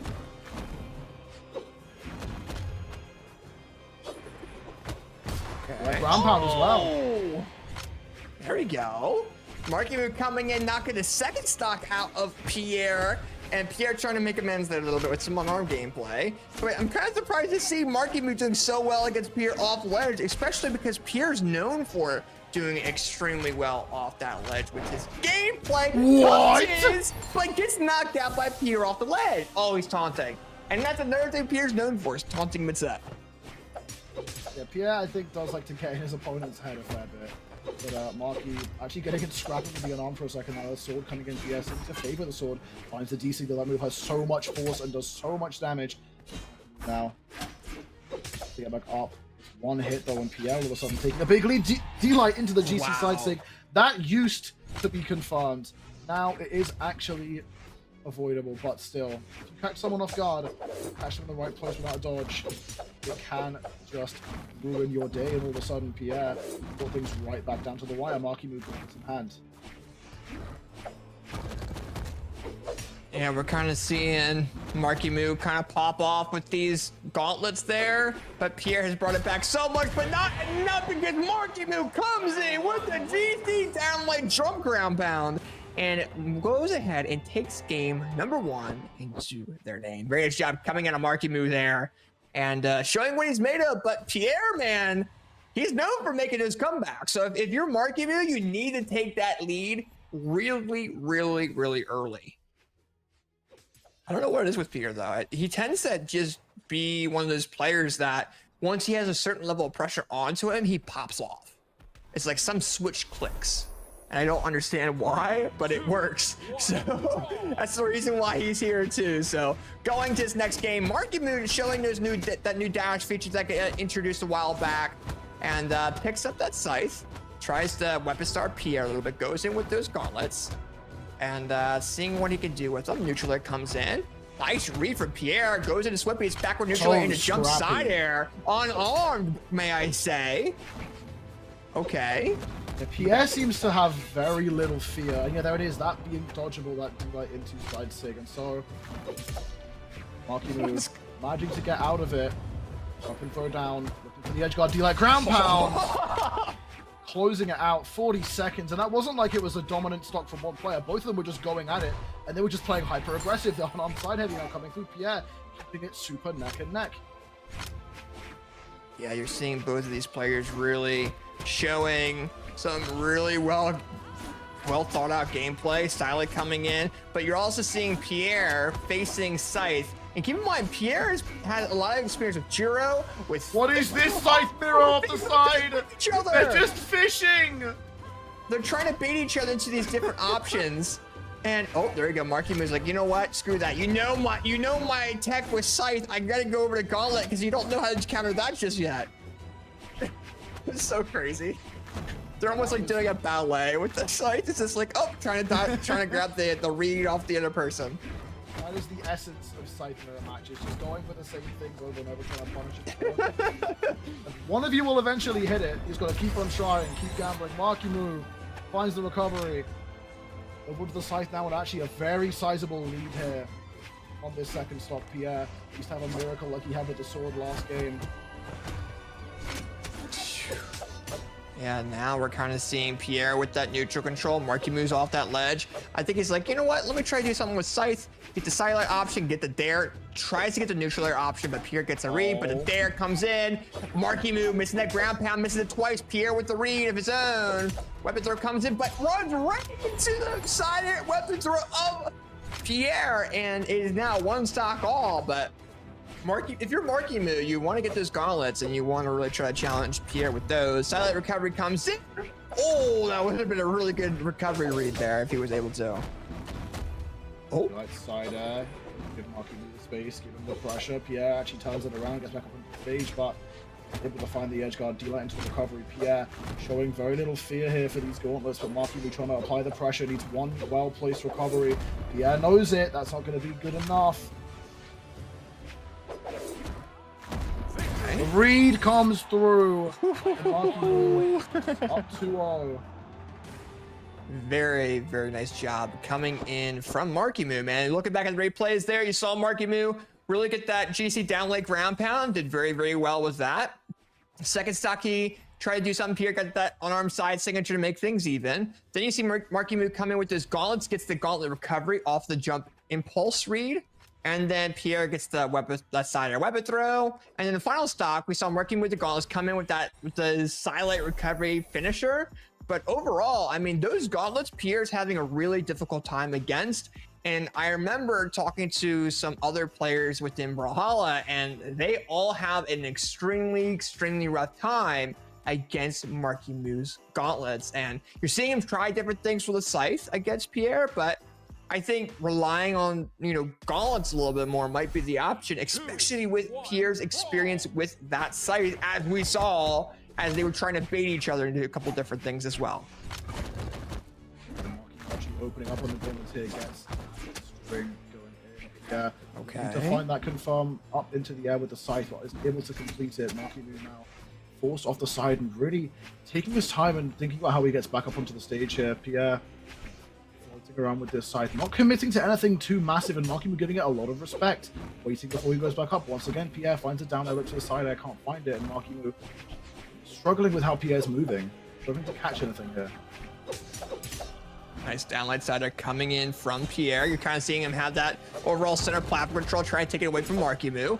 Maryu's like, I'm trying to go and challenge it. Comes in with the gauntlet neutral air, sidelight into neutral air. Then you're seeing Pierre come in with the weapon throws, but Maryu gets a two-piece combo of his own, gets the side air option with gauntlet, and almost got that, but Pierre doing very, very well. And when we're seeing Pierre's gameplay, we're not seeing any fear in his gameplay, like he's feeling pressured, because he just comes in, goes in with that side, gets a neutral air, and taunts again. Maryu for the first time really actually playing from behind here against Pierre. Pierre starving out that weapon, forcing Maryu to be unarmed. The dodge catch is dangerous, and Maryu needs to grab a weapon, gets caught with an air as well. Pierre applying this pressure, gets the down air, and Maryu's just done! What? Pierre just comes out of nowhere with that scythe gameplay. If you're Marky, we gotta be like, okay, what? I gotta sit back here, get the GC downlight recovery, try to get the knockout option with Gauntlet Neutralite. That goes ahead and lands, and really rebuttal things here, and really go back onto those gauntlets as you're seeing there. Oh, he got 3. Okay. Gauntlets gaming coming in just a bit. Actually had the right read on that down dodge, but messes up the punish. Actually, he's on neutral now, though. Yeah, could be in trouble. Those are his options. Oh, gone. Markimu turning it right around. He just got the secret that's on the Pierre, going in 2 minutes, and really showing what his gauntlets are made of. And that is why players fear his gauntlets overall. Now you're seeing him come in with the dare option. He's getting Pierre back for the taunting. He realized Pierre was feeling too comfortable and maximized on it. And now you see Markimu coming in, launching Pierre into the orange, and Pierre into the orangey red. Silent neutral and decided by Markimu. The weapons throw. It's going absolutely down heavy. Coming in with that down signature. Markimu beat Pierre in that game in the most fashionable way possible. Holy cow. What a heartbreak for Pierre as well. I mean, having such a massive lead over Marky, and Marky just turns up the heat, and Pierre had to get out of the kitchen. Dude, that was the way to do it, though. I do have to give props to Pierre. They did very well in the beginning. They got a huge lead over Markimu, but then Markimu just comes in clutch with those gauntlets and got revenge for what Pierre did on the first stock with the taunt. I really gotta bring that up, man. God, that was awesome. Just look at that graph, man. Dude, he lost. Yeah, look at that. It's just the final cycle. It's just like up, down, just doesn't go down, right? 442 damage is gone. He played Scythe with nothing. Like he did nothing with the Scythe. second and third stocks for Pierre lasted less time than like a third of his first stock. Marky just deleted them. They were just gone. There was zero, like maybe a minute in between that space there. Congrats to Markimu on doing that. Definitely deserved going into, you know, that matchup with bringing it back there. But also props to Pierre on getting into the top 8. You know, showing his style of his gameplay, and I'm glad to see him back here. And I'm excited to see him see. But I mean, Markimu did it in a very fashionable way. We got to give him that credit. So. Congrats to Markimu. Advancing further into the bracket. But with that being said, there, Mr. Hackle, we have confirmed the top 6 of this event. We have Balloon Boy versus Radish in the winner's side. And then in the elimination side, we have Bunny versus Sandstorm. Then we have Wrench versus Markimu. And that's going to be interesting too, because we have Wrenched on the scythe and we have him on the guitar. So that might be a little bit of an interesting matchup there. But with that being said, though, that was the last of us for our casting block. Is there anything you want to say before we get some new casters in the house tonight? Just that I'm jealous, really, of the absolutely incredible matches they have coming up. I mean, Wrench versus Marky will be ridiculous. Bonnie versus Sandstorm is great. And Balloon Boy in winners final for, like, it's a very rare occurrence and some fantastic players waiting to play. So I'm going to get out of here so we can get to that break and get back to the action. But I'm very jealous of the casters coming up. Yeah, and with that being said, though, congrats to Markimu. Congrats to everyone else that's made it into top 6. You definitely have deserved it. And with that being said, though, don't go away. We'll have Balloon Boy versus Radish when we come back. But we'll also, in about 4 sets, have our other big reveal that we're going to be announcing on stream as well. But let's go ahead and transition over to Skiff in slow motion for top 6 of Trial of Laufey North America. Don't go away. We'll be right back with Balloon Boy and Radish.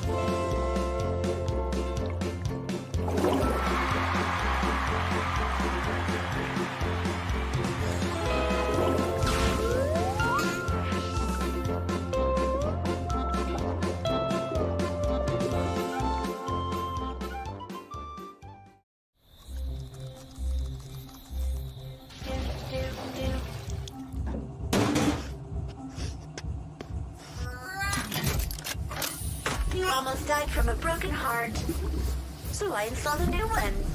I'm also working on a moral compass. It's like I always say, necessity is the motherboard of invention. Someone's waking up. Good morning. Failure is not in my programming. When life gives you lemons, build a robot to throw them back. I never break a sweat, literally. You may be fast, but I'm overclocked. Your moves could use some debugging. I don't let power go to my head. I use it everywhere.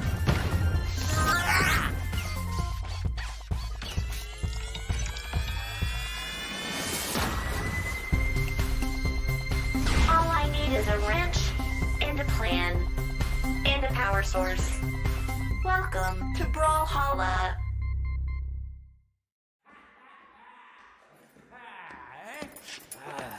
Oh, water.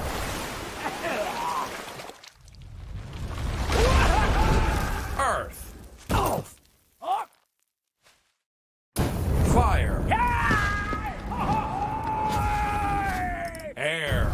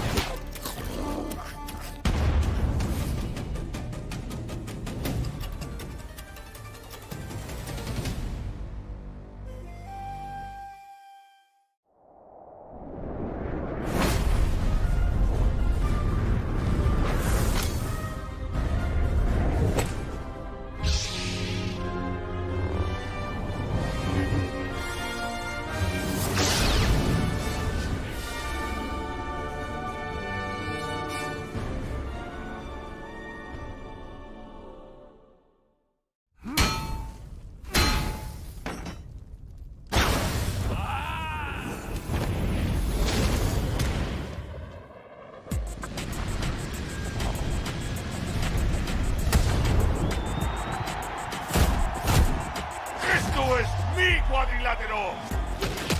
¡El jaguar pone las reglas! ¡Ja, ja! ¿Quién sigue?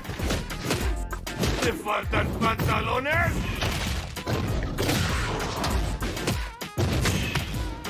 ¡No puedes detenerme! ¡No temo a nada! ¡Nada nos puede detener! ¡Somos imparables!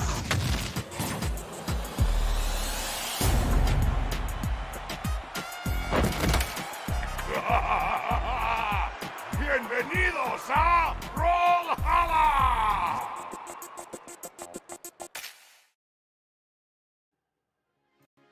Welcome back to your top 6 coverage. Over here on Moose Wars, it's me and Skiffy. You're over here. You're this way. I'm Skiff's this way. right here. So you're this way. Okay, you're gonna be to my right. Here. Oh, wait. You gotta line up. Oh, you wanna? My hand's so much bigger than yours. Look at that. Look, yes. Me and the one and only Skiff talks. How you doing today, man?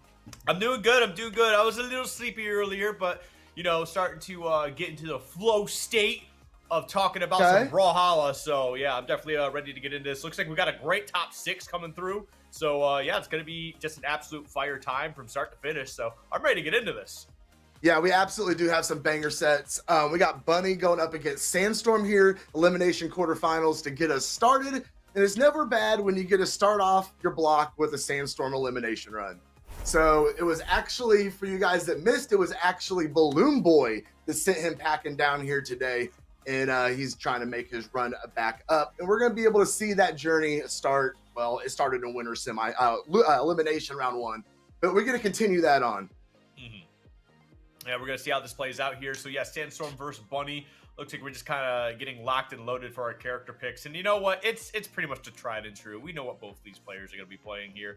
However, I guess there's a little bit of a difference. When I say tried and true, it's not necessarily recency. I guess in Sandstorm's case, we're going into the Mordex here. So that's what I mean by tried and true. Obviously, Tezca is very good, and that's, that's kind of his mainstay at the moment. But we're going to bring out the Mordex here. And, of course, from Bunny, we're going to see that Rayman come popping out. Yeah, a couple things. One, that 27 gold medals, that is not a typo. He's literally the GOAT. Also, how does Sandstorm not have a level 100 Mordex? I don't know. Maybe he's got like 4 different accounts or something. So maybe he's got 3 other accounts at level 100, and this is just like a different one. Fair enough, fair enough. Wait, no, I'm also confused. I am also confused. We're going to drop into Apocalypse here and just kind of see how this neutral fight is going to break off as these players kind of feel each other out here, trying to figure out what game plan they're going to be bringing. Sandstorm going to work into that edge guard here immediately and sending Bunny all the way out, finishing up with that side string. Ooh, and they tried to go out there for another little quick attack. And still, okay, wow, yeah, watch, rinse, repeat. Is that going to be enough to take Bunny out here in that first stock? Not quite yet. This might be enough. The weapon toss just barely going to miss and not going to have the resources to find their way back. Yeah, we got Sandstorm off to a hot start. Yeah, definitely looking clean on the Mordex. Great, almost full stock lead against Bunny here in game number 1. Bunny able to get past the edge guard that time. As Sandstorm backing up, going to be right there with the side light. Reaching up with the nair, double nair. Oh my, see, that is that scythe touch that he has. Absolutely keeping Bunny off of his feet. Finally coming down with a dare to get some sort of momentum going. Oh, here we go, 3-piece. And right back into that scythe once more. So, I mean, at least we'll probably get some Mordex Gauntlet action in this game 1. But, I mean, right now, doesn't really need it here. Looking to close out this second stock. Definitely putting down the pressure here, building up that damage. Ooh, big sig. Not going to quite get it done. Could you do it right here, though? Yes, there with the break dance. The break dance absolutely going to go ahead and confirm that. Bunny now down to his final stock at this opening game, while Sandstorm still sitting very nice on that third stock, but is in knockout range. If Bunny can get a nice Sair, that is going to have enough momentum from coast to coast across this stage, and going to go ahead and confirm on that. Yep, beautifully done. Yeah, Bunny off to a good start. Well, not a good start, but like a good, I guess, midway point here. Just trying to battle her way back. I mean, it definitely can be a little bit tough, especially when you're going against Sandstorm, but you know what? I feel like you're not in a bad position here. No, absolutely not. Bunny gonna risk it, go off stage a little bit with Sandstorm. Coming back with the side light. Ooh, double clash off the weapon throws. Okay, there we go. Yep. Has that axe back in hand here. Gonna be swinging a little bit. Definitely working her way in. Sandstorm, man, just doing such an amazing job of just controlling so much space with that sight. Oh, that's costly. Yeah, absolutely. No, you point out he's definitely so good on those offensive strings, being able to find those openings, but so good at that movement, being able to use his dodges and his movement, get around those openers from Bunny, as she struggles to get the second stock off of Sandstorm, both whiffing on the neutrals. Oh, pressure coming off stage. Is he gonna sit back, very smart, just gonna go ahead and try and work the edge guard in. Now he's unarmed, looking for that scythe drop. Bunny gonna go ahead and capitalize on that. She's gonna put the pressure off stage, little weapon toss out. Sandstorm sweat beads out, but he's able to get back up on stage.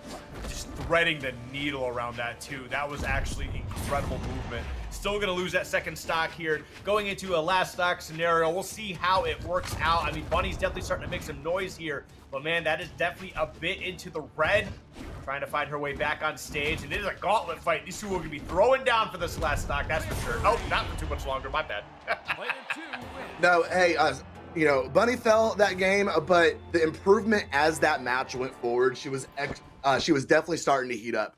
You know, it would look like it was a possible 3-stock situation, and she was able to go ahead and get some good damage, get a confirmation, and be able to bring that to at least getting Sandstorm down to his final stop.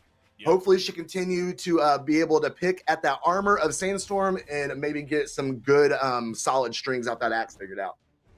Definitely a little bit of a rough start at the beginning, but definitely starting to figure some things out. And maybe it's just a change of pace, you know, just considering like who Bunny has been fighting and, you know, probably just sitting around. Because, I mean, Sandstorm isn't kind of on a run right now. He's kind of doing some crazy things. But we'll see how this game 2 plays out, see if it works any better into Bunny's favor or if Sandstorm's going to keep up this offensive tirade that he's been kind of going through. We're we're finding out here is the damage is building up early against Bunny, catching the end there with a nair to bring it back a little more even. A dare to her credit as well. Just those 1-2s, just getting that damage in, trying to pick away at that first stock, and want to keep things close. Do not want to put herself in a 3-1 situation like she found herself in last game. Okay. It definitely doing pretty all right. Oh, okay, that was huge. I like that. Off the backboard, catching it, and then dunking him for a little bit. I mean, you're not going to be able to get the stock, but still, definitely a clean little combo there and some great movement options as well. And she could have got it off that, though. It definitely would have made the highlight reel for sure. Oh, 100%. Oh, trying to get up, try to catch the landing with the side light. Nothing to be found there. Sandstorm, great movement up the side of the map, finishing off with a recovery off those gauntlets, confirming the stock. Swapping back right over to Scythe, and we're going to go right back into neutral. Oh, no, Sandstorm's getting a hold of her. And we weren't in neutral for very long. What happened? Oh, she had nothing left. The sweat beads came out, used all of her options trying to get out of that string, and just did not have enough momentum or the option to get back on stage. And we're, oh, okay, Sandstorm's going to go ahead and just say, go next, come back up on stage. Didn't have the option to get back up either. You cursed it. You said try not to go down 3-1 again, and then here we were. I'm gonna blame that on you. I'm gonna blame that on you. But we always pointed out it's it's the thing the commentators have to talk about is that curse that we all do possess. Yeah. Ooh, try to go big with the ground pound there. Sandstorm's gonna get a nice reversal, capitalize on it very well. See what he's got for the edge guard here. If he's gonna go out and put pressure, Bunny able to come back around. No, just a bunch of whiffs in neutral here, though. The center of Apocalypse, big down sig, using the active input to go over to the right side, but Sandstorm's right there to punish it. I feel like there's something a little off about Bunny's gameplay right now. I don't know what it is, but I'm just seeing some like uncharacteristic like SIGs just be thrown out, putting her into these like really weird positions. So I don't know if there's just a bit of a mental block going on, or maybe it's just fighting Sandstorm, the Sandstorm effect. But it is definitely a little concerning here. However, I mean, she's still playing pretty solid for the most part, but I got to see her lock in. Yeah, absolutely. Although, just like game number 1, it seems like as we get about midway through this game, she's able to start getting it figured out. Try to confirm with the neutral sig, but Sandstorm dodged right through it. Got a little punish off the back of it. Gonna catch her landing there as well. Oh, big wind up on the side sig. Sandstorm backed up far enough. Oh, what's the option going to be here? Sarah is going to go ahead and confirm. We see the emote coming out from Bunny, and that puts Sandstorm up 2-0. All right. Well, Sandstorm definitely, not to take anything away from him. He's obviously just very dominant in these first 2 games. He's the GOAT.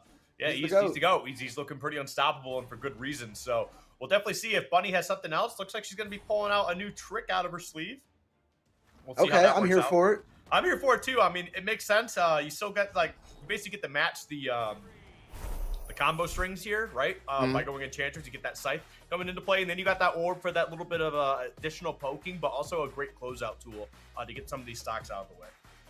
I'm always down to see some orb on the map, and Faye is just a very interesting swap from Rayman. Just abandoning both weapons. Okay, this isn't working. I have some Scythe combos of my own, Mr. Sandstorm, and see what this Fate is going to do for her. Okay.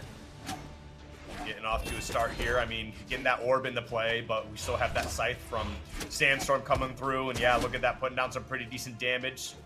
Wash, rinse, repeat. You come back on stage, I put you right back off, and see if you can get another one. And finally, some output from Bunny here off the orb. Nice dodge from Sandstorm to be able to get away from that Sair right there. Okay, trying to work the nairs. Bunny catches it. Okay, we're seeing some good momentum from Bunny here on this orb. Okay. Trying to catch the landing.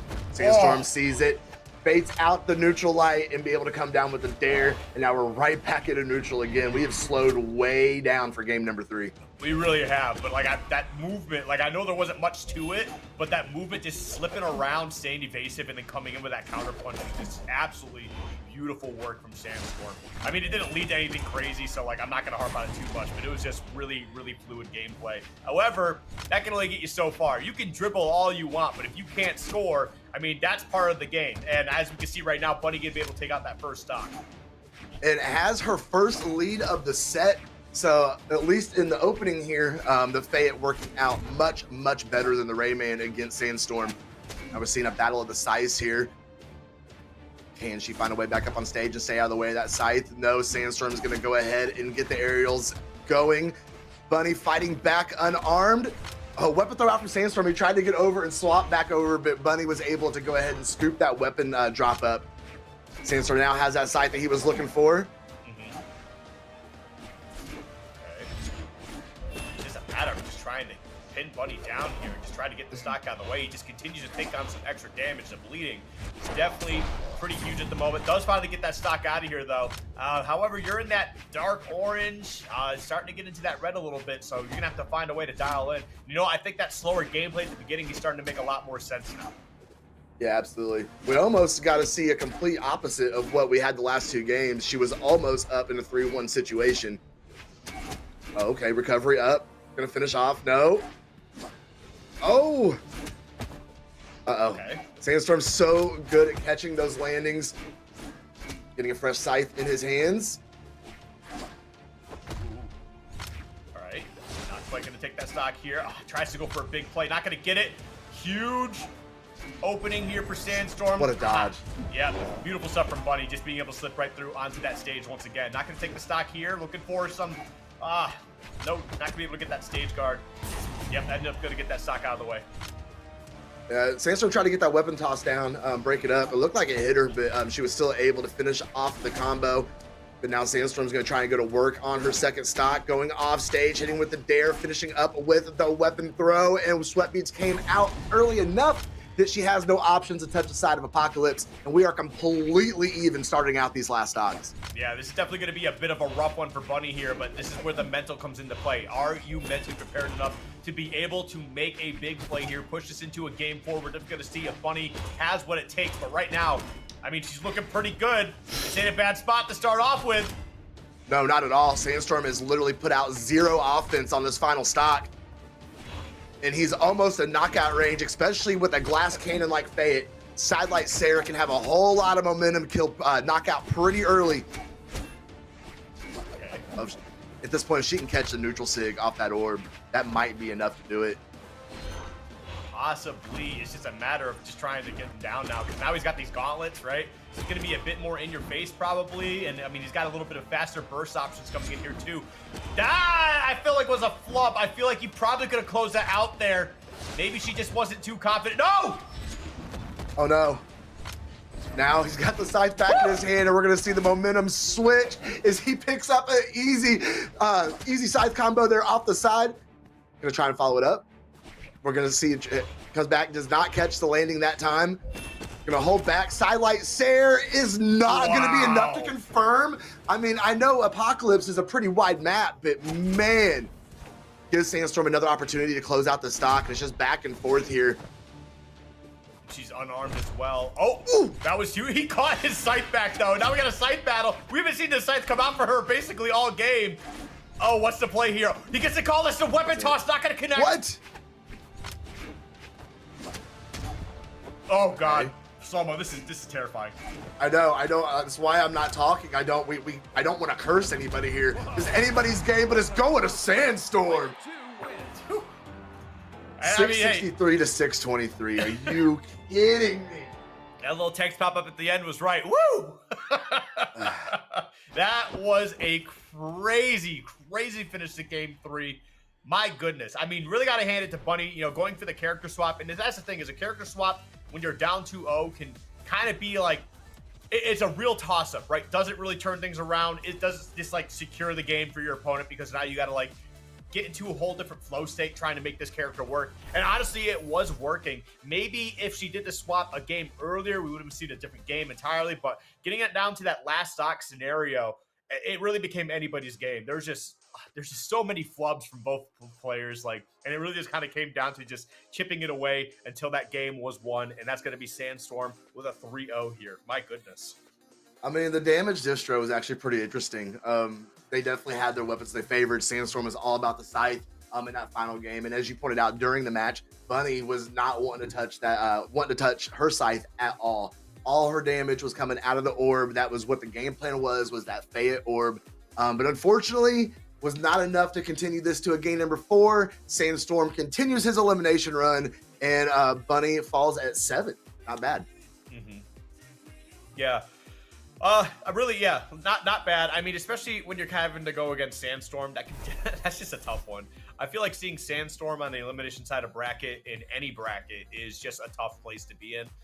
Whether it's at like a BCX or it's at like any of these trials or the winter, summer, spring, autumn singles, even doubles. Like seeing him on the other side in doubles is still a task as well. Yeah. But yeah, just seeing him in an elimination bracket and that's your next opponent, there's already like so much that goes into the mental preparation for that. It can just be really, really tough. Absolutely. I do want to correct myself. I said Bunny out at 7th. That is not correct. Bunny was out at 5th. Able to get to elim round 1. I just want to clear that up. Don't want to take anything away from her. But we are going to be moving on to our next set, and this is actually a big one. Maryu, who is just, I mean, a lot of people's opinions, one of the best players right now, and well, not better than Sandstorm, but been playing very well right now. Sorry. And then Wrenched, one of our absolute OGs, who has not been playing very well or really at all lately, and now is sitting in top 8 in a trial. So I'm here for it. I love to see it. Maryu, of course, gonna be locking down that Mordex. Wrenched is gonna be pulling out the Loki. Yeah, it's gonna be interesting to see how this one plays out. I've only been able to cast so much Loki, so I'm excited to see this because I think Loki's a very neat character. The SIGs are kind of messed up, but that's not my position to really say anything. That's up to the devs to if they listen. If the devs think it's fine right now, I'm gonna take their word for it. All right, I mean, but those SIGs are crazy, man. Yeah, he's one of my favorite legends in the game, just like design wise. I think Loki is just such a cool legend. I don't really mess with Scythe, and I'm not big on guitar, so I don't really play him. But design-wise, he's amazing. Oh yeah, he's definitely very fun. But we're gonna be getting into this game 1 here. Gonna be starting off on Demon Island, and let's see how this one plays out. Absolutely. Wrenched, not able to get that opening weapon drop. Maryu gonna go ahead and pick it up, and we're seeing some fast-paced gameplay coming out in the opening of this set that you knew with the Loki on the map. That was probably what we were going to have. Wrenched threading the needle with these guitars so far and racking up some really good damage early into game 1. That was just like the SIG coming out basically immediately connecting was just really. There's another one, and these SIGs are crazy, man. Very character, though. What a clean opening stock for Wrenched, and immediately, like Skiff had pointed out, using that signature kit off the Loki, just has some wild hitboxes. If you're not used to what you need to be looking out for, you're gonna get hit by him. And I mean, I don't imagine there's a whole lot of Loki gameplay up in the rank queue going against Wrenched or going against these other players. Right. It's definitely a bit of an adaptation as well, but I also, big shouts to the color contrast here. Big fan of it right now. It literally looks like we got a good versus evil match going on. Absolutely. Especially with it, Demon Island is the backdrop and the setting for it. Maryu, though, making some plays off stage here, finishing up with a ground pound. Is that going to do it? No. Wrench got his jump back, able to come back up, touch the stage, but Maryu's not done yet. Big ground pound going to finish it off and finally give that stock to Maryu. I don't know why my brain has decided to not know how to talk in the last 45 seconds, but we're going to push through it. I mean, your head's probably getting scrambled the same way as Loki's was right there. Just constant pummels, man. That was just rough. I was making the craziest stink face. Bro? I don't know, man. There's just a bunch of silly stuff happening in this game right now. But man, I want to see that Maryu combo on that second stock if we have a replay for that later. But right now, getting back into this, 1 stock apiece at the moment. Oh no.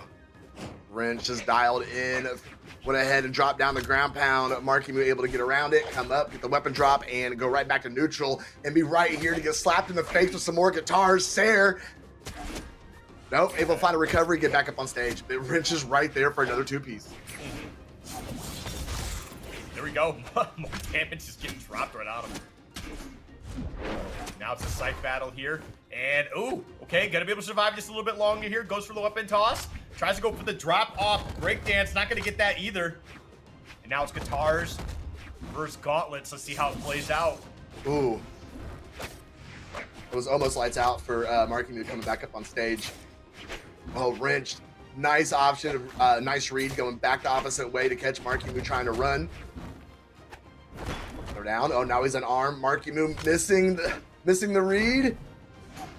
They're coming in. This is such a dicey neutral situation for these players here. Coming down to the final interaction or two between them. Back up on stage. Nobody wants to press the issue. Both of them waiting to react. The Sayer is going to finish up off the side, the wrenched, and that puts him up 1-0. That was just a crazy battle of footsies at the very end there. Again, well played. We got Wrench taking out that game one. Okay, yeah, this should be about where it starts right here, right? Yeah, look at this. This was just what a mess.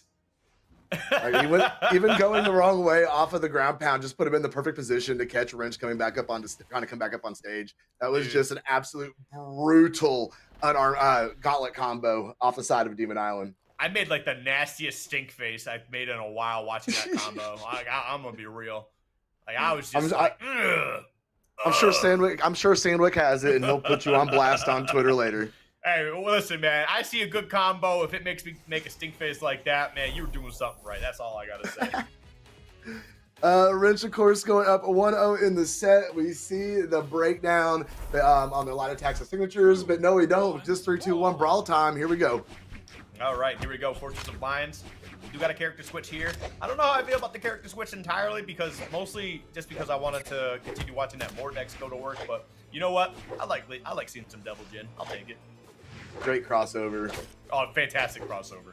Right, okay, trying to bait in, return, pivoting around and getting the Sayer. Now we're seeing him trying to work off stage. Maryu going to get an option to come back on stage, but they're going to press it again. Sayer with the bow into ground pound. Wrench is out of... No, he's not. Never mind. Apparently, I can't count or talk. Nah, I felt the same way, to be honest. But anytime anybody, and like, especially if it's lower than like the actual like the main stage area, I guess, if they get ground pounded or just hit down in any way, shape, or form, I'm always like, oh, that's it, they're done. They made it back. Like I'm always shocked. Maryu fighting unarmed here. Wrench gonna catch a nair, push him back the other way. Ooh, Maryu baited out the Sayer, was able to get back up on stage. Gauntlets in hand, way low on the ground pound, coming underneath. Let's see what option Wrench is going to use to guard this edge. Whiff on a signature. Is Maryu able to get back in here? And he is the first to draw blood, the first to strike as Maryu gets the first stop.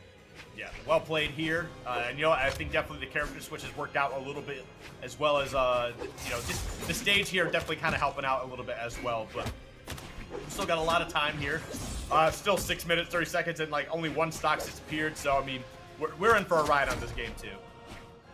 Yeah, I think you are absolutely correct. Wrench not able to... Oh, just his presence was enough. Maryu used up his options, not able to get back. And we are pretty much all tied up with Maryu having just a very slight health advantage. He's extending that, though, pushing Wrench into orange, catching a grounded nair. Oh. Okay. I thought that combo was going to extend just a little bit more. Wrench able to get out of the way, though. I was with you. I thought it was going to go a little bit further. Oh, okay. A little bit of a mistake, but you know what? You probably end up getting the stock in the process. You do. So you know what? Hey, we'll take it. That is a rough turn of events for Wrench, as he now finds himself an entire stock behind. And Maryu looking like he just wants to sit back and react and punish. Mm-hmm. I mean, he may as well. I mean, that was basically punished for getting punished. So... The hitbox coming out again off stage. Wrench doing a really good job of utilizing that signature. Maryu fighting with that bow here, center stage. Wrench trying to bait him. Sayer coming off stage, threw down the signature, could not connect. Yeah, it's making me nervous. Sorry. No, go ahead. I said it makes me nervous seeing Bo and Guitars just kind of both try and do those aerials off stage and fight for those combos together off stage. The nerve-wracking situation is Wrench is able to go ahead and pick that up, get that stock off of Maryu, but he has got to have almost a flawless stock here to be able to confirm this game number 2. Yeah, it's definitely going to be a bit of a tough one here, but there we go. Now we got the gauntlets in hand. He's going to be chasing down Wrench, going to be looking for a way to close this one out. He really doesn't need much to get it done either. Oh, okay, he's been slippery though. Oh, that was almost a really solid attempt. Uh-oh. Oh. Okay. Maryu just wasn't in a position to go ahead and punish that and to capitalize on that from Wrench. Wrench able to float his way back over, get back up on stage, and able to rack up some more damage here on Maryu. Maryu just needs one good combo off of these gauntlets. I think a Sarah might even get it done. It's going to push him way down. It might. Nope. Wrench able to get those hands in the very bottom corner, but that will confirm. Maryu going to go ahead and push it, tie the set up a 1-1 going into game number 3. Yep, very well done here. Definitely got a little bit nerve-wracking at the end there. I was about to be like, all right, Maryu, like, we're going to need you to kind of lock in. And, you know, they certainly did. That bow came in a little bit clutch, being able to close out that final stock. I don't think I got a chance to look at the damage. I'm sure we'll probably be seeing it after these replays here. I'm just kind of curious as to how much he used the bow. Because, we know he's going to use the gauntlets, right? But I just, okay. Yeah, I was saying, he actually did use the bow a lot more. I was about to say, I know the gauntlets were going to be, like, a factor for him, because that's just kind of his thing. But the bow was a little bit of a surprise. That was a lot of damage, actually. Yeah, definitely cooking on that Azariel. And he is going to go ahead and stick with it again. No legend swaps going into this game number 3. And no map change either. Ooh, here we go. I mean, we'll see. Like, I honestly don't mind the fact that they went back to this map because, like, it was an even game all the way through, right? Like, the end probably could have been cleaned up a little bit better. And there's probably some aspects that Wrench could have done a little bit better just throughout the entire game in general. But for the most part, it was down to the wire, I feel like. Yeah, very close between these two players. Oh, setting up the gravity cancel haymaker off stage and gonna go ahead and get that early stock against Wrench. So yeah, anyway, this game is an entirely different game in case you guys haven't caught up. And this is already off to a huge start for Maryu. Yeah, absolutely. So trying to dial it back a little bit. Gonna go ahead and connect on that. Not going to push the issue, backing up. They're going to take some more damage from Maryu as he is just picking away at this stock of Wrench. Okay. Both of them just kind of dancing around here, jockeying for some position. Oh, nice ground pound. Yeah, that was just a tough spot to be put into. I mean, Maryu did it to himself, honestly. It was just, again, how do you get around that? And then you kind of like, he went for one option. I think he was trying to bait him into like being aggressive earlier and just didn't get what he wanted, so he ended up getting punched for that.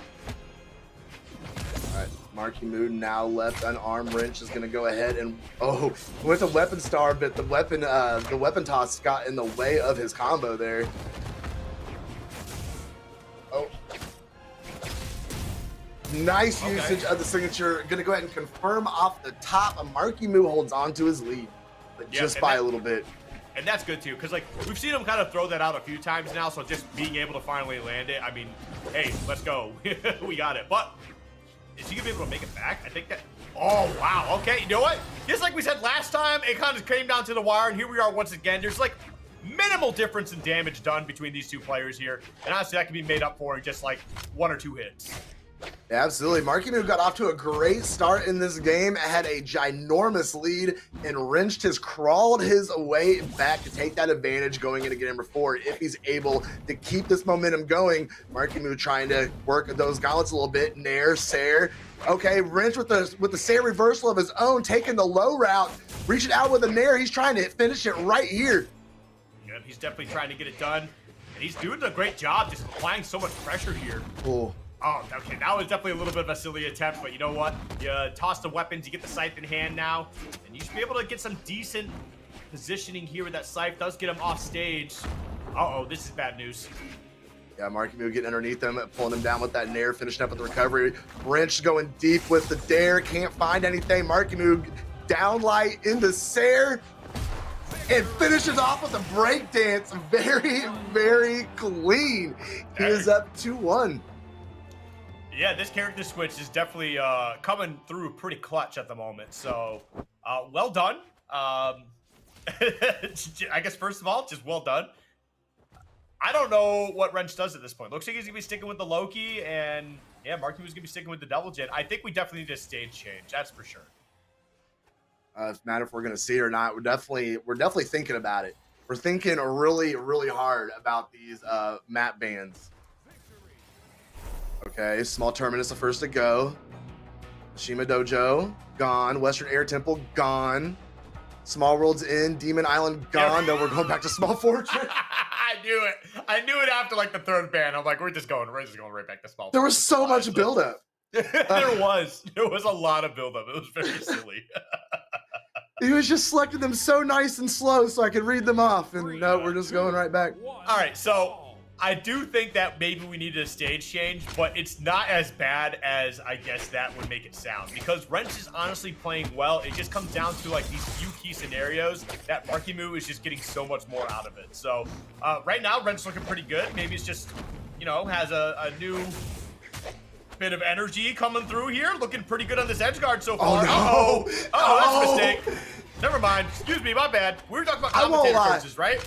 I won't lie, Wrenched is just low-key just going for stuff, and it is really nice to see. He's just an OG player, and he's literally just sending it, and you gotta respect it. Oh, I do, but like, you gotta get something out of it. Like, I would like you to keep doing this because it's fun and it's very fun to cast and watch, but like, I need you to start getting something, right? Get a stock, please.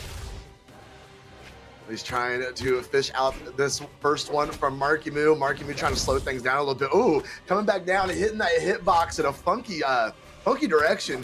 Did send him off over to the right. See if the pressure is going to come off stage. Oh. Almost got the gift there off of Maryu trying to get back to the stage, but going to finish it up with the D-Light, and that is going to be enough to go ahead and confirm. Wrenched about halfway through his second stock here as he's trying to bring back this deficit. Battling through it at the moment. And definitely looking a lot better after that blunder on that first stock. My goodness. Okay. Almost even here. Maryu coming back up on stage to push the deficit just a little more. Trying to keep that very slight advantage that he has. Ooh, thought Wrench might go off stage for it. D-Light's going to miss. Maryu catching the weapon throw to the face, but going to finish up with the signature and going to confirm. Maryu has wrenched on his tournament stock skiff. Dude, I was about to say, like, I'm really liking what the site's doing here. He's slowing down the gameplay. Immediately as he tosses that scythe and picks up the guitars, he gets booted all the way to the blast zone. Like, maybe play the scythe here, slow things down a little bit, because I think just getting your onesies, twosies, right, just kind of doing what you need to, just rack up this damage slowly. I think that's the game plan you need here. Absolutely.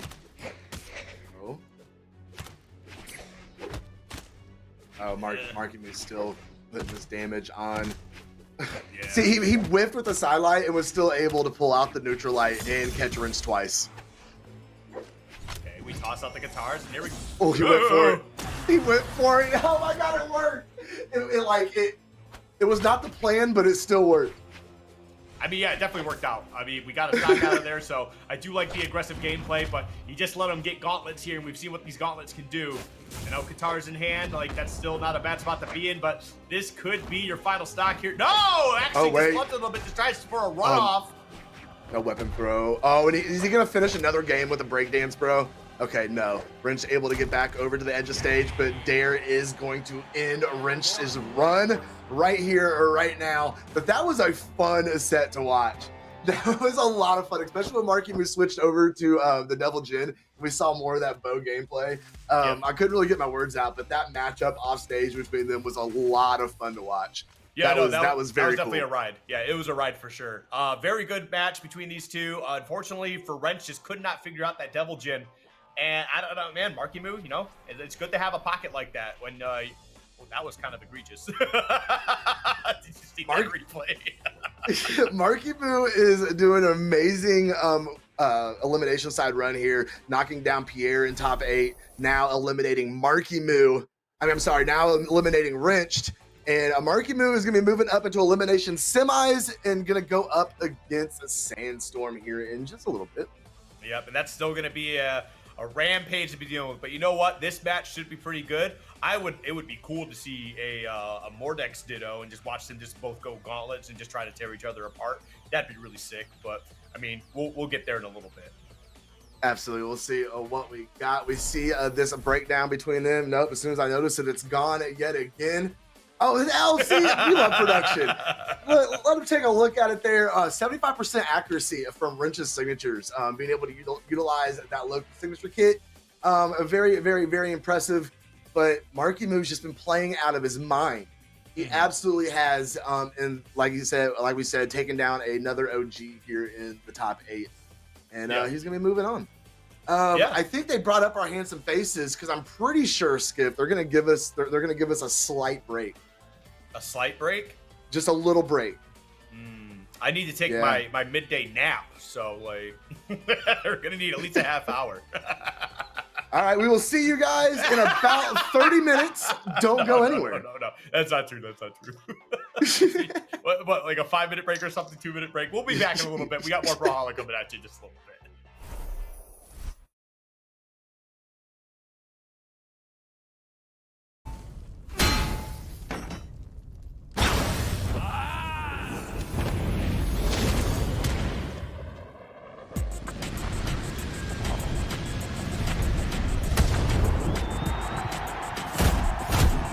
¡Esto es mi cuadrilátero! ¡El jaguar pone las reglas! ¿Quién sigue? ¿Te faltan pantalones?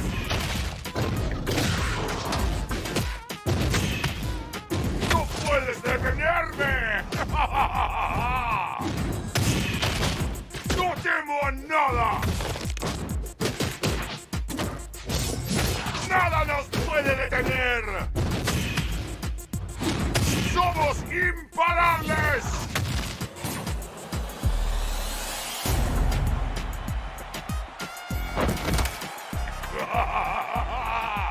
¡Bienvenidos a Brawlhalla!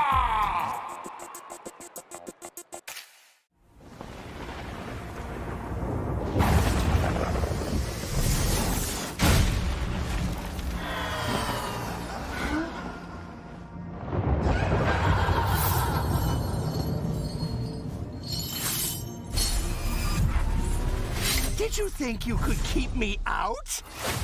I can't tell if you're sweating or crying. You're stronger than I thought. I'm not cheating, you're just not trying. You're so predictable.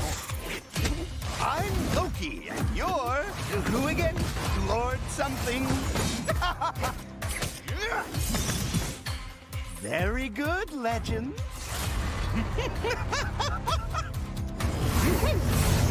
I think he likes you.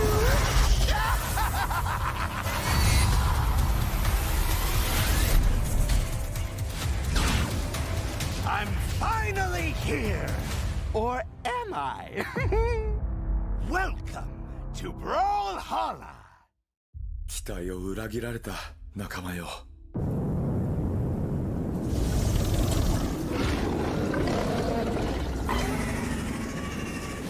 誓うよ。死ぬまでこの世界を守ってみせる。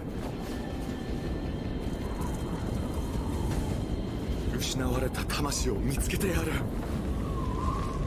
魂を貸してくれ。ガルダ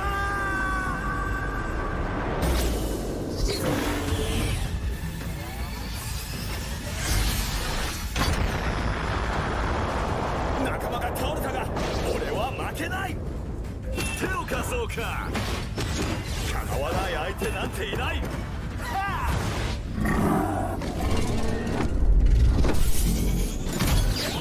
仲間よ、力を貸してくれ。多勢に無勢だが俺にはかなわないぞ。ラプターフォースの真の力を見せつけろ。お前の攻撃は強いが俺の意志にかなわない。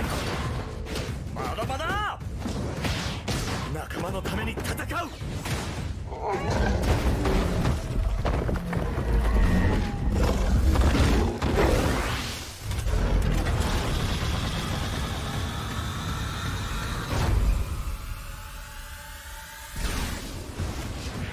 残ってるのは俺だけだ。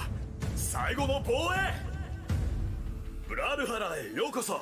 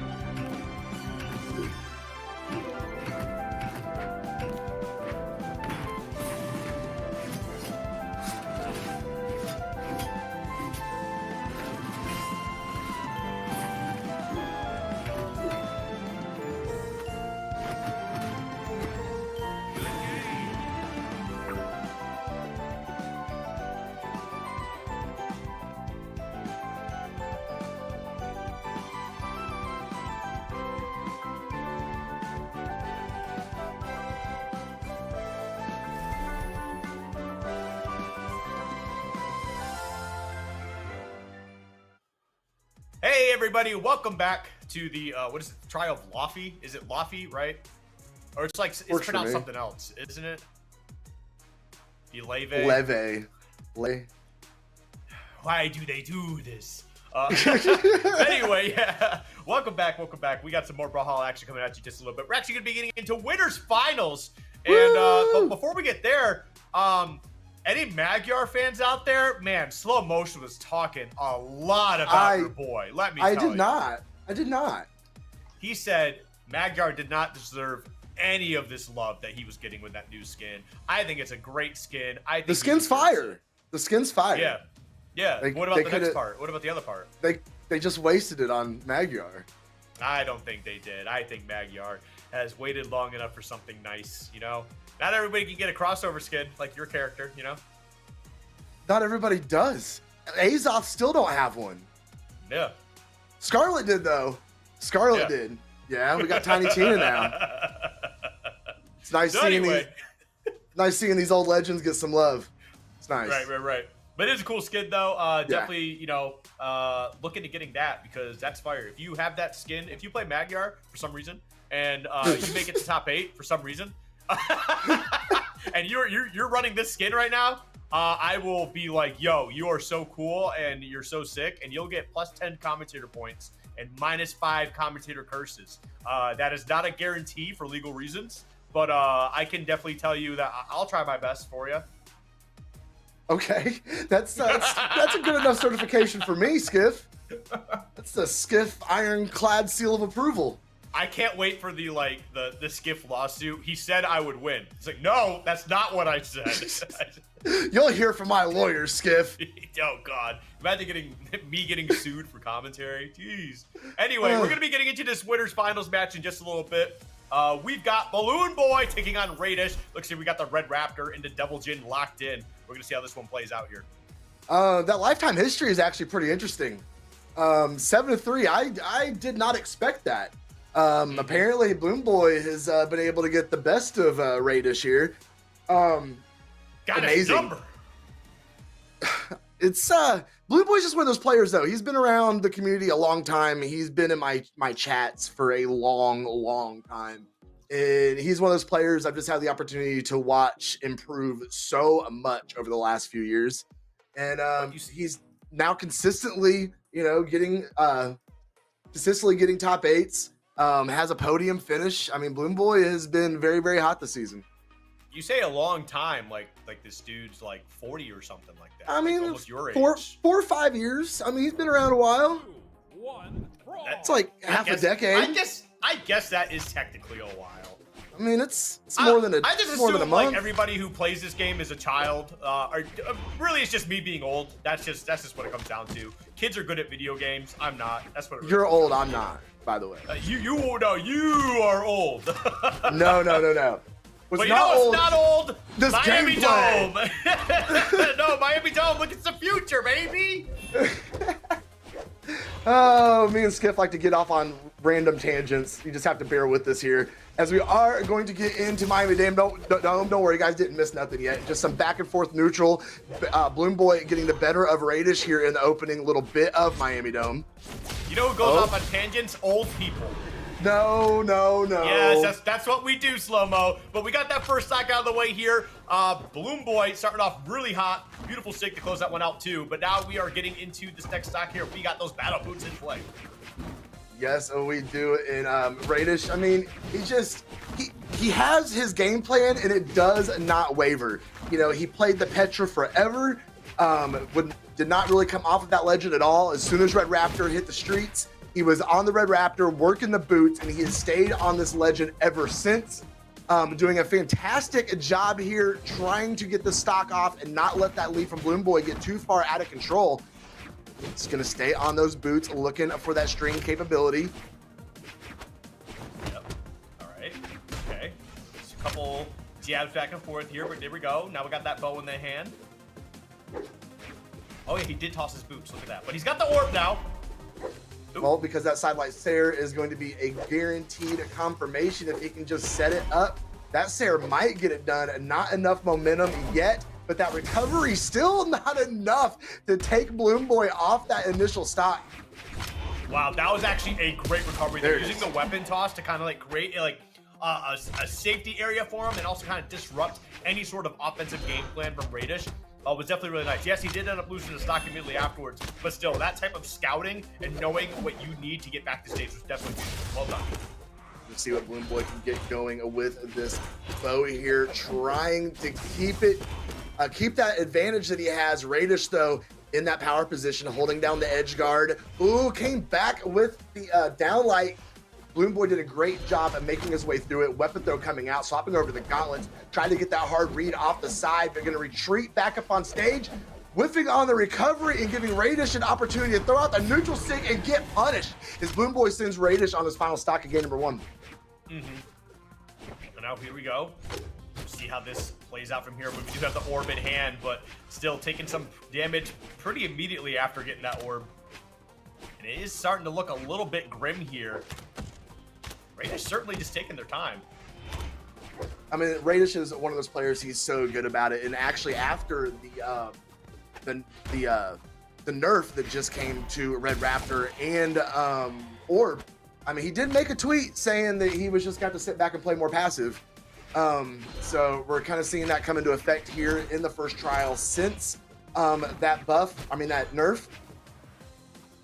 And he's just sitting back, hanging out, and waiting to react and punish. I mean, by doing that, though, you basically evened up the game at this point, so pretty solid work so far. And still, yeah, you can see Bloom Boy's working hard, just trying to get his hands on him, just unable to do it right now. Jump with him there. Just reaching up for that top shelf, not able to get it. Radish is going to get it off the recovery, though. Has things completely even. Sair on the landing of Bloom Boy.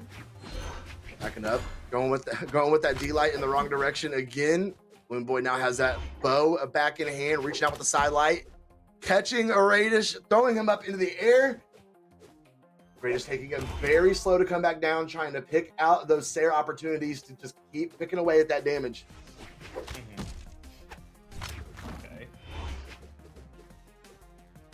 Here we go. Yeah, this is a very patient game here. Lots of good defensive movement. Trying to bait the other into making, some sort of committed option. And again, not going to be able to take out that stock. Radish is literally just slowed everything to a grinding halt here at the end of game number 1. Okay, finally gonna catch it. All right, weapon toss, not looking too good. Okay, almost takes the stock right there, not gonna be able to do it. Another weapon toss, and now you are unarmed here. He does get that orb once again, all right. There it is. And that will be it. I hate to use the word, but finally finishing up a game number 1. That was a marathon here to open up this set. I hope Bloom Boy is going to be able to adjust. Well, I mean, I think it also just comes down to experience as well. Like, especially when it comes to these players that have been around for so long, at the top for so long, right? Experience goes a long way, especially for these marathon-like sets or games, right? It's just how much bracket stamina do you have to be able to survive and just keep playing, and it seems like Radish is definitely very comfortable there, so. All right, dropping into Miami Dome. We're going to see how this one goes. We're going to see it different in the pacing, different in the styles, different in the game plans. Radish with a huge opening here, racking up some very good early damage. Yep, just keeps it going here too. That's the thing, is sometimes when you play against players who know how to slow a game down like this, right, it really takes the wind out of your sails as an opponent of theirs. So, like, we're going to have to see if Bloom Boy, is able to kind of recover, because they had a great start in game 1. It just, as soon as Radish just said, time stop, it became a bit of a hassle. Yes. I mean, Orb and Boots are both, relatively safe weapons. And, when that player decides, like Radish decides to slow things down like that, it leaves you an opportunity, leaves you in a situation where it's so hard to pressure them. It's so hard to get any openers because they can just back up and punish it.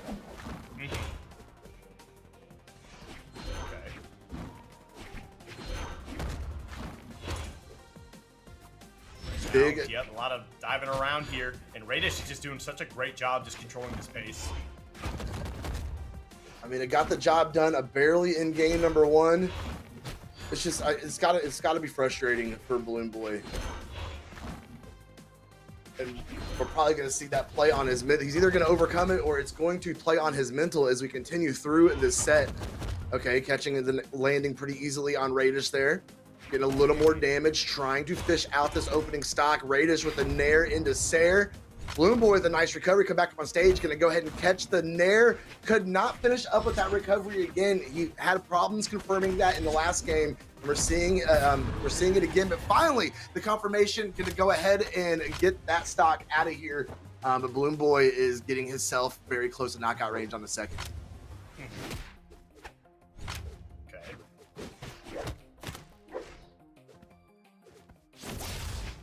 Here we go. Just, yep, taking time.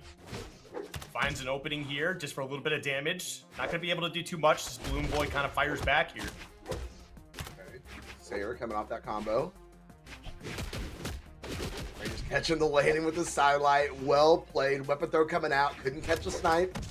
Orb back in hand and has Balloon Boy pretty close to knockout range here if he can just find a good sidelight. Sair, that recovery almost having enough momentum to take him off. Oh, Balloon Boy has to be very careful here. He chooses his route to get back up. The Sair is going to give him a little bit of room. And here we go. Back to neutral, but Radish coming down. Back down the stage, gonna find that Sair and take a Balloon Boy down to his final stock. Yeah, this has definitely been a tough one too, because Balloon Boy is just trying to get this offensive going, and Radish is just really not allowing it to happen at all. Like, yeah, you got a stock. I mean, you're about halfway through your second stock here, but still, it's been a slog for Balloon Boy. It really has. Radish, like we pointed out, he has slowed the pace way down. Oh, catching anti-airs absolutely at will, getting a good little juggle on Balloon Boy there. Whiffing on the sidelight. Balloon Boy gonna get a nice punish. You're gonna see the pressure come on stage, throwing out the signature. Radish easily gonna get around it. Throwing out the Sair with connection. There we go. Balloon Boy had charged it and everything, sending a Radish way up to the sky. Getting that stock, like literally nothing has changed from the last time we had stock confirmations. Balloon Boy is pretty much exactly where he was, as well as Radish, and Radish is just in that advantage position here. He's trying to fish out some more damage. Sair is going to connect. Balloon Boy, oh no. Skiff, I don't know what's going to happen here. I honestly don't know what's going to happen either. I mean, Balloon Boy looks like he's starting to find his rhythm within this battle here. Oh, okay. Just kind of waited to see what the option was going to be. Opted to go for nothing. Probably just didn't feel comfortable trying to make a read of any sort. Ooh, almost going to lose that stock. And Radish looking for a way to close this one out. Not going to quite get those hits. Oh, okay. Can we get a weapon? There's a weapon over there. You can use that. Okay, there we go. you do have that option. That Sair's still not going to confirm. Balloon Boy gonna Sair's back way over the stage, staying out of the way of that dare from Radish. And oh, the neutral is still not enough. Balloon Boy now having to find another route, another opportunity here to get Sair in the face and take it out. And that puts Radish up a 2-0 going into game number 3. Yeah, that was definitely a bit of a tough one here. So with this type of gameplay, I understand wanting to go for gauntlets because you're trying to get the most bang for your buck. But I feel like bow goes a long way to combat this style. Like, you have so much reach, right? But at the same time, it's like you can kind of play Radish's game plan. So I would like to see a little more bow come out. But like, I mean, if that's just not what Balloon Boy's feeling, then hey, you do whatever you got to do, man. Yeah, both these games have been so close. It just comes down to the end, and Radish is able to take the advantage and be able to find those confirmations before Balloon Boy. I mean, I don't know if he's in a situation where he's going to be able to get 3 in a row against Radish. I would certainly think that he's able to continue this to a game number 4 at the very least. He has the skill to do it. He's gotten so close. He just needs to get a lead and keep it. In a pretty decent opening from him right here with another Sair to the face on Radish. Yeah, definitely looking pretty solid right now. Oh, okay. You see, now we got Radish. I feel like he's starting to actually turn things around a little bit, actually turning it up as he's trying to find a way to close this out. Oh, that could be costly. Does get that wall touch. Okay, does use the orb toss as well to create a little bit of space for him. Oh, orb recovery, such a good escape weapon. Been able to get over that attack from Balloon Boy. Now puts Radish in the air, trying to, okay. Side air is gonna connect into Nair, looking for another one. No, gonna whiff on that, but Balloon Boy can't punish. Okay. Doing some good jobs here, trying to protect this stage as much as possible, but Balloon Boy does find a way back on. And that's gonna be a stat. No, barely living. He is going to get back up. Radish, is he going to go high? Is he going to go low? He is going to work that recovery off of the orb and send Balloon Boy up to the blast zone. Radish has carved out the opening lead. Now we got that bow in hand, but from what we've seen so far, Balloon Boy doesn't really like to opt and go for the bow so far. Definitely a lot more comfortable with these gauntlets, but Radish certainly turned things up just a little bit. Definitely opting again for these onesies, twosies. Landing, no, he's going to get big punished by Radish. Try to finish up with a second dare. Balloon Boy able to get out of the way of it. Back on gauntlets. Oh, not going to be enough momentum. He just cannot catch a break. Going deep with the Nair. Wow. No, went over the top and caught the ground pound. Very nice. That was a pretty nice recovery for a little bit, but great stuff from Balloon Boy. Not being deterred from the SIG and actually just going for the ground pound to close that one out. Another So now here we are. Radish.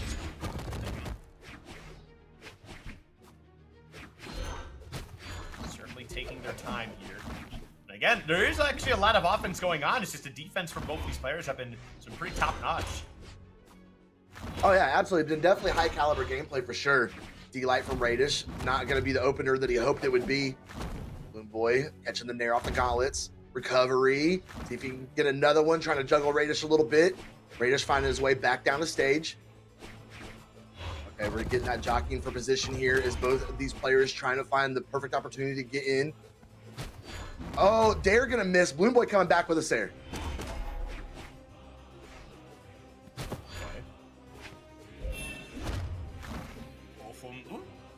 Not gonna be able to get that. Balloon Boy's definitely working pretty hard here.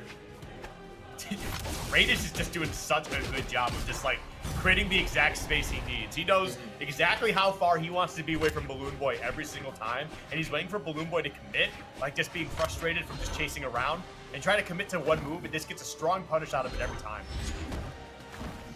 That is like I said, that's the game plan he said he was going to take with the changes to Orb. And we are seeing it on full display here in the winners finals. Oh, caught the landing. Oh, big combo from Radish. Oh, try to catch another D-Light, but Balloon Boy is going to connect on that gauntlet recovery again. Confirm the stock. We're pretty even here yet again towards the end of game number 3. Okay. There we go. That bow's starting to get a little bit of offense going here. Not for long, though. And now Radish working hard. Trying to get some good damage here. Aaron and Sair are going to push Balloon Boy off. Balloon Boy coming back up on stage with that bow in your hand, in his hand. Skiff said he wanted to see more of it. Here's the opportunity for Balloon Boy. Missing with the neutral light. Radish with the sidelight Sair. This puts more damage on Balloon Boy and puts him in a disadvantaged position on the stage. Another Sair off with Radish coming back down the stage. He doesn't pull that out until the end of the game, and he always tries to find that neutral stick for the knockout. He's done it all 3 games. It's whiffed all 3 times, but that tried and true bread and butter is going to get it done again. Radish on the Red Raptor, sending Balloon Boy down to elimination side 3-0. Yeah, and I get sending that out there, right? Because you kind of like, if they try jumping over your Sair and getting a punish, right? Like that puts them in a really tough spot. They either get hit by the SIG, or they, have to utilize more resources to get around that, right? Which just kind of creates like a bit of a safety bubble above them. So I kind of understand it, even though they didn't land it at all. But gotta hit it off the Radish. Good, clean 3-0. Moving on to grand finals here, and it looks like, look at that damage, man. That is a lot of orb damage. I mean, he definitely had his favorite, especially in that last game. As you said, Radish going to be moving on to grand finals, and we are going to find out if it's going to be Balloon Boy, a Sandstorm, or Maryu that is going to be joining him back up here in a little while. But with that being said, we are going to move back down to elimination side. And we're going to see how this elimination run from Sandstorm is going to work out for him. Is he going to push past Maryu and take on Balloon Boy again? Balloon Boy did send him down here to begin with, so I'm sure he might be looking forward to that rematch. Yeah, we'll definitely see how it plays out. But yeah, no. Other than that, I mean, Balloon Boy, that's just such a tough matchup to be going through, man. Like, especially when someone slows things down like that. But moving on to this, though, Sandstorm 1-0 on Maryu. And I'm excited to watch this one. I think this one should be a lot of fun to watch. I'm right there with you. I don't know if we're going to get that ditto. Maryu is definitely going to lock in on it. He is going to be a Mordex Salty Sea Dog. And Sandstorm has not locked in. He does have a couple options in the pocket, and we'll just have to see what he decides to do here. I mean, we could see Mirage, we could see Mordex, we could see Magyar. There is a slew of things that we could see come out from Sandstorm, how he wants to tackle the Mordex of Maryu. And he pulled out the one I didn't mention. He's got a Tesca too. He does. Did he actually lock in with that? Okay, he did. Yeah. All right, 100%. We are in, and we are getting ready to get started on this loser semifinals. I think this is going to be a very hot match, and we'll definitely see how it plays out as we get started here. Looks like we're probably going to be going to Demon Island. All right. Well, buckle up. We got some gameplay to watch. Yeah, absolutely. I do worry if these boots are just going to do a whole lot of walking here. But we will see how that works out for Maryu as we do a drop in to good old Demon Island. 3, 2, 1, and we're gonna brawl. All right, let's see how it starts off here. Both players now have weapons in hand. We see the gauntlets for Maryu, and we have the battle boots for Sandstorm. And right now, they are just kind of trading blows back and forth. However, Maryu does have the early advantage here. Ooh. Yes, but Sandstorm's getting those strings in effect right here. Good off-stage gameplay, swapping over to the gauntlets. He was going to go back to the boots, didn't get the timing quite right. So we're going to see that gauntlet kit from Tesca come out here as Maryu throws down the edge guard. Sandstorm easily able to escape underneath it, catching the landing, coming way down, trying to get a grounded nair, but Maryu stayed out of the way of it. Sandstorm going to finish up with that recovery, and now has those boots back on his feet looking for a knockout confirmation. But Maryu in a great position as well. If he can get a good string off that side, he can end the first stock of Sandstorm. Ooh. Okay. All right. Might be Markyu's turn here. Definitely looking for it, and honestly, it could be a blow from either character or either player at the side here. Yep, certainly going to be able to take out the stock right there. Maryu striking first, getting first blood. But we should be able to see Sandstorm answer back pretty quickly here. Just definitely looking for that weapon drop, but Maryu actually getting on the offensive there, trying to get a small punish. Just thinking about grabbing that weapon and still surviving. I mean, it was from the other side of the stage, but that weapon toss will certainly do it. I'm sure Maryu definitely wanted to get a little more extra credit out of that stock, but still holding on to a very slight lead. Sandstorm's done kicked his way. Well, no, we're back and forth.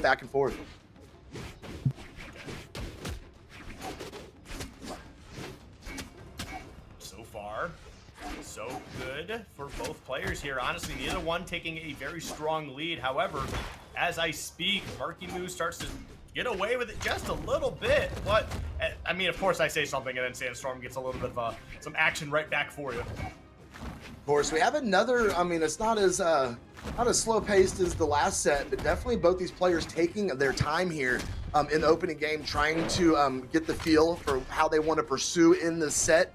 Sandstorm backing up, looking for a good opportunity here. Sidelight coming out way outside. Maryu seeing it coming, getting a little bit of a punish, but Sandstorm going right back to work on that edge guard. Oh no. Oh no. Nice. Very well done. Sandstorm striking first on the second stocks. So, I mean, that's 2 in a row for him. And look at that. He's going to continue to put on some damage here. Okay. Tried to go over aggressive. And I think he was trying to trace him down to, like, stop from getting the weapon pickup. But even though he's got the weapon, he's still putting down the damage, man. Look at that pressure. Yeah, the offstage combos off these boots have been literally automatic for Sandstorm. I don't think he's missed that 3-piece one single time. Maryu with the Sair, gonna weapon throw out, gonna try and fish out something. No, oh, okay. Just the threat of the unarmed recovery had to make Sandstorm change his trajectory there a little bit and did not allow him to have the options to touch the side of the stage as Maryu now goes absolutely full throttle on the side, catching the landing on Sandstorm. Okay, fighting back unarmed, gets over to the weapons drop, but cannot get it. Maryu steals it right out of his hands. Yeah, Maryu's been doing a fantastic job guarding these weapon drops. However, now we have Sandstorm armed. He's got gauntlets here. Maybe it's not exactly what he was hoping for, but he'll definitely take it here. Now we got a battle of the gauntlets. Maryu backing up, try to throw a nair out, could not get it. Sandstorm. Oh! Thought he was gonna pull that recovery out. Oh, I like that. Cheeky option for sure. Oh no. Oh no, no. Yeah, you hate to see it, but hey, someone's got to lose eventually, right? And unfortunately, that's just how it went down. Man, catching one of his own against Maryu. Very, very close game. 572 damage coming out of Sandstorm and a 544 coming out of Maryu. A very close battle between those two. All right, well, as we move on to the next game here, looks like, okay, we're going to be going to Small Fortress of Lions, changing things up just a little bit. We'll see how it plays out for these two players. However, Sandstorm was able to take that first game, kind of making a statement here, letting them know, hey, man, I know you run gauntlets too, and you're pretty good with it, but I'm still top dog around here, and everybody thinks so, and he thinks so too, man. Let's see if he gets that sponsor power up as well. Yeah, that's for sure. Definitely maybe has a little hero plot armor at this point. Oh, Maryu getting caught on the right side. No opener. Whiffing on the neutral light. Taking an early lead here if he can continue to capitalize on this, and that is going to be a good opening stock for Maryu. Sandstorm had an option even after that first weapon throw, but Maryu was right there to shut it right down. And now Sandstorm is a full stock behind as Maryu is continuing to put the pressure on him. Yeah, he's doing a fantastic job here. I mean, we saw it earlier too with his scythe gameplay against Wrench and just was going absolutely insane. And now here we are. Kind of just seeing it again here. It took a game to kind of get it started, but you know what? It's like once you kind of figure out, okay, hey, you get rid of the nerves that you're going against the 1 seed, you can just start going nutty. And as you can see right here, it continues to do so. Oh my goodness, wait a second. Oh, that was almost trouble again for Sandstorm. Weapon throw from Maryu, who's gonna let him get back up on stage. Great use of his options. Sandstorm reaching out. No, Maryu gonna shut him down with a side light. Oh my goodness, Sandstorm might be in trouble here. I think so for sure. He might lose a second stock here before he's even able to take one from Maryu. Maryu's barely in orange, bro. This is a super clean game from Maryu here. Well on his pace to tie this setup at the very least. Sandstorm going low. Maryu goes high. Was gonna throw down the edge guard unarmed. Opted to go back for the gauntlet. Sandstorm gonna catch him with the side air right there. All right, that should be it. Finally. Okay, there we go. Actually, so honestly, just getting that out of the way, this just feels a lot better. Like if you can get like the opening combo here, just get some good solid damage, I would still feel pretty good for Sandstorm. Yeah, if he can not let. Okay, there we go. Finally, the confirmation. Needs to stop this extra credit. He needs to shut down this stock from Maryu. He's got 2 full stocks. He has got to kick his way through here. Well, there's going to be no kicking as he gets the gauntlets first. So going to be looking to put down a beat down. Just try to find a way to even things up here. But this scythe, man, just doing such a great job. Really just keeping him within reach the entire time and just trying to get these hits. You know, just doing a good job of just knowing how much room he needs. Yes, definitely has mastered the movement after all both these guys with the experience they have in Brawlhalla. Okay, D-Light gonna catch Sandstorm and no further. Okay, Maryu does go off the stage and a huge punish from Sandstorm, finishing up with a ground pound.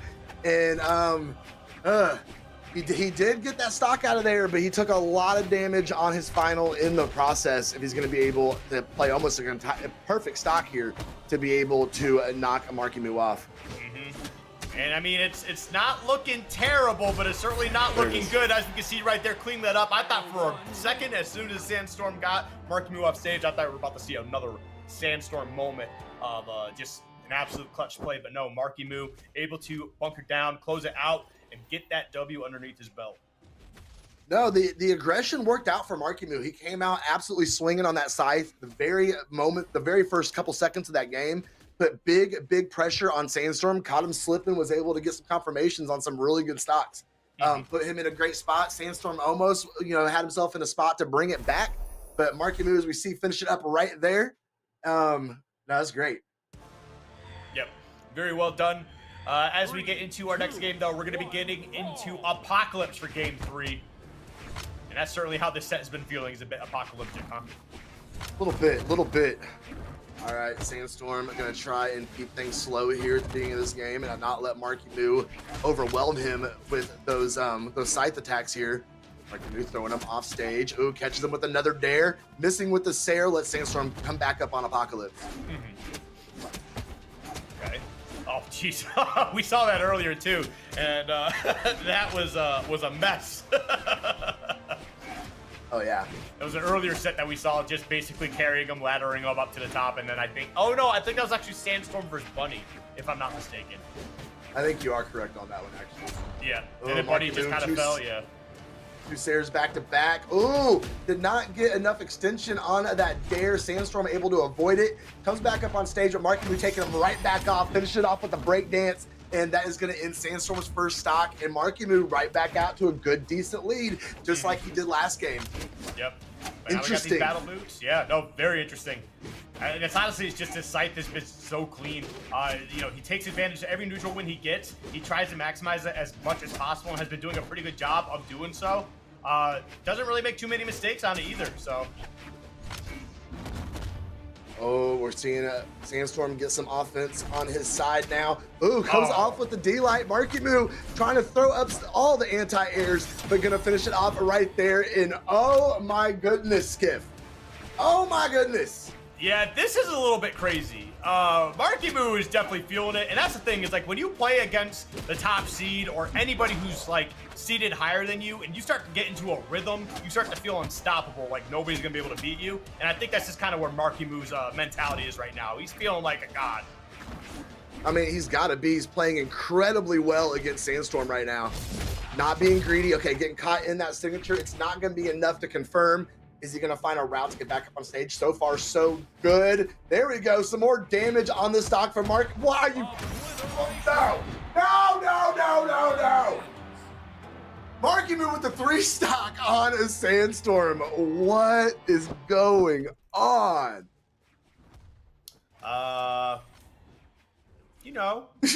Some Marky badness, that's for sure. Some little Marky badness. I'm here for that. I'm here for that. Marky badness. I think I like that one better. Looks like we're gonna get a restart from a Sandstorm. That was a wild game. Look at the damage dealt. I don't think Sandstorm would like us to look at the damage dealt, actually. I'm looking at the damage dealt, respectfully. Respectfully? That's crazy. That's a difference. All right. Oh! So, Sandstorm did restart. Whether that game was maybe a ping issue, a connection issue, whatever that Sandstorm was trying to fix, he is still a game down against Maryu. We're going into a game number 4, and Maryu just needs one more. What's that on the screen, though? That's a Mordex Ditto. That's a Mordex Ditto. Heck yeah. Look at the color dynamics, too. I like it. We definitely wanted to see it. This is going to be a fun one here as Maryu and Sandstorm both locked in to the Mordexes. Here we go. All right, well, let's see how it plays out here. I think if I saw correctly, Sandstorm has the attack stance, and Maryu has the speed stance. Yeah. All right, we'll see how this works out. Is both of these guys here in a neutral. Maryu having to find a whole new game plan, a whole new rhythm. He adjusted very well to that Tesca, and now he has got to adjust to this Mordex. So far, though, Maryu is starting to extend that lead a little bit, and Sandstorm not being able to put on much offense at all. Yep. But you know what? That's just kind of the beginning of things here. We know what Sandstorm's capable of Mordex. So probably definitely feeling a certain way too and wanting to answer back. Yeah, this is definitely trying to make a statement with this legend selection for sure. Maryu obviously forcing him off of that Tesca. Sandstorm is going to be the first to strike just now in orange. Very good lead for the OG. Yep, and this is huge, and now we're going to have a scythe battle here. These two are definitely flying around a little bit. Oh, there we go. Answers right back with a clean tombstock, by the way. No damage taken. No weapon. Yeah, I know. It's super, super close here. It's almost like that first stock didn't even matter. Maryu catching a good two-piece there off the scythe, falling way low. Sandstorm gonna go ahead and sidelight his way off stage and right into the recovery for Maryu. Okay. Here you go. Gets some solid damage. A lot of whiffs going on here, though. I don't know if it's the nerves coming out. I mean, like I said, he's definitely got a whole different play style to adjust to here. Oh, but nice stock against Sandstorm, and Maryu now has a very comfortable lead. If he can continue to extend this, Sandstorm's on his tournament stock at the hands of Maryu right now, Skiv. With basically one of his own characters too. Oh man, my yeah, goodness. this is definitely looking wild right now. Maryu has been playing phenomenal the entire set so far. Look at this. Hey, I'm gonna escort you back to the stage here real quick. Absolutely wild turn of events. I mean, we've been talking about Maryu a lot here lately. He has definitely been making waves in the region. And this would be a pretty decent upset for him if he is able to confirm this literally lasted, oh my, bro, the step back was wild, and he almost caught the punish. Sandstorm is going to finish up with a recovery there. He's got to play a perfect stock here and get Maryu out of here. How clutch is he? Oops.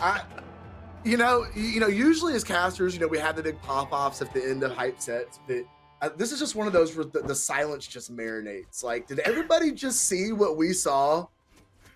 Are you kidding me? I was literally just trying to build up like, oh, we know about the clutch factor, and then immediately, boom! No. Closes that out. Maryu wow. he had a hell of a set, Skiff. I mean, that's crazy. He made the adjustments. Set. He made the adjustments. Sandstorm decided, all right, you know what, it's time. I'm gonna bring out the Mordex. Maryu shut it down, bro. Yeah. Very, very well played. Don't worry, the GOAT he will survive on. We'll see him in the next event, I'm sure. But we have a very interesting top three here. We do, yeah. Very interesting top three. Maryu, let's be honest here. I know that there's some Maryu believers in there, but this Maryu badness is just going. It's just going nonstop here. This is definitely a wild turn of events. I think a lot of us expected Sandstorm to be moving on here, but Maryu just doing their thing, man, playing a great game. Now, very impressive is Maryu is the one that continues his elimination run. Wow, that is, I'm shook, bro. I mean, like I said, there's been a lot of talk about Maryu here lately, and I'm sure he is very proud of that win. Yeah, I would definitely think so too. That's a big win. Anytime you beat the 1 seed or anybody who's just well established, like Sandstorm is in the in the game in general. I mean, that's a good win. That's a very good win. Yeah, definitely Absolutely. be proud. If you get a win on somebody who's better than you or ranked higher than you, be proud. That's yours. For sure. Right. Sandstorm, like we said, Sandstorm's day is done. Maryu is going to be moving forward to take on Balloon Boy to try to go back up to a winner side. I think we got a break though. I think they're telling us that we're old and we are mandated a break every 2 sets. Mm-hmm. Yeah, I'm kind of old. My knees hurt from sitting down, I guess. I don't know. I've been standing this whole time. I stand to commentate. I know, and I'm just as tall as you sitting. Look. Look at it. You guys don't go anywhere. We will be right back with your top 3.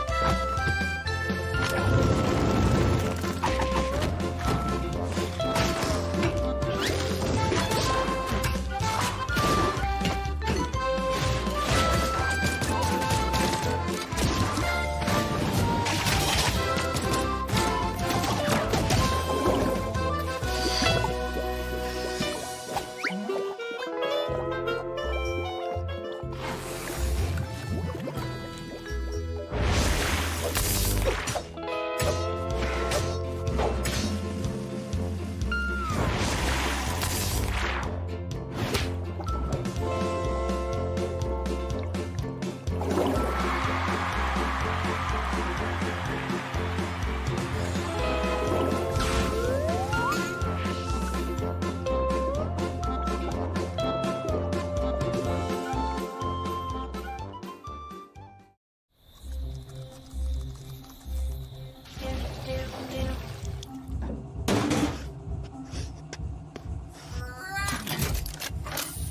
almost died from a broken heart, so I installed a new one. I'm also working on a moral compass. It's like I always say, necessity is the motherboard of invention. Someone's waking up. Good morning. Failure is not in my programming. When life gives you lemons, build a robot to throw them back. I never break a sweat, literally. You may be fast, but I'm overclocked. Your moves could use some debugging. I don't let power go to my head. I use it everywhere.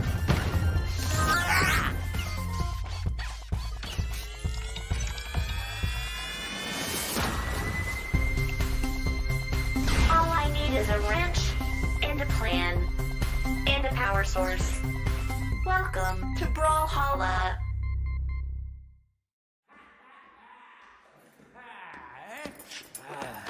Oh, water.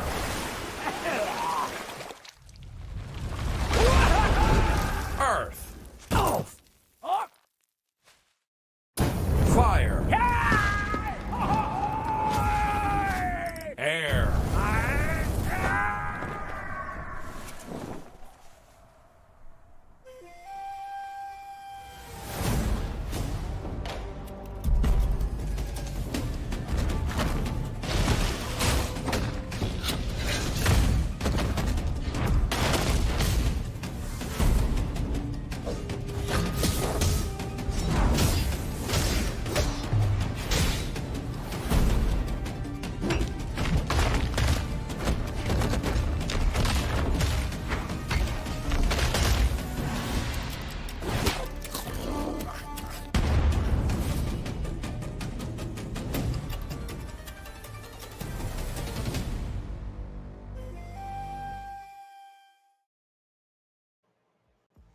Welcome back, everyone, to your top 3 coverage. We have made our way through hundreds of players today, and we are down to the final 3. You know what? We already got Bloom Boy and Marky Moo in here ready to go. Let's just do this thing.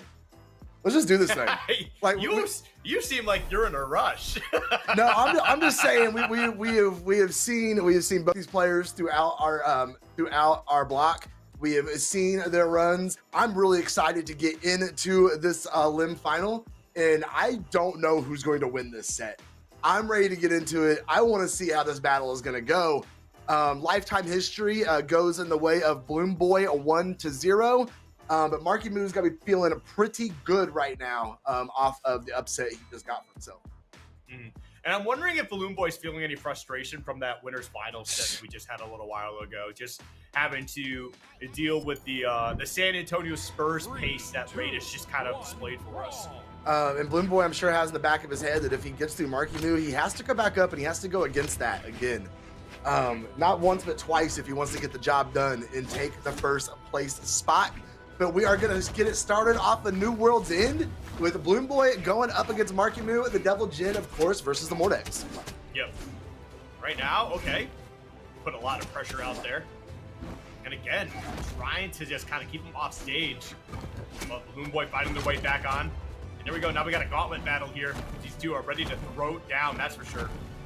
And we're seeing them stick with it, nair after nair after nair, just body slamming their opponent into the stage. Bloom Boy gonna catch a Sair coming through the right side. Okay, looking back. Oh, he tried to charge it up. Marky Moo knew it was coming. Got a perfect dodge through it and stayed out of the way of the neutral stick as well. There we go, finished up with recovery. Yep, beautiful stuff here.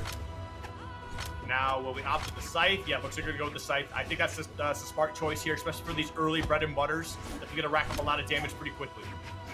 For sure, for sure. Bloom Boy trying to throw out that side stick again. It comes up empty.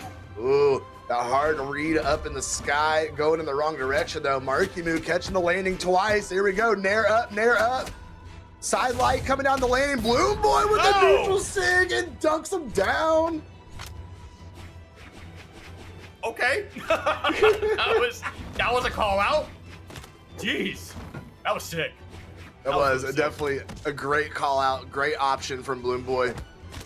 And now he's going to continue here with this momentum, staying underneath the ground pound from Maryu, catching a ground pound of his own, weapon throw to the top of the head. Maryu stock's gone. All in a span of like what, 30 seconds? I don't even think it was that long, Skiff. That was crazy. Okay, Balloon Boy, yeah, I think they're definitely playing with a little bit of a chip on their sleeve or on their shoulder. Okay, but we're all tied up. None of it matters, Skiff. None of that mattered. I feel like it matters a little bit. Listen, if I got styled on like that, it's still in the back of my head. Like, I'm gonna try my best to not think about it, but man, that was a crazy 2 stocks in a row from Balloon Boy. Yeah, absolutely. Bringing this game right back. Okay, dancing around Maryu at this point. Nair, gravity cancel side light. Whoa. He's going to finish it, man. Yeah. He's trying to close this out as fast, but he wants Radish again so bad. Oh. Oh, ground pound, gonna finish it up. Bloom Boy takes game number 1. Player 2 wins. I feel like that was a pretty dominant game 1. I'm just gonna say, I feel like when Balloon Boy got his openings, that was it. Like, he's gonna close this out one way or another, and you're just not really gonna be able to stop him. I mean, right now, apparently it was enough because we're gonna see Maryu actually bring out the Mirage for this game too. Okay, very interesting. We have not seen him swap off, at least on our block, we have not seen him swap off the Mordex at all. Gonna dig a little deeper into his pocket, and we're gonna see that Scythe matched up with a Spear. Interesting. Yep. Yeah, we'll see how this one plays out. And Rec, okay, we're going into an entirely different stage that we hardly ever get to see as well. Beautiful. Maryu gonna start out on the side from the Mirage. Side light gonna open things up. First strike. Neutral. Okay. Oh no, Bloom Boy working that bow again. Maryu got himself put in a position there to get gimped right into an early stock. Backing up, letting Bloom Boy safely land back up on stage to go back to neutral. Okay, Spear in hand, that's going to give him a lot more range than he had in the last game, being able to work those aerials, especially of the Spear. Okay. Now, put down some solid damage here. Doing a really good job just kind of keeping them out from center stage, but however, Maryu back out. Ooh, I like that. That was really clean. Oh my goodness, finishing up with that ground pound. Wow, a very nice option. All the momentum that he needed and secured himself a lead here against Bloom Boy in the opening of game number 2. Bloom Boy fighting right back there with those gauntlets. Oh, big ground pound off stage. But Maryu gets the pogo. Gonna finish it up with the recovery. Back up on stage, retreat. Gonna see what he can do with this edge guard. Nair that gets dodged through. Bloom Boy reversing the rolls and taking the power position. Yep.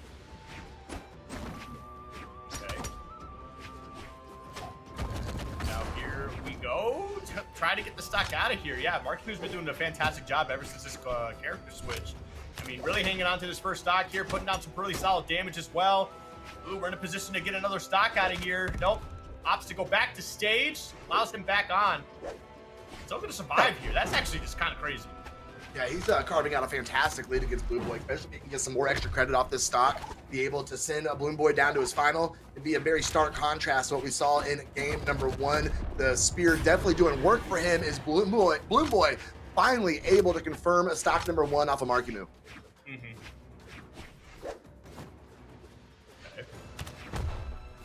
Nope.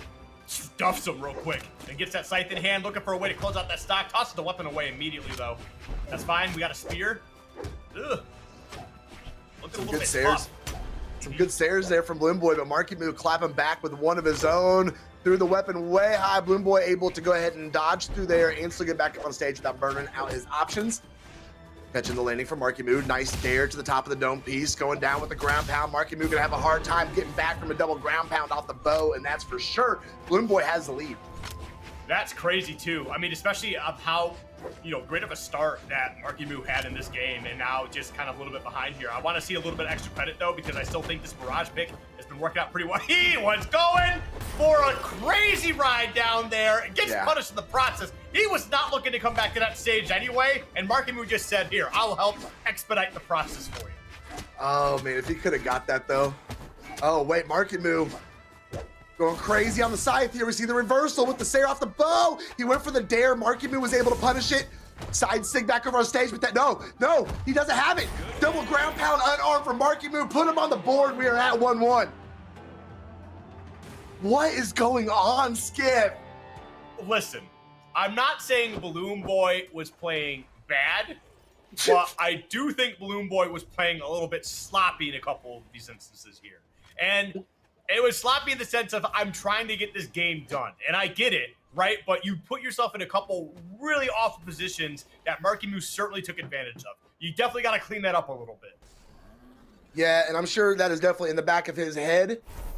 Here we go. Okay, Maryu obviously not going to swap on win. He is going to go ahead and stick to the Mirage. And Balloon Boy is staying on the Devil Jin and no adjustments on his side either. Very interested to see what this map selection is going to look like. They've taken us kind of all around Valhalla so far in this set. And see if they're going to mix it up again. And we're going to Miami Dome, fam. Mm-hmm. Let's see how it plays out here. All right, we're about to get started. All right. Oh, man. You good? Yeah, dude. That was a crazy end to the game. I mean, I know we didn't let you get your nap that we promised you, but... I'm cranky. I'm cranky. I'm angry now. These guys are taking way too long. Back in my day... Back in my day, Brawlhalla games lasted a minute. Yeah, see, there we go. Right, Maryu. All right, hopefully we don't see any more of that. But you know what? I think there's just some nerves, especially it's getting this late into the bracket too. Again, that bracket stamina I brought up before, I think it's just kind of coming into effect here. It's just some people are getting a little bit tired, you know? Oh my God, he caught it with the neutral stick. Balloon Boy having a heck of a run off the right side of the stage right now. Oh, missing with the D-Light, but sairing his way right. Okay, double sair into neutral sig. Maryu, fight back. He's trying, man. He's trying, but like definitely. Okay, there. I think part of this is just Balloon Boy is just really upset with the way he played at the end of that last game, and you know, it's just starting to kind of go nutty here. But we do see Maryu actually get on the board, so hey, good stuff here in this game 3. Yeah, absolutely. Maryu finally clapping back, confirming that stock off of Balloon Boy. Seeing these guys kind of whiff it out in neutral here. Dare is going to be the first thing to connect. Double dare. Oh, side sig from Balloon Boy to come back, put some damage on Maryu, get back up on stage. Kind of got a 2-for-1 there. Okay, Maryu with the nair into recovery, looking for that other nair. Balloon Boy stayed over the top of it. Sair from Maryu. Another sair. Oh. Okay. Okay, we see the dare. This might not be good, though. Okay. All right, did not have enough pressure. Did not have the options to send a Maryu packing quite yet. Balloon Boy reaching in here. Oh, the dance that is happening between these two players right now, Skiff. Yeah, it's definitely looking a little bit rough for sure. But as we can see, both of them dancing around here. Maryu, despite a pretty crazy start here, is starting to battle back a little bit. However, that is going to be it. A little bit unfortunate. They were doing pretty good at you know, the second half of the game, but the first half of the game, my goodness, that was something else. Yes, Balloon Boy able to go ahead and take that game. I had to make sure that I had to make sure space wasn't capping. Apparently both these players are playing on Xbox, bro. All right. Which is really kind of wild to me. These are some 60 frame demons right here, man. All right, well, you might want to recheck the chat. See, that's you and your old man eyes. No, I even confirmed with him. He set me up. You've got old man eyes. That's why you wear glasses too, and you're old. No, he set me up. Mods, do your thing. Mods, do your thing. All right, well, as we get to game 4 here, we're on Mishima Dojo. And we're going to see how this one plays out right now. Balloon Boy off to a pretty solid start. Nothing super crazy, but still just racking up some decent damage. Yes, very, very even here in the opening seconds of game number 4. Bloom Boy does have that 1 game advantage. Beautiful map selection, by the way. Like I said, they are just taking us for an absolute trip around Valhalla today. Oh, reach up with the Nair, can't get it. Recovery is going to find a home. Bloom Boy continuing to dance out there. Maryu getting that good position off the landing. Going to catch him again with another recovery. Bloom Boy is in big trouble here. Oh, he did it again! But is he? Oh my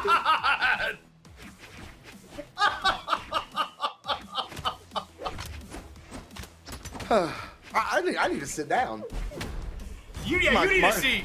Dude, I'm already sitting and I feel like I'm going to pass out, man. Oh my God. Maryu definitely answering right back. And continuing to push that momentum against Bloom Boy, but the reversals have been crazy. We've seen this mission before. Bloom Boy went for it again. Maryu said no, definitely not for a 3rd time here. That was so crazy. Dude, we're talking about that still, and Maryu's, busting his ass out here, just like getting the lead back into his favor. Oh my goodness, and he is continuing to extend it. The spear has been working out very nicely. Oh, neutral light from a Bloom Boy off the bow. Catch him with the side light. Maryu staying out of the way of that neutral sig, but Bloom Boy being able to go right back to the offensive here on stage, sending Maryu up into the sky. Oh, the Nair is gonna whiff. Bloom Boy punishes it. Catches the landing. Oh my goodness, Bloom Boy is definitely in the driver's seat right here. Yep. There's that end sig or down sig we saw again, just not going to be able to get that connection. He's definitely looking for that a lot too, so. All right, gravity cancel D-light, not going to connect. Maryu fighting back on arm. Pick up a weapon! I don't think he wants it. Bloom Boy should starve these out there we go. Yep, and going to stay on the bow. Oh, I feel like you could have picked up a weapon and you probably could have got some more damage out of there. I'm not entirely sure what the play was, but you know what? Hey, you got it. I mean, he's definitely holding on to that lead, so we won't judge him too harshly here. I will if he loses. Oh my goodness, wait, oh, he is too? Wait a second, big momentum off the neutral sig. Bloom Boy gonna go out and try and finish this. He does with the haymaker, that's it. Player 2 wins. Go ahead, get it out, Skiff. Get it on, get it all out. I don't know how much of a difference picking up a weapon there would have really made in the game, but I feel like that was definitely a problem, and you ended up losing the game anyway. That set was a roller coaster. I wanted game 5 so bad, Skiff. Oh my God, I wanted game 5 so bad. Bloom Boy got his redemption. He is going to go back up to winner's side to take on Radish. And I think as we take a look at these stats, I just think stage control and tempo control is going to play such a pivotal role in this grand finals. We're going to take a look at how Bloom Boy got it done here in this final game. Man, that was just a roller coaster, bro. That was crazy set. Dude, look at these stocks. Okay, yeah, that's a graph. For you guys that have never seen a line graph before, that is a graph for sure. That is what one looks like. Oh my God, bro, that first stock was something else, man. Oh my God. All right. I'm interested to see what these predictions look like. I kind of have chat open just for that one single thing. I'm not left speechless very often, but that was just a banger set. Yeah, that was super good. That was just some crazy stuff here. However, I do have some news for the people at home. We are going to be taking a quick break, but that's because we have something coming up after that break to announce. There's something cooking. You know that. Yeah, you might have forgot because you're old, but yes, there is indeed something cooking right now. Just go to break. Get this guy off my screen. We'll be right back.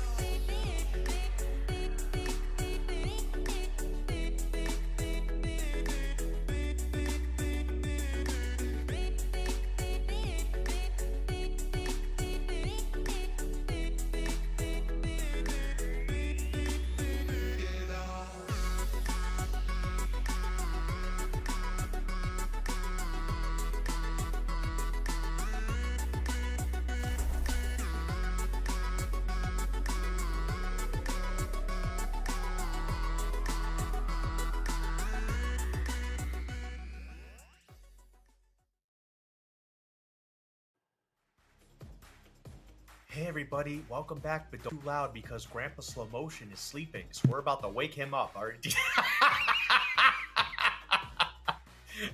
well, hey everybody, welcome back. It's just me, Skiff, and my good buddy Slow Motion. Slow Motion, I know I've been making fun of you because you're old all day today, but do you remember something that's going to be coming up right now? I did mention it before the break, and we talked about it during the break, and now it's after the break. Do you remember what it is? I do remember. Do you want me to tell them? I want you to tell them. I'm not telling them nothing. Watch this trailer. I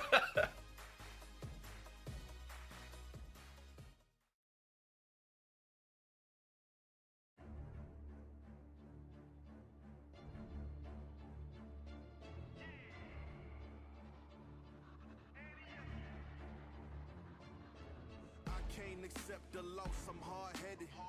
There's a little bit of madness to my method. Many falling off that fine line that I'm treading. I risk anything to be great, and I'm not letting nobody rob me of my victory. Number one, that's what I'm meant to be. When by any means, only thing that makes sense to me, I can make nice or make history. I got that dog in me, yeah. Turn me up. Big energy, got the crowd going nuts. I got that dog in me, yeah. Any up. I take on anyone. I don't need a one-on-one. I got that dog in me, yeah. I'm talking all bite, no bark. I could rip your squad apart. I got that dog in me. So what's up? Yeah, yeah, yeah. So what's up?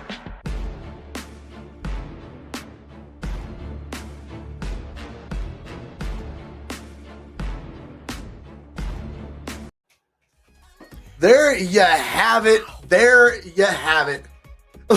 Skiff is losing his mind. No, AJ is organizing another fantastic event for the Brawlhalla community. And they're going back to Pennsylvania, $2,000 on the line, 1v1 and 2v2 brackets. Get out there, guys. Get out there. My camera doesn't want to get out there, but okay, there we go. Get out there, guys. It's going to be an amazing event. He did a great job last time. And you definitely, if you're able to make it out there, you're in the area, you do not want to miss out. And you can check it out at moosewars.com/LAN, or you can go to start.gg/Clash of Titans. That's Moose Wars Clash of Titans. Again, it's going to be in King of Prussia, Pennsylvania. It's going to be near the mall. All right. If you're looking at the Start GG, it might say a different name, but it's near the mall. All right. It's a big mall. In the mall. It's by the mall. There's a bunch of hotels in the area as well, so you're going to be able to book whatever you need to. It's going to be a fantastic time. You guys can definitely show up. I love it when community comes together to do stuff like this. And yeah, you need to support things like this if you want things like this to continue happening. But that's a big deal. It's honestly $2,000 prize pool. And this stuff ain't easy to put on. So definitely show up, show out, show some support. No, for sure. And huge shout out to BNG for obviously supporting that event and sponsoring that event. Big shout out to them for allowing the community to do these trials. This is so good for the Brawlhalla scene. And man, we've got, like I said, we've gone through hundreds of players and we are down to this many. How many is that, Skiff? How many is that?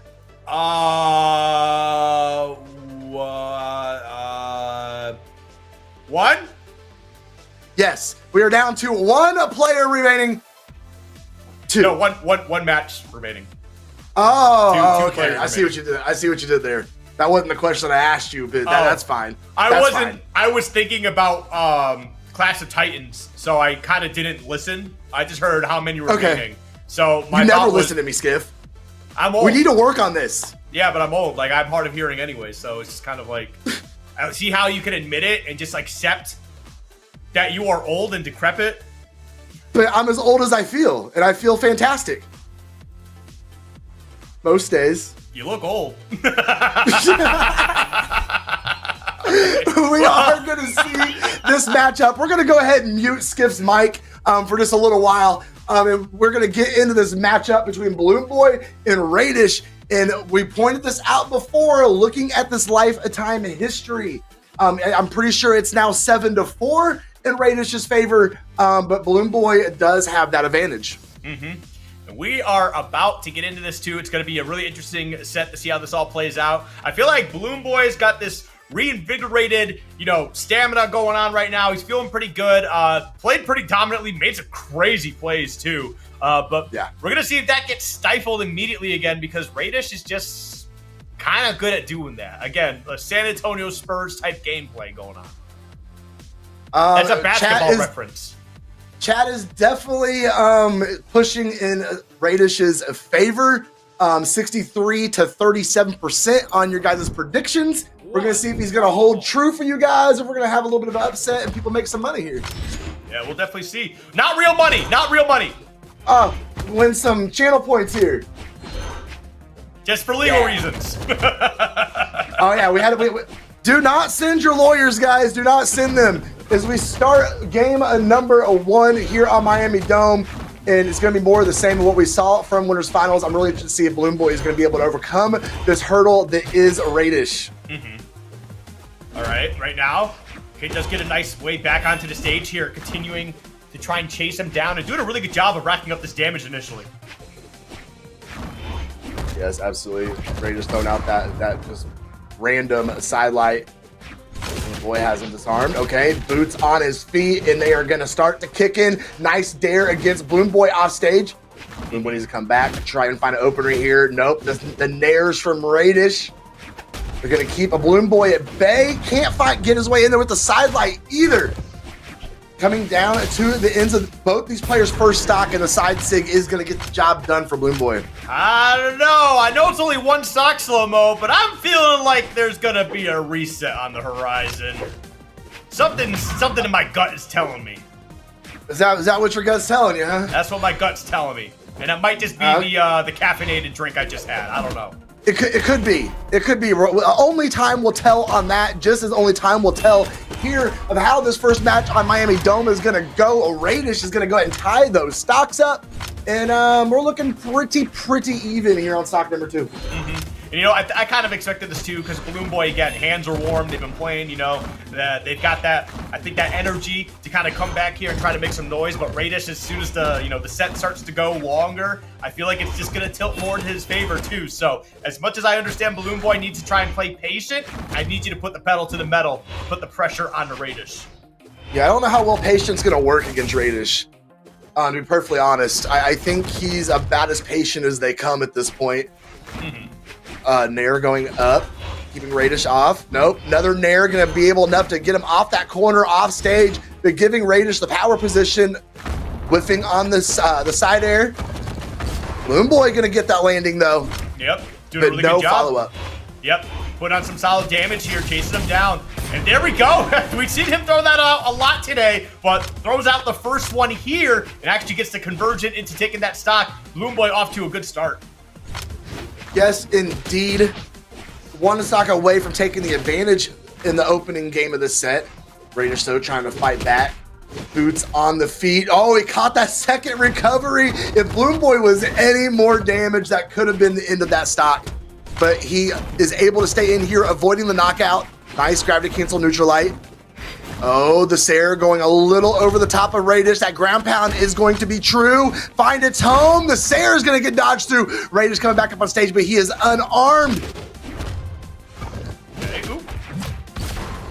Okay, huge. Oh, no. Not gonna be able to take the stock though. We see Balloon Boy get back to stage, gauntlets in hand. Gonna be looking to try and take out this final stock here. Doesn't want to lose the second one if they don't need to. So still surviving. Wow. Yeah, holding on to it for sure. And ground You made a mistake. pound, ground pound gonna hit from Balloon Boy, and that is going to put him up 1-0. While we transition to this next game, I just want, in case there's anybody who might be new to Brawlhalla Esports, I want to point something out here. Balloon Boy is coming back from elimination side. Radish is defending a winner's side. So Balloon Boy does need to take 2 best-of-5 sets to be able to steal this win away from Radish. Radish, of course, only needing to win the initial best-of-3. Man, what a play too. Good stuff so far. And yeah, I mean, Balloon Boy off to a hot start. Yeah, I definitely think that. Look at that. All that damage was on gauntlets too. I mean, they were working. Bow. They were working really well. Interested to see if we will see that bow come out a little bit more. I want to see how Radish is able to adapt to it and how he goes up against it. Hey, listen, if you don't need it right now though, and the gauntlets is doing like all the work you need, you may as well stick with that. Yeah, absolutely. You don't want to show your entire hand before you have to if the gauntlets are going to continue to work. But he does have that bow in hand. He caught a nasty ground pound from Radish. Radish throws down the down sig off the side just to be extra sure that Balloon Boy isn't going to make it back up. And Radish now has almost a full stock advantage. Yeah, this is a much different game than game 1. However, Balloon Boy really chasing up high for that one. No punish from Radish as they got down to the stage first. But Balloon Boy continues to pack on a little bit of damage here and there. Yeah, I don't know if that little here and there is going to be enough. Great usage of that signature yet again as he confirms the stock off of Radish. All right. There we go. Gets that orb. This is where Radish has been making a lot of their money as well. Both, not real money. Not real money. Not real money. Not real money. Well, potentially real money. But like literally though. No, this tournament's just being paid out in, you know, like Mario gold coins. Mario gold coins. Mario 1-ups. Yes. Balloon Boy trying to work the stage game here against Radish, not committing to going up into the air with him very much at all. Radish, however, trying to use those soft platforms to get a good opening here, a good opportunity to get caught by another Nair for Balloon Boy. He tried to line up that signature again, but Radish saw it coming. Okay. Some good movement here too, but Radish still gonna get caught. And both players here with the preferred weapons, it feels like. So it's just kind of both of them working around each other here, just trying to see if they can get something. Both of them would like to get this lead. Obviously, Balloon Boy would like to take a lead here, going up 2-0, or at least getting closer to that. But Radish definitely does not want that to happen at all. Great movement from Radish. That Sarah got dodged through, and he turned right around, knew where Balloon Boy was going, caught the landing, finished the stock. That was great Boots gameplay right there. Yep. And again, Gauntlets, Gauntlets versus Orb. Oh, that's big. Yep. Take that stock out of there. We are completely dead even in this game 2, 1 stock apiece. And this is such an important stock for both of these players here. Radish trying to not let the advantage go 2-0 in the way of Balloon Boy, and Balloon Boy trying to lock this out, get one game away from confirming the reset. Can he make it happen? This is huge. And you can see the tempo slow down, just solidifying how important this stock is for both these guys. Yeah, that's definitely kind of the Radish special at the moment too. But he's been pretty aggressive, I would say, for this set so far. Yeah. Definitely has not been slowed. Especially compared to winners. That's all I was gonna say. Yeah, I was gonna say definitely not as slow compared to what we have seen or what he is capable of. Definitely keeping the tempo a little up there for this one, and it's super close. We came into this last stock completely even, and we are halfway through the stock still completely even. Literally trading blows here, trading offenses. Oh, brings him back up with the recovery. Tried to catch the nair off of it. Could not find it though. Sidelight Sarah is going to send Balloon Boy out off stage. And now we have this great weapon, this edge guard kit from the Orb as Radish continues to just put the dominance over Balloon Boy here. Wait a second. This is bad. Weapon Starve come out. Balloon Boy unarmed. He's going to survive there. Tosses that. Gets another orb. This has been a rough one for Balloon Boy here, and is going to lose that stock. As we can see the victory pose from Radish at the end. And now that is 1 apiece here. Radish definitely answering back strong. You look at the damage deficit differential in this game. It is kind of crazy that it was so close there at the end. Almost 200 difference in damage between the two players, and Radish able to go ahead and get that dub. But it was way close. Came down to those last couple interactions. We are not changing anything for this game in terms of legends. Balloon Boy, of course, the double gen. Radish sticking to the red Raptor, and we're going to Miami Dome. Yep. Right back. We'll see how it works out for the two of them right now. Again, 1 apiece here. Just to kind of reiterate, what is at stake here. This is a grand finals, right? We have not gotten a reset yet, which means that Balloon Boy will need to win 6 matches total against Radish. Ooh, and that's a rough start here in this game 3. That is definitely rough if you are Balloon Boy. Gotta make Radish feel good though. Give him a little breathing room in this game number 3 to be able to try and capitalize on it. And so far, he's getting some pretty good extra credit. Balloon Boy clapping back a little bit here, seeing that bow aim true just a little. Jumping right over the side light from Radish. Radish fishing here, but thought the nair was going to come out, but he held on to it. Did not want to put himself at risk. Seeing the D-lights come out. Nobody can find a home. Fadeaway Sair is going to catch. Another one is going to catch on Balloon Boy. A third Sair. Hit him again. Neutral light. Good damage to Radish there in those interactions. Yep. Okay, there we go. Sair put him off the stage. And yeah, right now Radish again still doing a good job controlling his pace. And that's like been the past 2 games too. Are these super hot starts? Just great offensive power. Big dare. And then big dare. Like we do see Balloon Boy answer back a little bit, but like it's still just not enough as Radish is just able to kind of like basically glide to the finish line. Sidelight Sair again. Could be a knockout here for Radish if he can just find a good edge guard. No, Balloon Boy gonna dodge through. Perfect positioning. Able to get back up on stage and bring this back to neutral, but Radish right there with the Sair into weapon throw. Gets his orb back. It comes back on stage. Gets the rebound, man. Bro. Okay, that was kind of nasty because that orb was gone. Yeah, it was way out there. He's like, I like this one in particular. Yes, I do not want a new one, and this orb is mine. Balloon Boy getting some vertical leverage here in the air against Radish.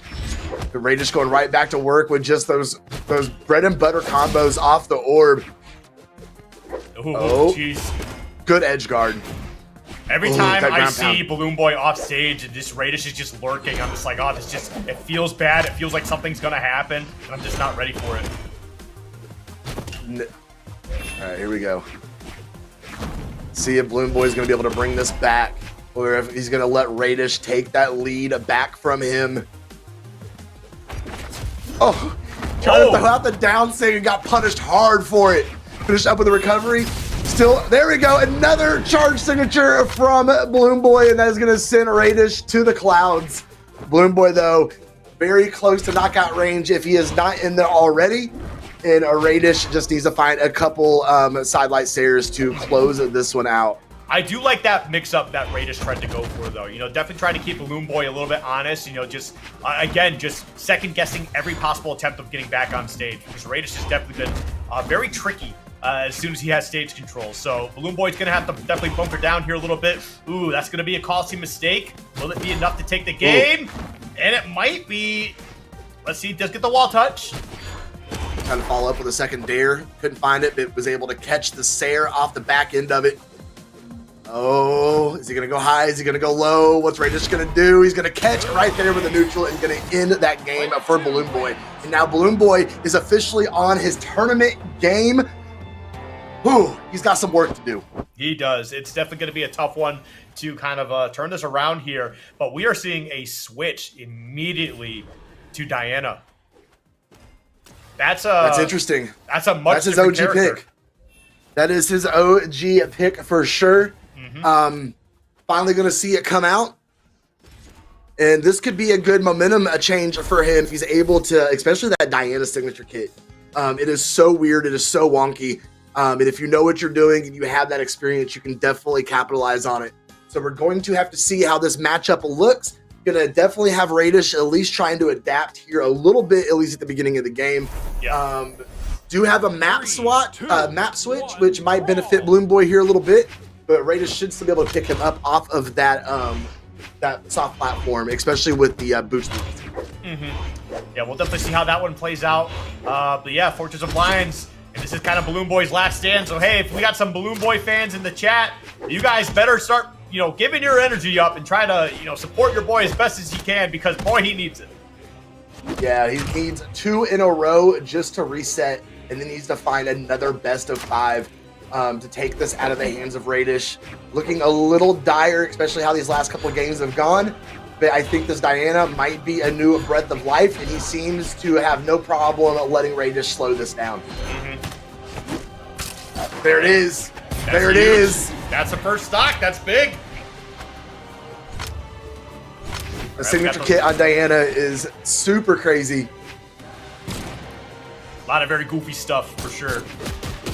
But here we Seeing go. Blasters in the grand finals of Brawlhalla. That is an interesting turn of events. Yeah, somewhere out there, Starkey is crying tears of joy.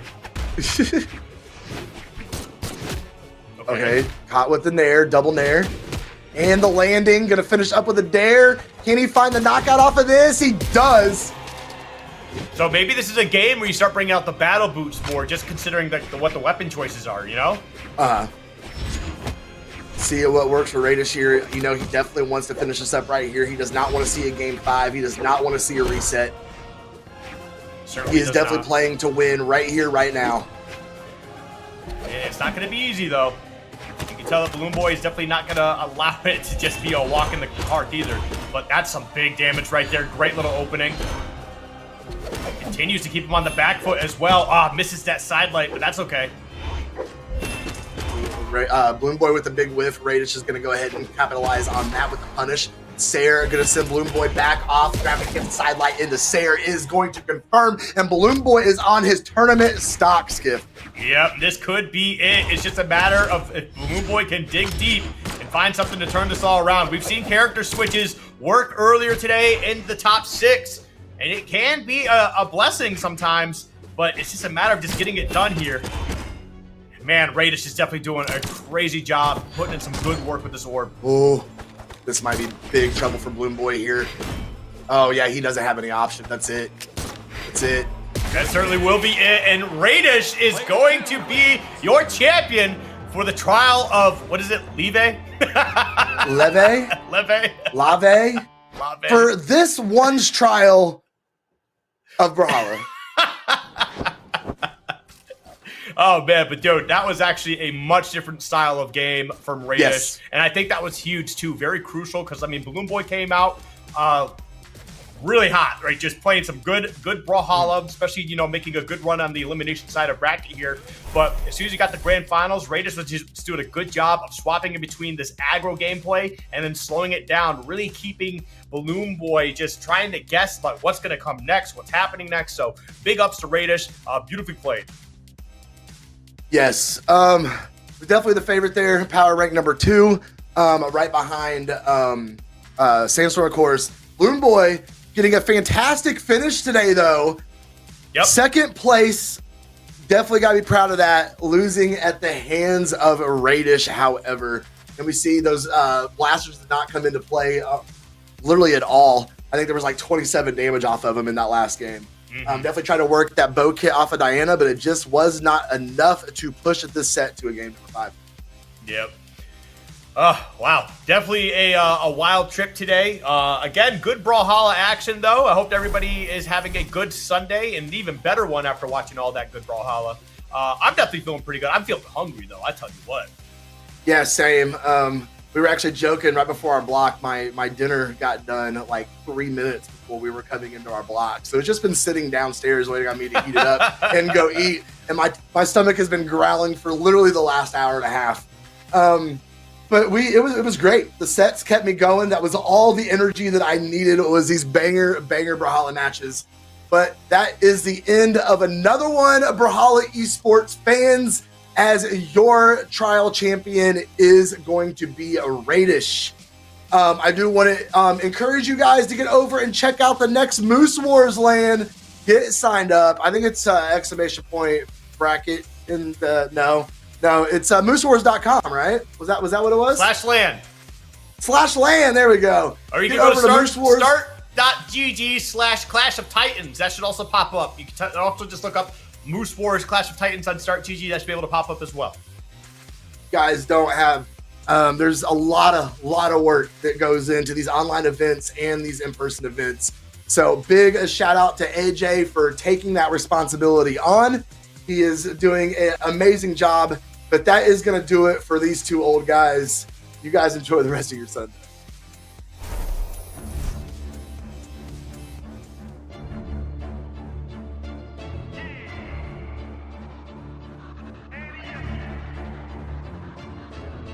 Can't accept the loss, I'm hard-headed. There's a little bit of madness to my method. Many falling off that fine line that I'm treading. I risk anything to be great, and I'm not letting nobody rob me of my victory. Number one, that's what I'm meant to be. When by any means, only thing that makes sense to me, I can make nice or make history. I got that dog in me, yeah. Turn me up, big energy, got the crowd going nuts. I got that dog in me, yeah. I take on anyone. I don't need a one-on-one. I got that dog.